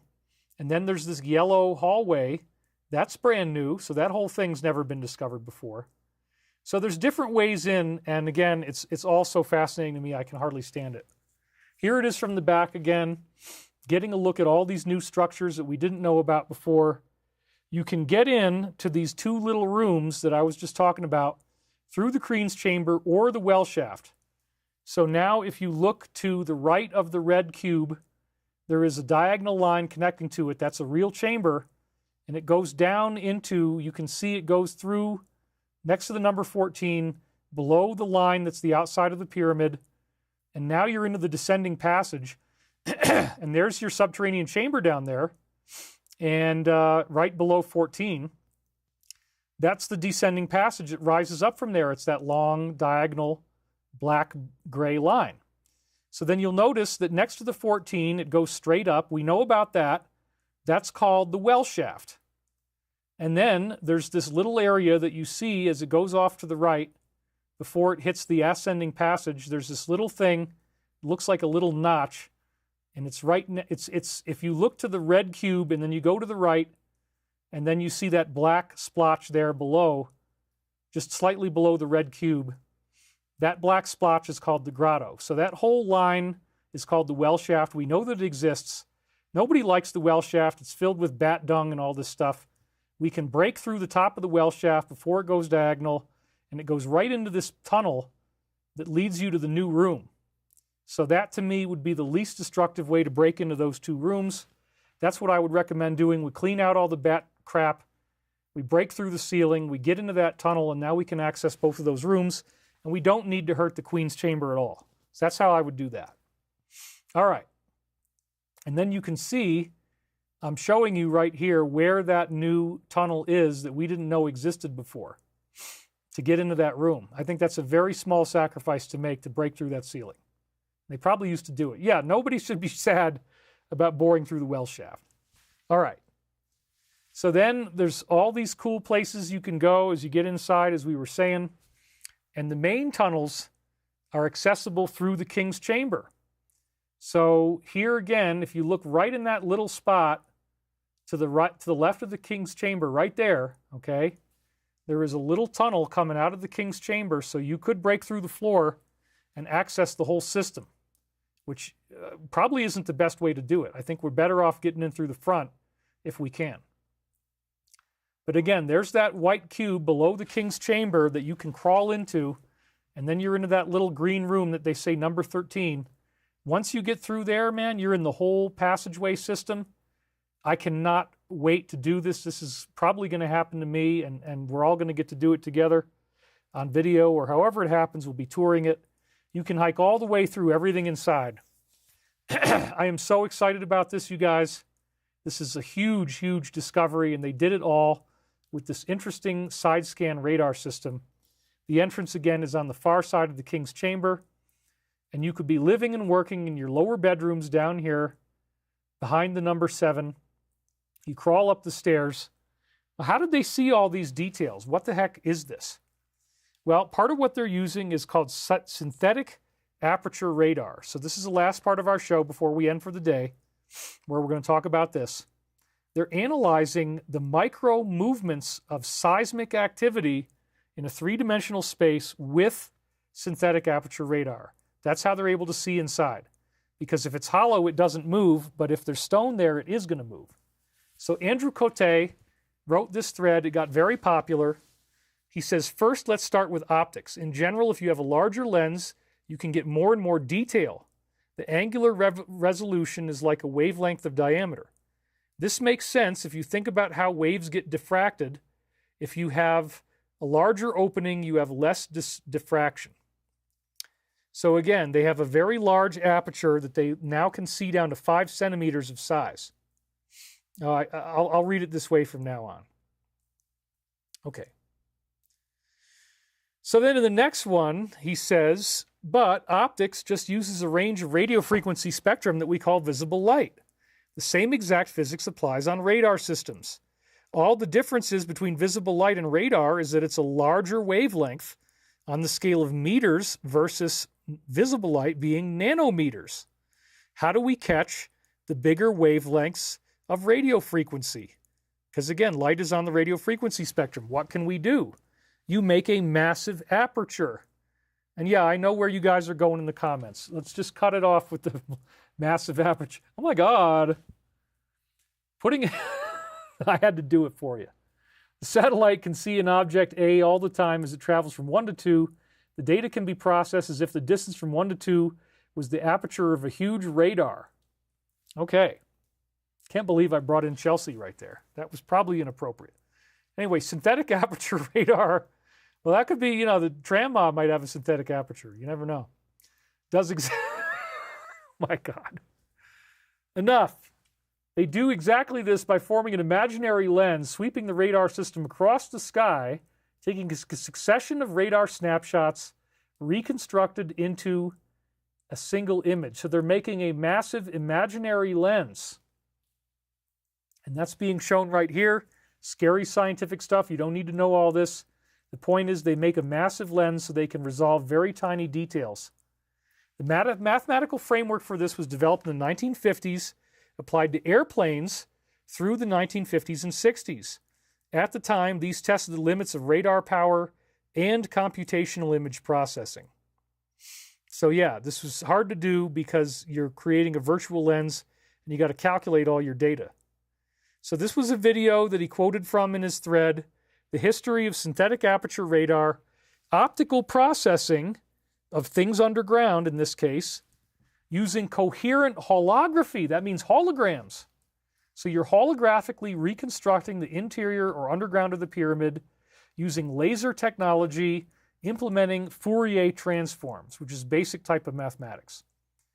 So again, it was invented, the concept, by Carl Wiley in 1951 while he was working at Goodyear. Early demonstration, University of Illinois, 53. Willow Run Lab, Michigan. High resolution processing by 78. And then it gets into digital processing as of 1979.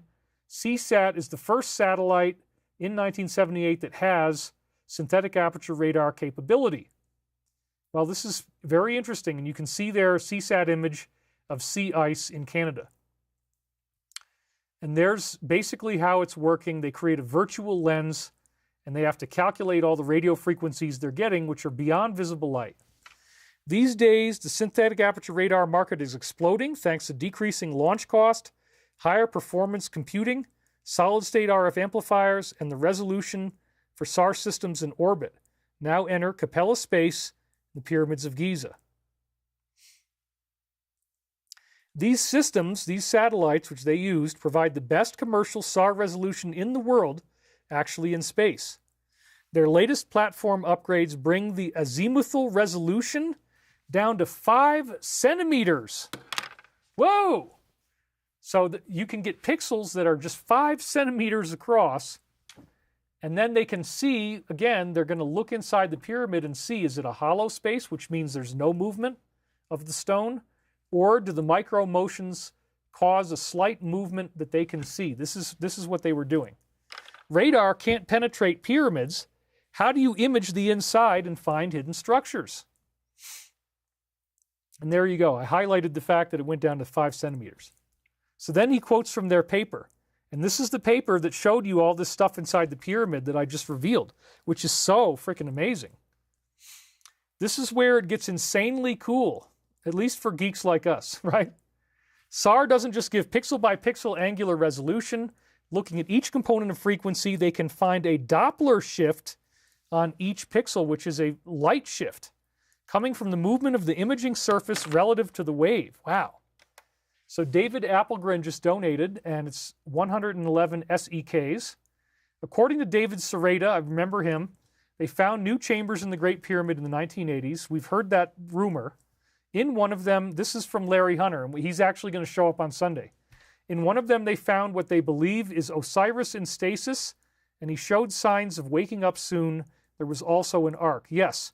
And one of the weird things was that Larry Hunter said that the statue, that the stasis being, he got to see it, and that it looked like him. And it tripped him out because apparently it was a dude who looked similar to Larry Hunter, and Larry Hunter and I look somewhat alike. So, as I told you, let's not be surprised if we do find, as David Applegren is saying here, we might have some type of entity inside or holograms, videos of what I was doing. And based on the science of reincarnation, the facial similarity should be there. So this just trips me out so much, you guys. And now we're getting into the scientific proof. So they look at each component of frequency. Remember, this is outside of visible light, rays that actually pass through stone that will show you what's going on inside the pyramid outside of visible light. And the Doppler shift comes from the movement of the imaging surface relative to the wave. So as it moves, it creates different frequencies, and they pick those up, and then they break it into color. It's called multichromatic analysis. I'm getting ahead.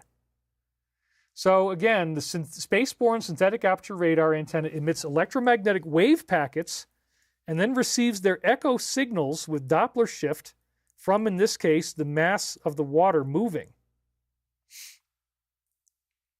So then it says here in C, sea surface water mass interacts with electromagnetic waves that it's shooting out, and it produces blue shift or red shift depending on the relative motion. So apparently they found a way to see that blue shift or red shift inside objects. The exterior surface of the pyramid is slightly vibrating from seismic tremors in the earth and atmosphere. Exactly how it shakes reveals information about its interior structure. There's a lot of math I'm skipping here, which we're about to get into. But yes, you can reconstruct the interior features of the pyramid. So then what we're seeing here on the left is the location of the actual Queen's Chamber. And notice there's no other passageways around it. And then that's A up at the top left. And then in B, you're seeing the tomographic spectral reflection. This is what they used only with the radar. And then they get colors that tell them where things are hollow. So when it's blue, that means there's stone there. And when it's yellow or green, that means it's hollow. That's how they're doing this. These rays shoot right through the pyramid and come back out because they're not visible. And certain subatomic particles would certainly be able to do that, like neutrinos. So Herodotus mentioned that pyramid tunnels were built. And he said this in his little thread, or somebody right beneath it said that. So Herodotus describes this in History Book 2, Euterpe. There passed 10 years while the causeway, I say canal, not causeway, was made by which they were drawing the stones, which causeway they build, and it is a work not much less, as it appears to me, than the pyramid. Now maybe the causeway is the downward tunnels. I mean, we don't really know. They could have been drawing the stones out of that, quarrying them out of the ground. For this, they said 10 years were spent, and for underground chambers on the hill upon which the pyramids stand. Ooh! Which he caused to be made as sepulchral chambers, sepulcher, I guess that means holy, sepulcher chambers for himself in an island, having constructed inside a channel from the Nile River. So yes, it had water features. You could ride a boat through it. There was an island in there. How cool is that? That you actually get an island inside the pyramid? For the making of the pyramid itself, there passed a period of 20 years. And again, underground chambers on the hill upon which the pyramid stand. Now we know this is true. And this is the Hall of Records again. So now we're going to dig into this science, get our hands a little bit dirty in the last few minutes we have here. So this is what they said. You can go find the study. It's a journal. It's published. Here's the abstract. A problem with the synthetic aperture radar, or SAR, is that due to the poor penetrating action of electromagnetic waves inside solid bodies, because remember, it's shooting out electromagnetic waves, the capability to observe inside distributed targets is precluded. Under these conditions, imaging action is provided only on the surface of the distributed targets, as we would expect. The present work describes an imaging method based on the analysis of, microseismic movements on the Khnum Khufu Pyramid, which is the Great Pyramid, usually generated by background seismic waves. Whoa! The obtained results are very promising, as high-resolution, full 3D, tomographic, that's holographic and temperature-related, tomographic imaging of the pyramid's interior and subsurface was achieved. High-resolution, full three-dimensional imaging from analyzing background seismic waves with SAR. Khnum Khufu becomes transparent when observed in the micro-movement domain. Based on this novelty, we have completely reconstructed its internal objects, observing and measuring structures that have never been discovered before. The experimental results are estimated by processing a series of synthetic aperture radar images from the second-generation Italian Cosmo SkyMed satellite system, demonstrating the effectiveness of this proposed method. So now we're going to read a little bit more of the paper, because this is, I'll guide you by the hand. It's not going to be scary, I promise. The Pyramid of Khnum Khufu, also known as the Great Pyramid of Giza or Cheops, is the oldest and largest of the three main pyramids that are part of the Giza necropolis in Egypt. The infrastructure is built with blocks of granite weighing approximately 2.5 tons each. Well, it's granite and limestone. That's one little mistake they made, but we won't ding them for that. Completion of the work is estimated to have taken at least 2.5 million blocks, put in place with millimeter precision in a short period of time,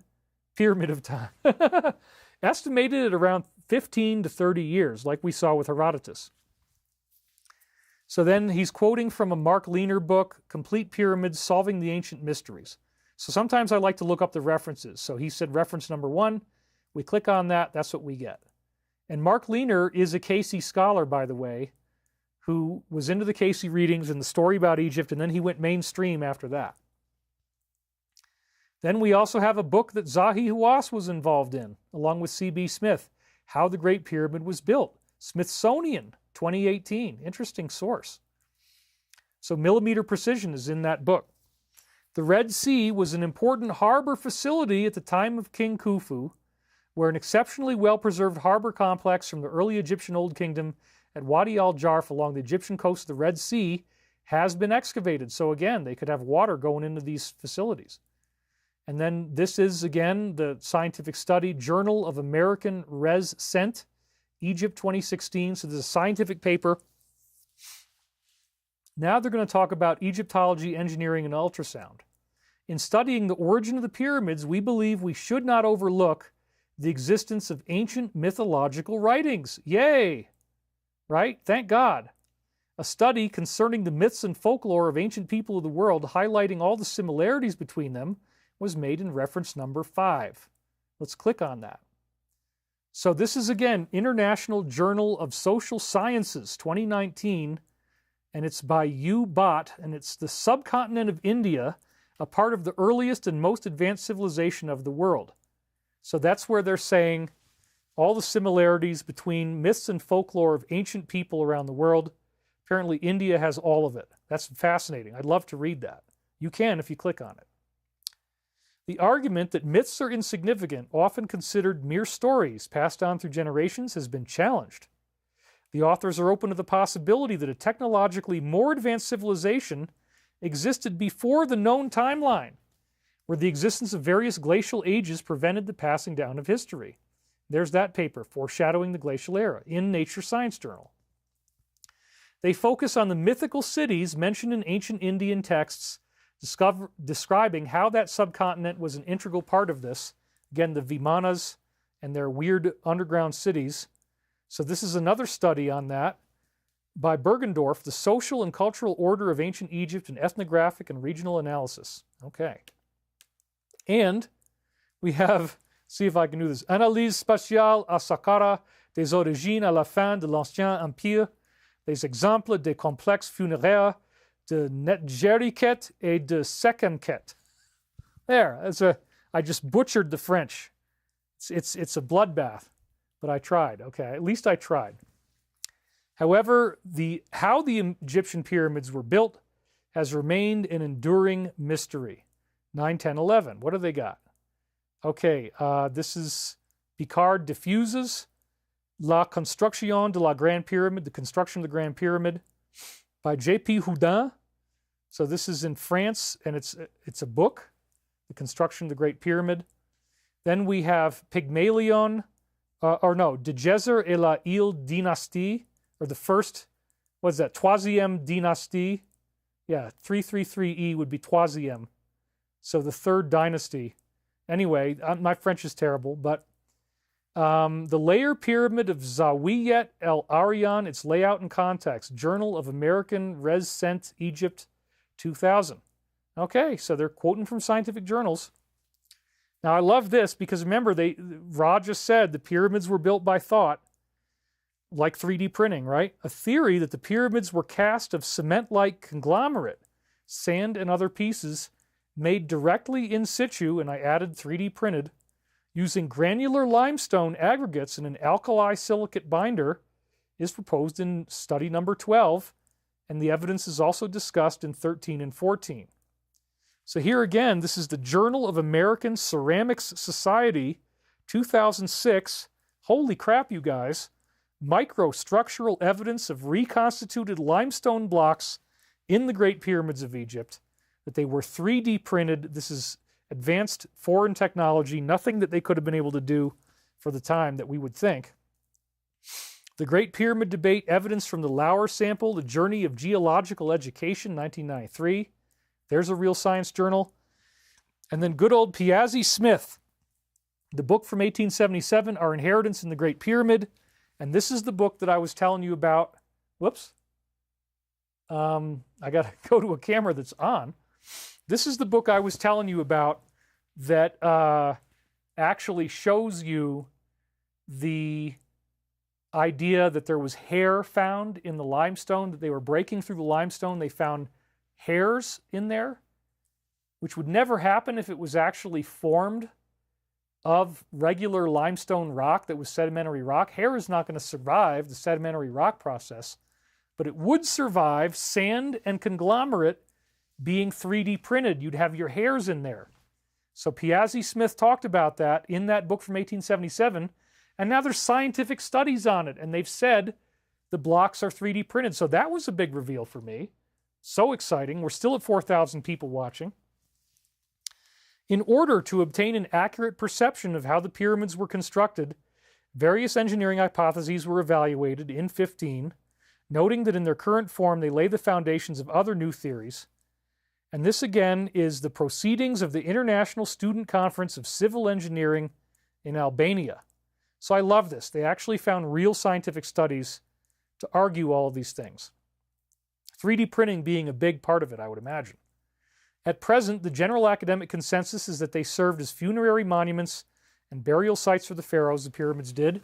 However, it is also widely theorized that these infrastructures may have been built for another purpose. On an aseptic, panoramic view, many connections can be found between the pyramids, vibrations, and many mechanical devices reminiscent of hydraulic systems, resonance chambers, and acoustic filters. And again, that would be the science of torsion fields. Remember, they published this in 2002 before they found all the vertical piping that looks like resonance chambers. They've already got it. So these internal passageways look like mechanical devices that could be responsible for pumping water or doing acoustic resonance. And again, the resonance is the upward spiraling fluid-like energy of the creator that the pyramid is capturing. It's incredible. So then they're going to say, okay, we got the Chiop la Fabbrica del Immortali, I can't say it. Spazio Interiore, Rome, Italy, 2020. And then Graham Hancock, good old Fingerprints of the Gods. Yes, so it's all related to resonance and vibration. Now we're going to hear a little bit more about the radar system. Satellite remote sensing is being widely used in archaeology. Data from the use of SAR to survey the southern plains of the Mayan people suggested they were using large areas that they would continually drain with ancient canals to cultivate food.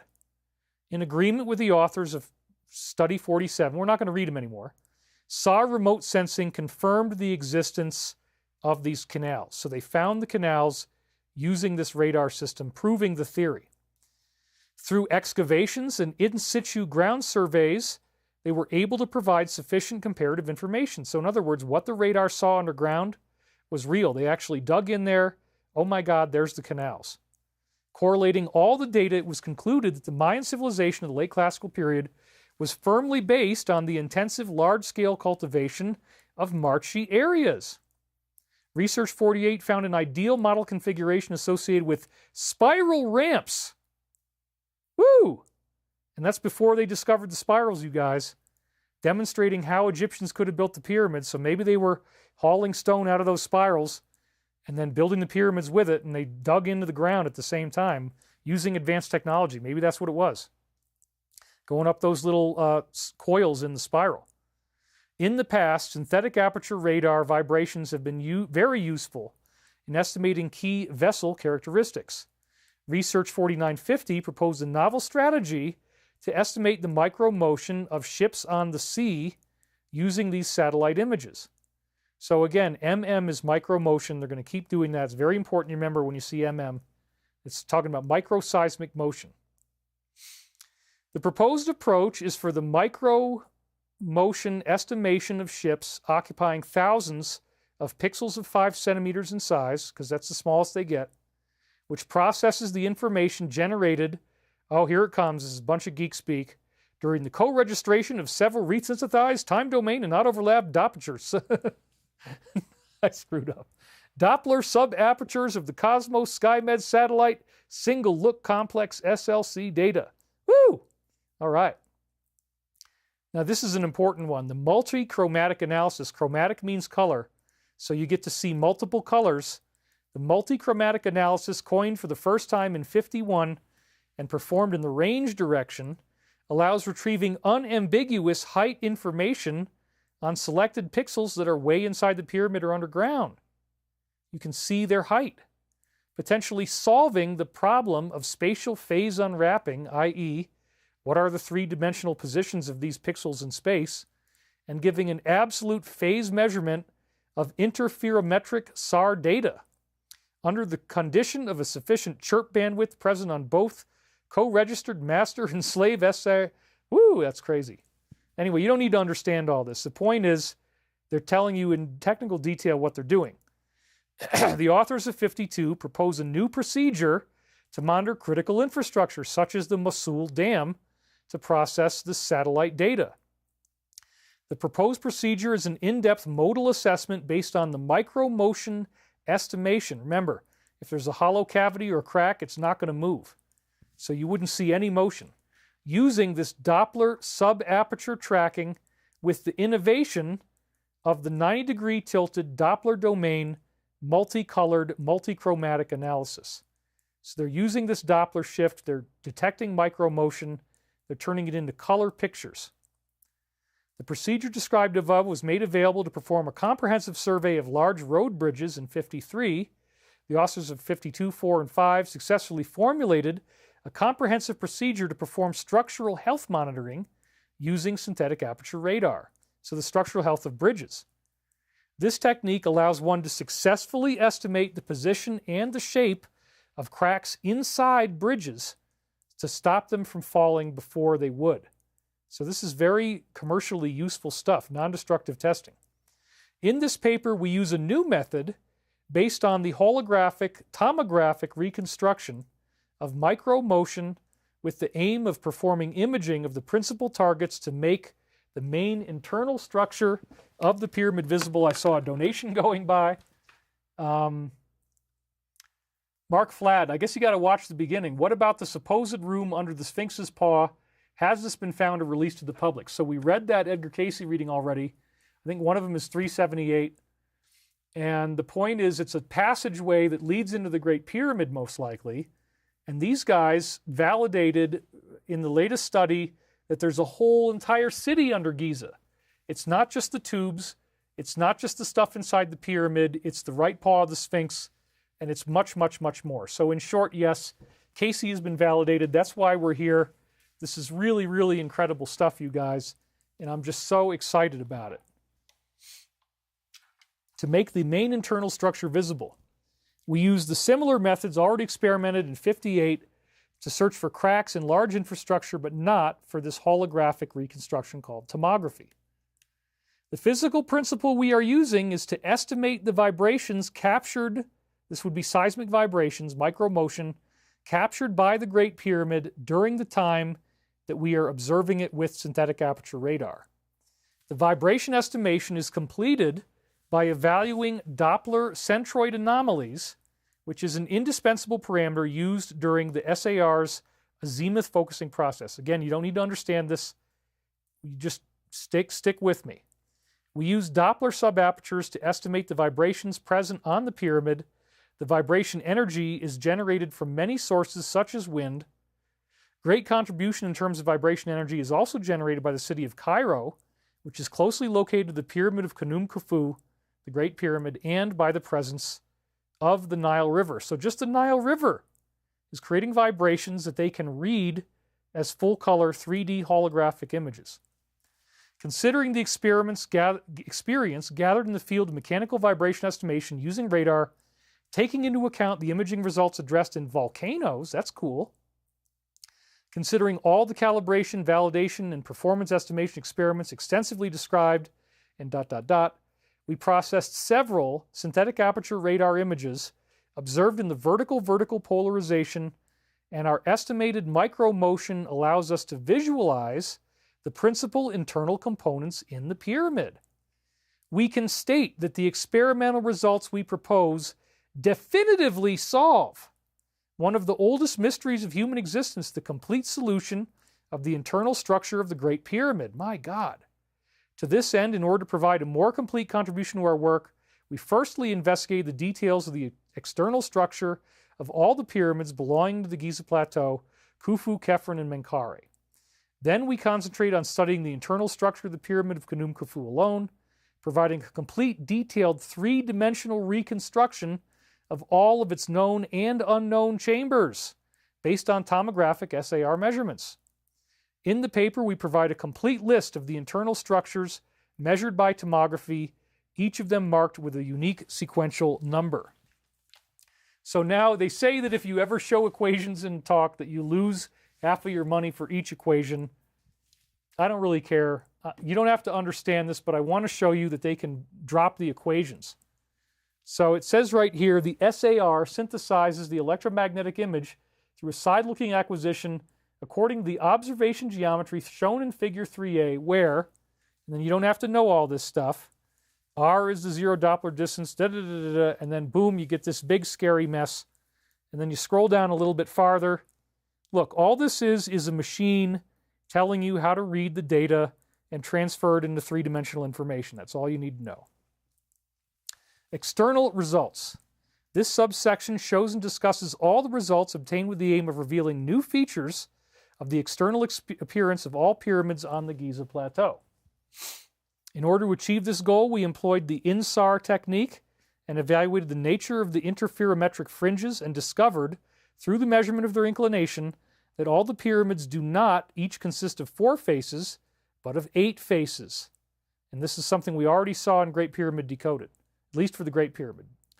We processed data according to images listed in Table 2, pictures 1 through 6. We found each face of each pyramid had an inwards bow that became more relevant closer to the ground, much like a trough. This was exactly noted in Pyramid Decoded. That rhymed. And I'll show you next time. But basically, if you have the triangular, let's do this. You have the triangular shape, okay? And then right down the middle of it, it splits. And that's what they're finding, is that the faces of all the pyramids have a straight line right down the middle of the triangle. And we already knew that from Great Pyramid Decoded, but they didn't. So these are the images that were processed as the satellite was flying overhead. They used it to gain this data, and they achieved this result. Surprisingly, even the smallest pyramid of Menkaure also consists of 8 faces, not 4. And anyway, we don't need to go through all the rest of this. So now we're going to get to the good stuff, the internal experimental results of the main pyramid, Khnum-Khufu. Data analysis, again obtained using the SAR tomographic Doppler image technique, was able to provide clear objective elements to understand the internal structure of the pyramid of Khnum Khufu. When proposing our results, we start by describing the well-known structures, which they can see with this tomographic radar, and then move on to the description of unknown structures. The internal imaging obtained from multiple angles allowed us to obtain an accurate three-dimensional model. I love it. It gave us the possibility, like never before, of taking a look inside one of the most important, mysterious megalithic monuments in the world. So they proved that it works by imaging existing chambers. This is really cool, you guys. They're calling it the Z box. Again, that's the chimney over the king's chamber. That's what it normally looks like. In Piazzi Smith's book, there on the left, there's this whole stack of stones above the king's chamber. They're calling it a Z box. So that's what it looks like on A. And then B and C are their tomographic images. So when you look at C, you can see that instead of it being blue in this particular shot, that there's shots of light blue in there, not dark blue. Those indicate hollow cavities. But this is the one that really, really shows it. Schematic representation of the Z and the king's chamber. And then you can see it with the overlapped tomographic result. So again, look at B, and you see how the places where it's red, that's hollow. The places where it's yellow is where the other stone is. It's unfrickin' believable because, again, this works, and the large room is creating these yellow and red spectrum lines. So we see it on the satellite image, and we can go in there and explore it, and we know that it's there. The Queen's Chamber, as I said, is also very easy to see. You see the yellow in there. But notice that there's yellow under the Queen's Chamber. This is that hidden room and passageway that they found that I already showed you, which is right there as the red box under the Queen's Chamber. So the tomographic image is how they saw that. Then there's another one further down, as you can see, to the left of the 13. And then again, all that stuff around the King's Chamber is brand new, and it's all by this amazing satellite system that we already know can see the structure of the King's Chamber's chimney. So this subsection describes all the tomographic measurements. The entire internal architecture of Khnum Khufu has been redesigned as we propose in Figure 22 that we've been looking at. The complete list of rooms, corridors, and tunnels has never been inventoried until now, and this is all shown in Table 3. Each structure, simple or complex, was assigned to a unique tag number of 1 to 20 in Figure 22. We did not use any kind of simulated data or predictive mathematics. We only used the scientific data of what the CSG satellite actually showed us, analyzing micromotion and turning it into full-color pixels of chromatic indication. So there it is, Figure 22, the three-dimensional reconstruction of the interior structure of the Great Pyramid based on the interpretation of tomograms estimated with radar ultrasound. We know that it works because they could see the King's Chamber. So this is their list of the discovered structures. None of them sound all that exciting. They didn't use any sacred words. They just made it very simple. Southern corridor, northern underground complex structure. Z complex structure, eastern sarcophagus passage facility, blah, blah, blah, little void, big void. But God, this is so exciting. I mean, they're just calling 19 the big void. Who knows what other fancy name it originally had. The Great Gathering Room. So then again, that's where you'd have your apostles sleeping. 11 apostles have these beautiful, huge bedrooms. They crawl up the side. They go through that tunnel in there. And now they're going to crawl up the sides of the pyramid, or they go that way off to the right. There's probably stairs in there or some kind of ladder or something. Then they can all walk around the King's Chamber. As we said, there's that orange square around it. It's really, really cool, you guys. I can't wait to get in there. This is where the Hall of Records is supposed to be. We got step pyramid-looking architecture on the side, linking it with the Mesoamerican pyramids in a way that we've simply never seen before. We have the King's Chamber secret tunnels, as I was saying. You can get into the King's Chamber. You can dig through that stuff. So this is just an incredible, incredible discovery, all done through synthetic aperture radar and ultrasound. We looked at a lot of this before. I just wanted you to see it all again because there's so much to explore in this. Secret chambers under the Queen's Chamber, secret room under the King's Chamber.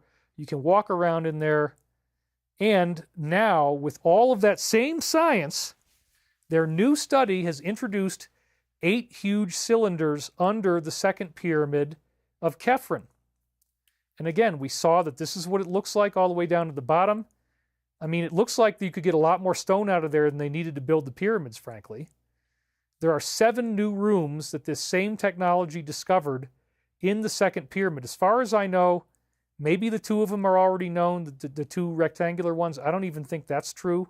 We'll look at it on Sunday. I'm going to do more research, but you got 5 of these Zeds in the middle, which really now looks like they're there to capture and fan out this hyperdimensional energy, this fluid-like energy that the pyramid is built to capture, like a funnel, coming up through the tubes, the tunnels extending 2,100 feet below the surface, entering into, again, gigantic 80-meter-tall cubical rooms that are probably there to create, harness, and channel geometric energy by creating a resonance, giving us a multi-dimensional Tesseract generator, right? It's the same shape as the Tesseract. They've seen it with the synthetic aperture radar. They know that it's there because there's these massive hollow chambers, and this is what the pyramid does. It harnesses the power of shape and vibration. The tubes then act as waveguides. The energy is created in the cubes, upward spiraling line of light, just like the Law of One said. And then the 5 chimneys in the pyramid spread out the energy throughout the entire complex and thus apparently stabilized the Earth on its axis after Atlantis sank. Now they're saying there's even more unknown structures if you go 4,000 feet below that. This I found again on ZH0 and the last word being hedge.com. I go there every day. Researchers claim to have discovered a vast city underneath Egypt's pyramids, giant vertical cylinder-shaped structures. So here's the link. 2 researchers from Italy and Scotland claim to have discovered a sprawling underground city beneath the pyramids of Egypt. I guess I was saying Switzerland. It was actually Scotland. The Daily Mail reports that the researchers say they found 8 vertical cylinder-shaped structures extending more than 2,100 feet below the pyramid and more unknown structures 4,000 feet deeper. Dang. Corrado Malanga from Italy's University of Pisa and Filippo Biondi with the University of Strathclyde in Scotland say they used radar pulses to create high-resolution images deep into the ground beneath the 3 pyramids, observing massive structures that are 10 times larger than the pyramids themselves. Whoa. To put this in perspective, the World Trade Center Freedom Tower is 541 meters high.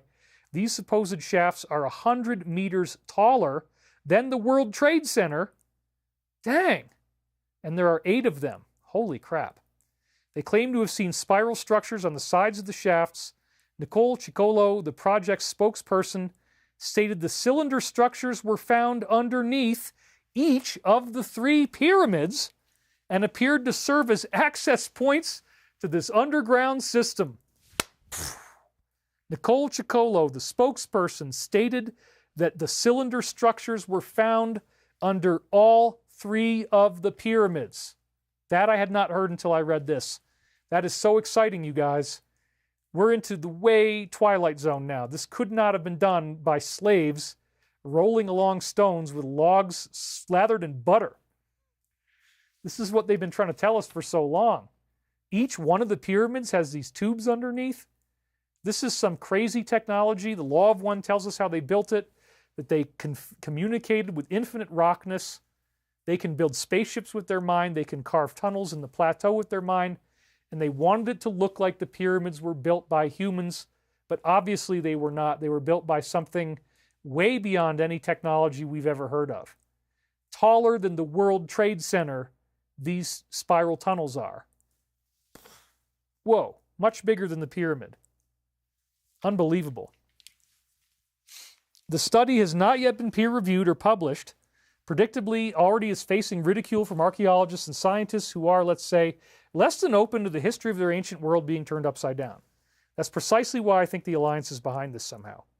Quote, the existence of vast chambers beneath the Earth's surface, comparable in size to the pyramids themselves, which have a remarkably strong correlation with the legendary Halls of Amenti, according to Chicolo. And that's the legend about, the Dua, the underground world of Egypt that apparently we're now discovering.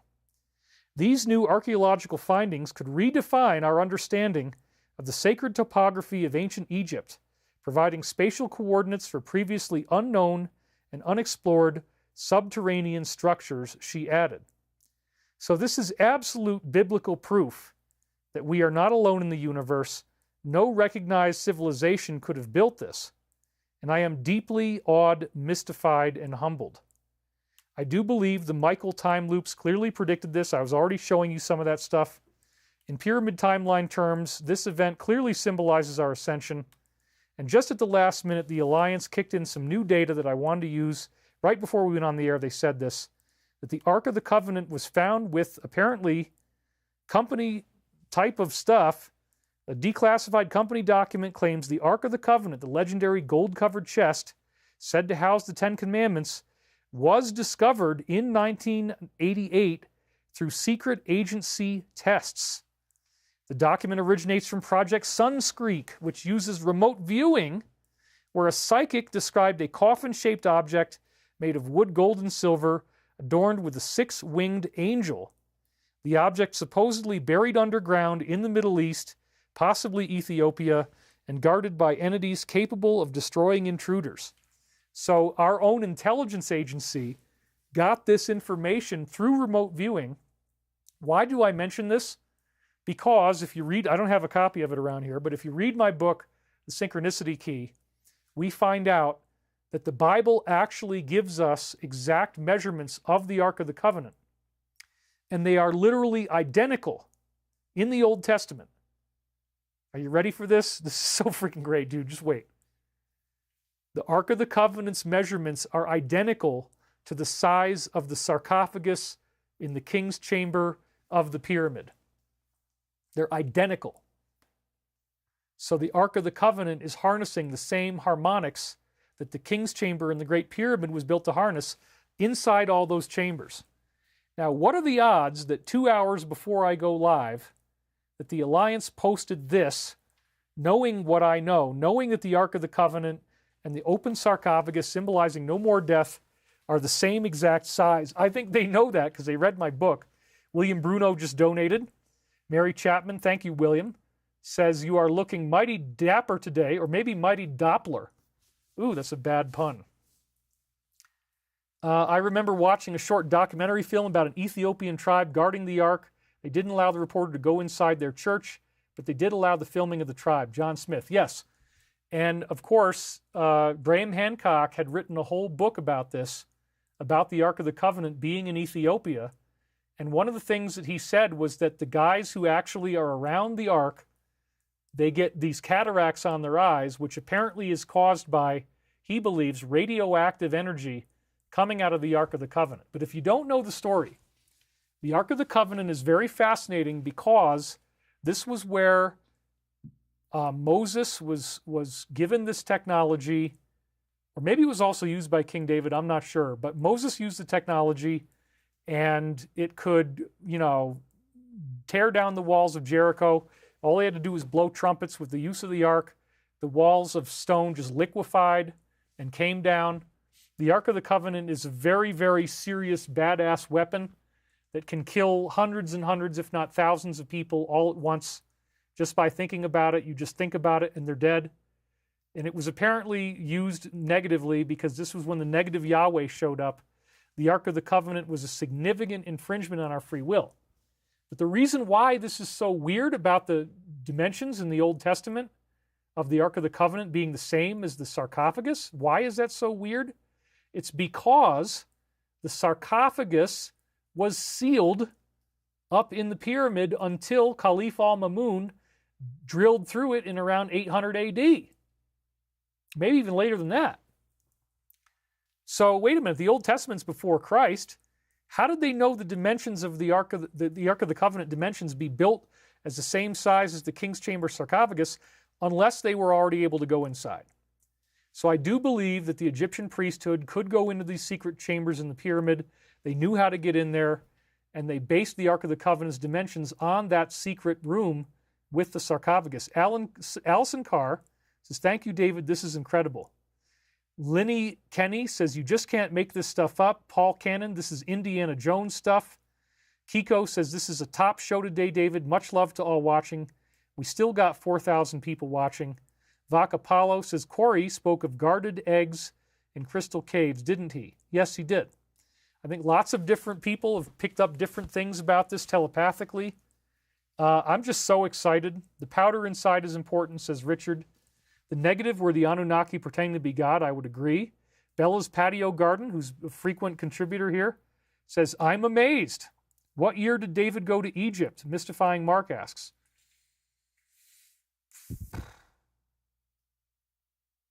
I want to say 2009, but I'm not sure. Around 2008 or 2009 would be about right. Something like that. Yeah. Could have been 2008. Yeah, it might have been as early as 2008. Anyway, I had a horrible time, and I'm really sorry to the people of Egypt, but I had all these people who I love to talk to, and they were keeping me up till 11, 12 at night, and then our tour guide was waking us up. We had to be in the bus at 5:25 a.m. in the morning. And if you're staying up until midnight talking to people, and you got women all draped on you, and everybody loves you, and it's like, dang, I'm the king, man. This is amazing. I had a whole tour group out there. I let people hang out. I let people hang on me and hang out with me. Salt Rock just donated, said this is a great show. Celebrating your first super chat. Thank you very much. I hope you keep doing it. Bella's Patio Garden, I can't wait for you to go and film or live stream a tour inside the pyramid. Absolutely. Trip says, love you, David. I haven't commented in a while. Want you to know I'm still watching every show. Valentine Puppy says, David, I will go with you to Egypt again. Maybe she was one of the ones hanging on me. I mean, I did feel great. So, but I was so tired that just standing around all day in the desert heat, and then we'd have to get there first. And then people are saying, David, what are you getting on this? And I'd be like, I'm getting a headache.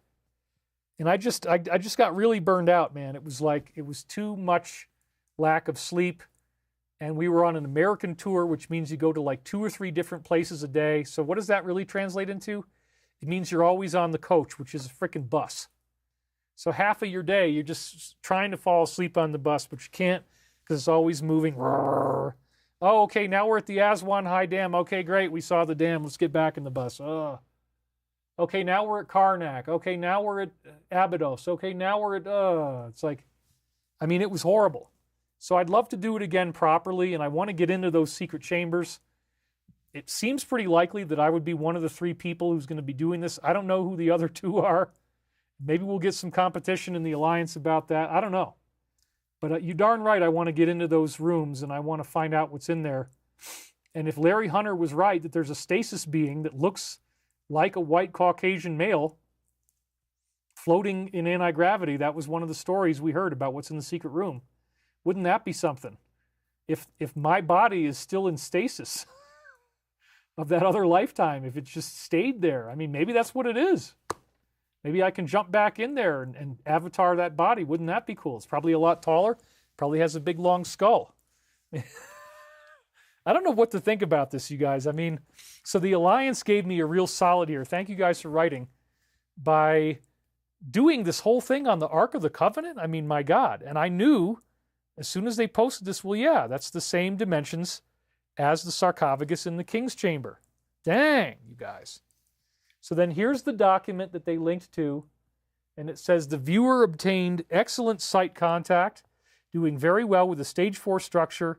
Viewer also exhibits the ability to keep AOL analytic overlays, meaning the conscious mind's interference, to a minimum. He has to be careful with his editing. This does not seem to be a problem at this time, something to watch for. And then, wouldn't you know that the video is 60 seconds long? Another great callback from the Alliance. As I've been saying, the number 60 showing up in my prophetic dream. You can count the number of people with the full picture, which probably includes knowing about these tunnels under the pyramid. You can count the people with 2 hands. There's less than 10 of them, and only 3 of them are non-military. Why is this relevant? Game theory outside of potential operators has been dialed in. Nobody else has this information. Operators never divulge. Alice in Wonderland. So the Archangel Michael time loop seems to have predicted this. This is probably the last thing I'm going to do, and then we'll cut it a bit from last week. Recognize that the available opportunities within the self for personal transformation are always one step greater than that greater downward force that seems to reduce the vibrations of positive polarity. What we need to focus on here is your continuity in the said higher realms. Okay, so what's happened is that right after I read this to you as a time loop thing last week, last Wednesday, we saw a greater downward structure below the pyramid. The tubes are a much greater length. They're bigger than the World Trade Center. They're below the pyramid, and they mentioned a greater downward force. So that's very interesting. That's very, in light of all the other stuff that they're going to do, which we'll get into on Sunday, it's very interesting. The shocking truth is that the more work is placed into facing self, the more seemingly unbelievable coincidences and synchronicities will occur that will make all seem to be strictly woven together in an elaborate fabric of space and time. So beautiful. When we take what is familiar and fuse it with what is unfamiliar, there might not seem to be any direction. The lower self might still be driving the physical vehicle, so to speak, causing these bizarre tricks and events to occur, just as what was seen in the dream. So again, I say part of this is the analogy of the DS, but we have if you think of now in an analogy that the tubes, the pyramid tunnels, are the lower self of the pyramid, it would be driving the physical vehicle, so to speak, right? Because the lower self of the pyramid, these tunnels, are driving the upward spiraling light energy. They start out with tesseracts, they create a cubical vibration that creates this orb of energy.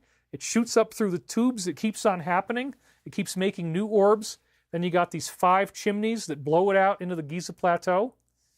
So these phrasings, we're going to have a dream where I get taken into the pyramid on Monday. It's the very next thing in our time loop. So I'm leaving you on the cliff because in my dream, we actually go inside those Hall of Records secret tunnels. It's amazing. So you got to be here on Sunday for that show. And I'm going to review a little of this again. We're going to go into some other stuff, but I wanted to get the gist of this scientific discussion done first. So the lower self might still be driving the physical vehicle. That's like the tubes pumping energy into the pyramid. However, upon getting out of this bus system, remember I was on a bus and the guy kept trying to drive to knock me off the bus, within a cellar, as it was indicated, as it was all within a cement parking garage. My God, the cubes at the bottom look like a parking garage. Now we think it was like cement, and the whole area is a cellar below the pyramid. It's a basement area underneath the pyramid. So once again, wow. And we're actually going to have a whole dream on the pyramid architecture and a whole reading that interprets the dream. That's coming up on Sunday. You can then return to the true vehicle, your own vehicle for ascension. Well, again, isn't this interesting? Because they might have been parking UFO vehicles in that underground cube to visit the pyramid by climbing up the spiral staircase, going into the bedrooms for the 12 disciples. This is all very interesting because they might be parking their spaceships in there. Return to the true vehicle of ascension. We found that the awakening Christ child, and again, that's what the pyramid was built to do, awaken the Christ. We found the awakening Christ child within you already has gifts for you in there.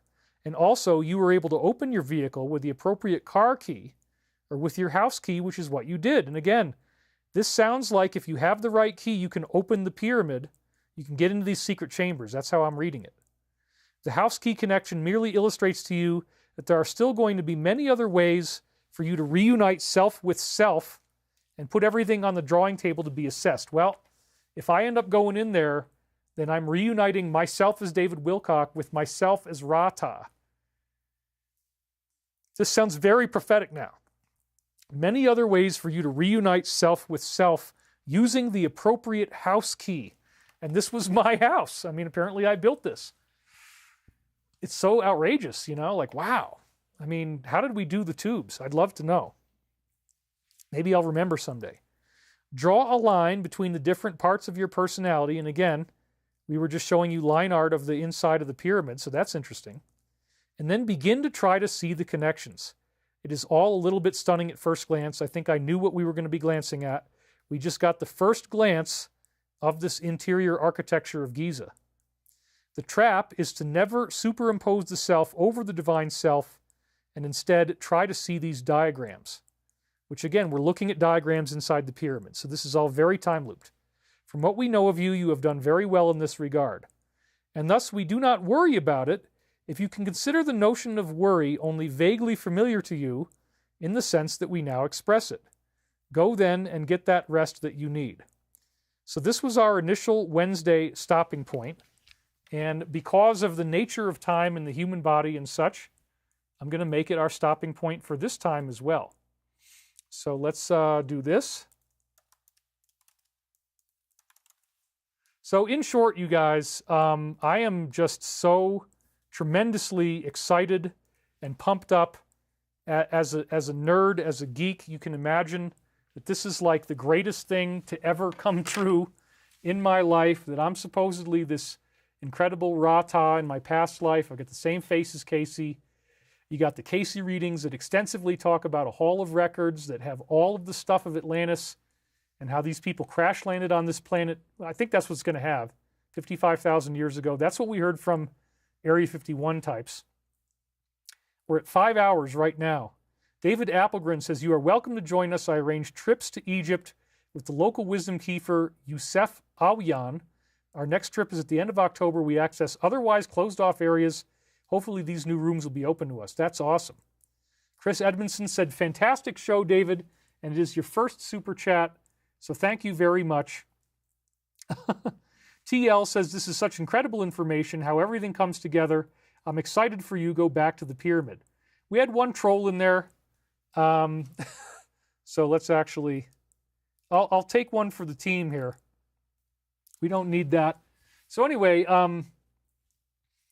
what we're dealing with is scientifically provable data. They're using SAR, synthetic aperture radar, and they're creating a Doppler shift that leads to a colored analysis where they're looking at the surface of the pyramid, and it vibrates just a little bit, and then they're analyzing that vibration, and they know what the pixels inside are doing by what they see on the surface, by certain parts of the electromagnetic spectrum that pass through material.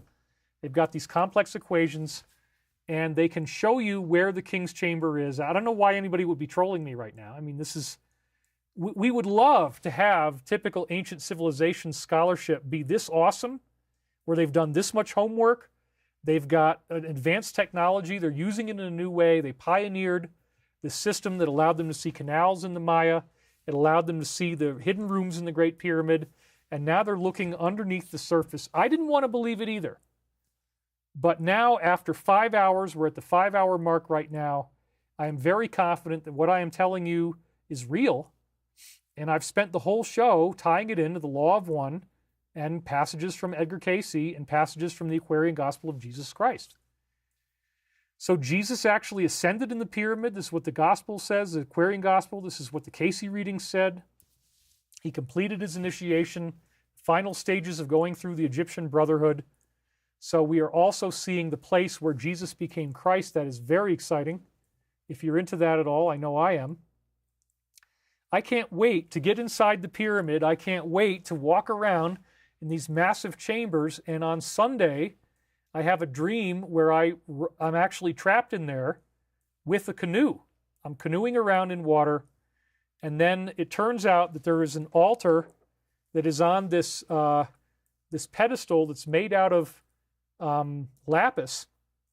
And the pedestal is this big tube that goes underground. So I have a dream in February 1999, one of the very next ones in our list, as we're going to read through it on Sunday.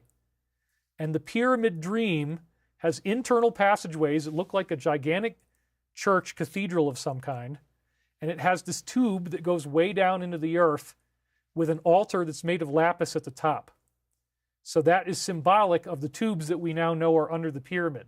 So Michael already planned this whole thing out. He already knew we were going to find this at this time in history. I'm just a guy here trying to live my life. I didn't want all this crazy stuff to happen. As soon as I heard that I might be Edgar Cayce's reincarnation, I'm like, dang, That means it's the Rata stuff. That means I'm supposed to open the Hall of Records. That means that I'm supposed to help humanity go through the Ascension. That means I'm the liberator who returns again in 1998, as it says in other Casey readings. It was very intense. Ricky11 says, I can't wait for Sunday, celebrating your third super chat. What an incredible teaching, David. Chris G says, thank you very much. Bella's Patio Garden says, I'm praying. May the Egyptian government allow for research and further discovery. This information belongs to the human race. Yeah, that's the problem, is they're not going to want to believe these passages are real. They're not going to want to think that you can get in there. But again, it looks like all you have to do is break through some of it right at the opening. There's a shaft that goes straight down. You go right into the bedrooms of the apostles, as I call them. Dude, this is so exciting. I mean, I can't even wait. And so we already blew the 5 and 5 thing, 505. But let's now just say a nice little meditation together, little prayer here, where we're going to go deep now in the last couple of minutes that we have left. So I'd like you to put both feet flat on the floor. That's right. Take a nice deep breath. Try to process all this incredible information we've just learned. Breathe in. Let it go. Following the path of your breath, going deeper and deeper into the silence. The Alliance has promised us we're only just a few stages away from the big reveal. They've got over 1,000 people processing the paperwork right now, 14,000 terabytes of data. And now we have this gift from the divine, this incredible revelation of tunnels under the pyramid and hidden rooms inside the pyramid, perfectly validating the records of Edgar Cayce, statements of the Law of One, the Aquarian Gospel of Jesus Christ, and other sources. Taking time now to just let ourselves feel so relaxed, seeing the enormity of this discovery. This is something no humans could have built. It requires at least an exceptional technology. And we're just vibing in on the gratitude that we've made it this far, that we're apparently going to have a non-catastrophic ascension, as we saw in the crop circle formation of July 25th, 2023, with the dice in the middle, or maybe that was the August 13th one, yeah. The dice in the middle, which now looks like the hypercube at the bottom of the pyramid tunnels. Were they predicting that in advance? Were they predicting this pyramid discovery, that it would correlate with the first wave of ascension, this nuclear-like release of the sun that nonetheless will be completely harmless to human life, as they are telling us? Yes. We appear to be in the final stages. Michael's own time-looped messages have told us that this is the last stage, that the time of testing is complete. We've now been given this incredible gift of seeing the truth of the hidden chambers, seeing the truth of what the prophecies from Cayce and others have told us, and recognizing that we are in the era of the open tomb, that our bodies will be transformed into ascension. We will have bodies of light. We will experience a massive upgrade. The beings are trying to get us ready for this in any way they can without violating our free will, that free will principle being so very important. So we thank you, higher beings. We thank you for giving us this information, for the time loops that we've been seeing. We don't know how you guys do all this. It's really amazing. The time travel is amazing. Apparently you're using the Tesseract, and you built one right underneath the pyramid, perfectly predicting what the Law of One said in advance, harnessing upward spiraling light energy currents. The whole thing is just so amazing, and we feel so much gratitude, so much warmth, and we have everybody saying this was a magnificent show. So thank you all for being here, and always remember that in the grandest sense of everything, you indeed are the light, you are the love, you are the one infinite creator. And this is as it was, as it is now, and as it always shall be. And nothing and no one can ever take that from you. And so it is. In the name of Jesus, Amen, Adonai. Thank you. All right. So now you can wiggle your fingers, wiggle your toes. That wasn't so bad. We'll stop it at 5 minutes, 5 hours and 10 minutes, 5 minutes. Stephanie Marsh says, magnificent, there are no words. Jessica Bain donated, and she just didn't say anything, but that's fine. Thank you, Jessica, and thank you, Stephanie. So yes, this is the best show you did ever. Thank you, David. It says Wanderer in Oz. Other people are saying that too. Sarah Beth, thank you, David. This is great stuff. I'm so excited you're doing important work. Yeah, my show's only as good as my information, and this information is just spectacular. So I want to thank you guys for being here today. I want to thank you for watching.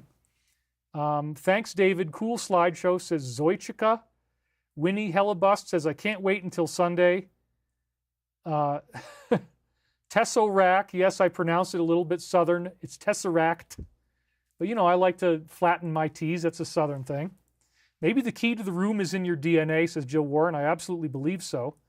Tripp says, David, do you still think your solar flash is going to happen in 2025? Yes.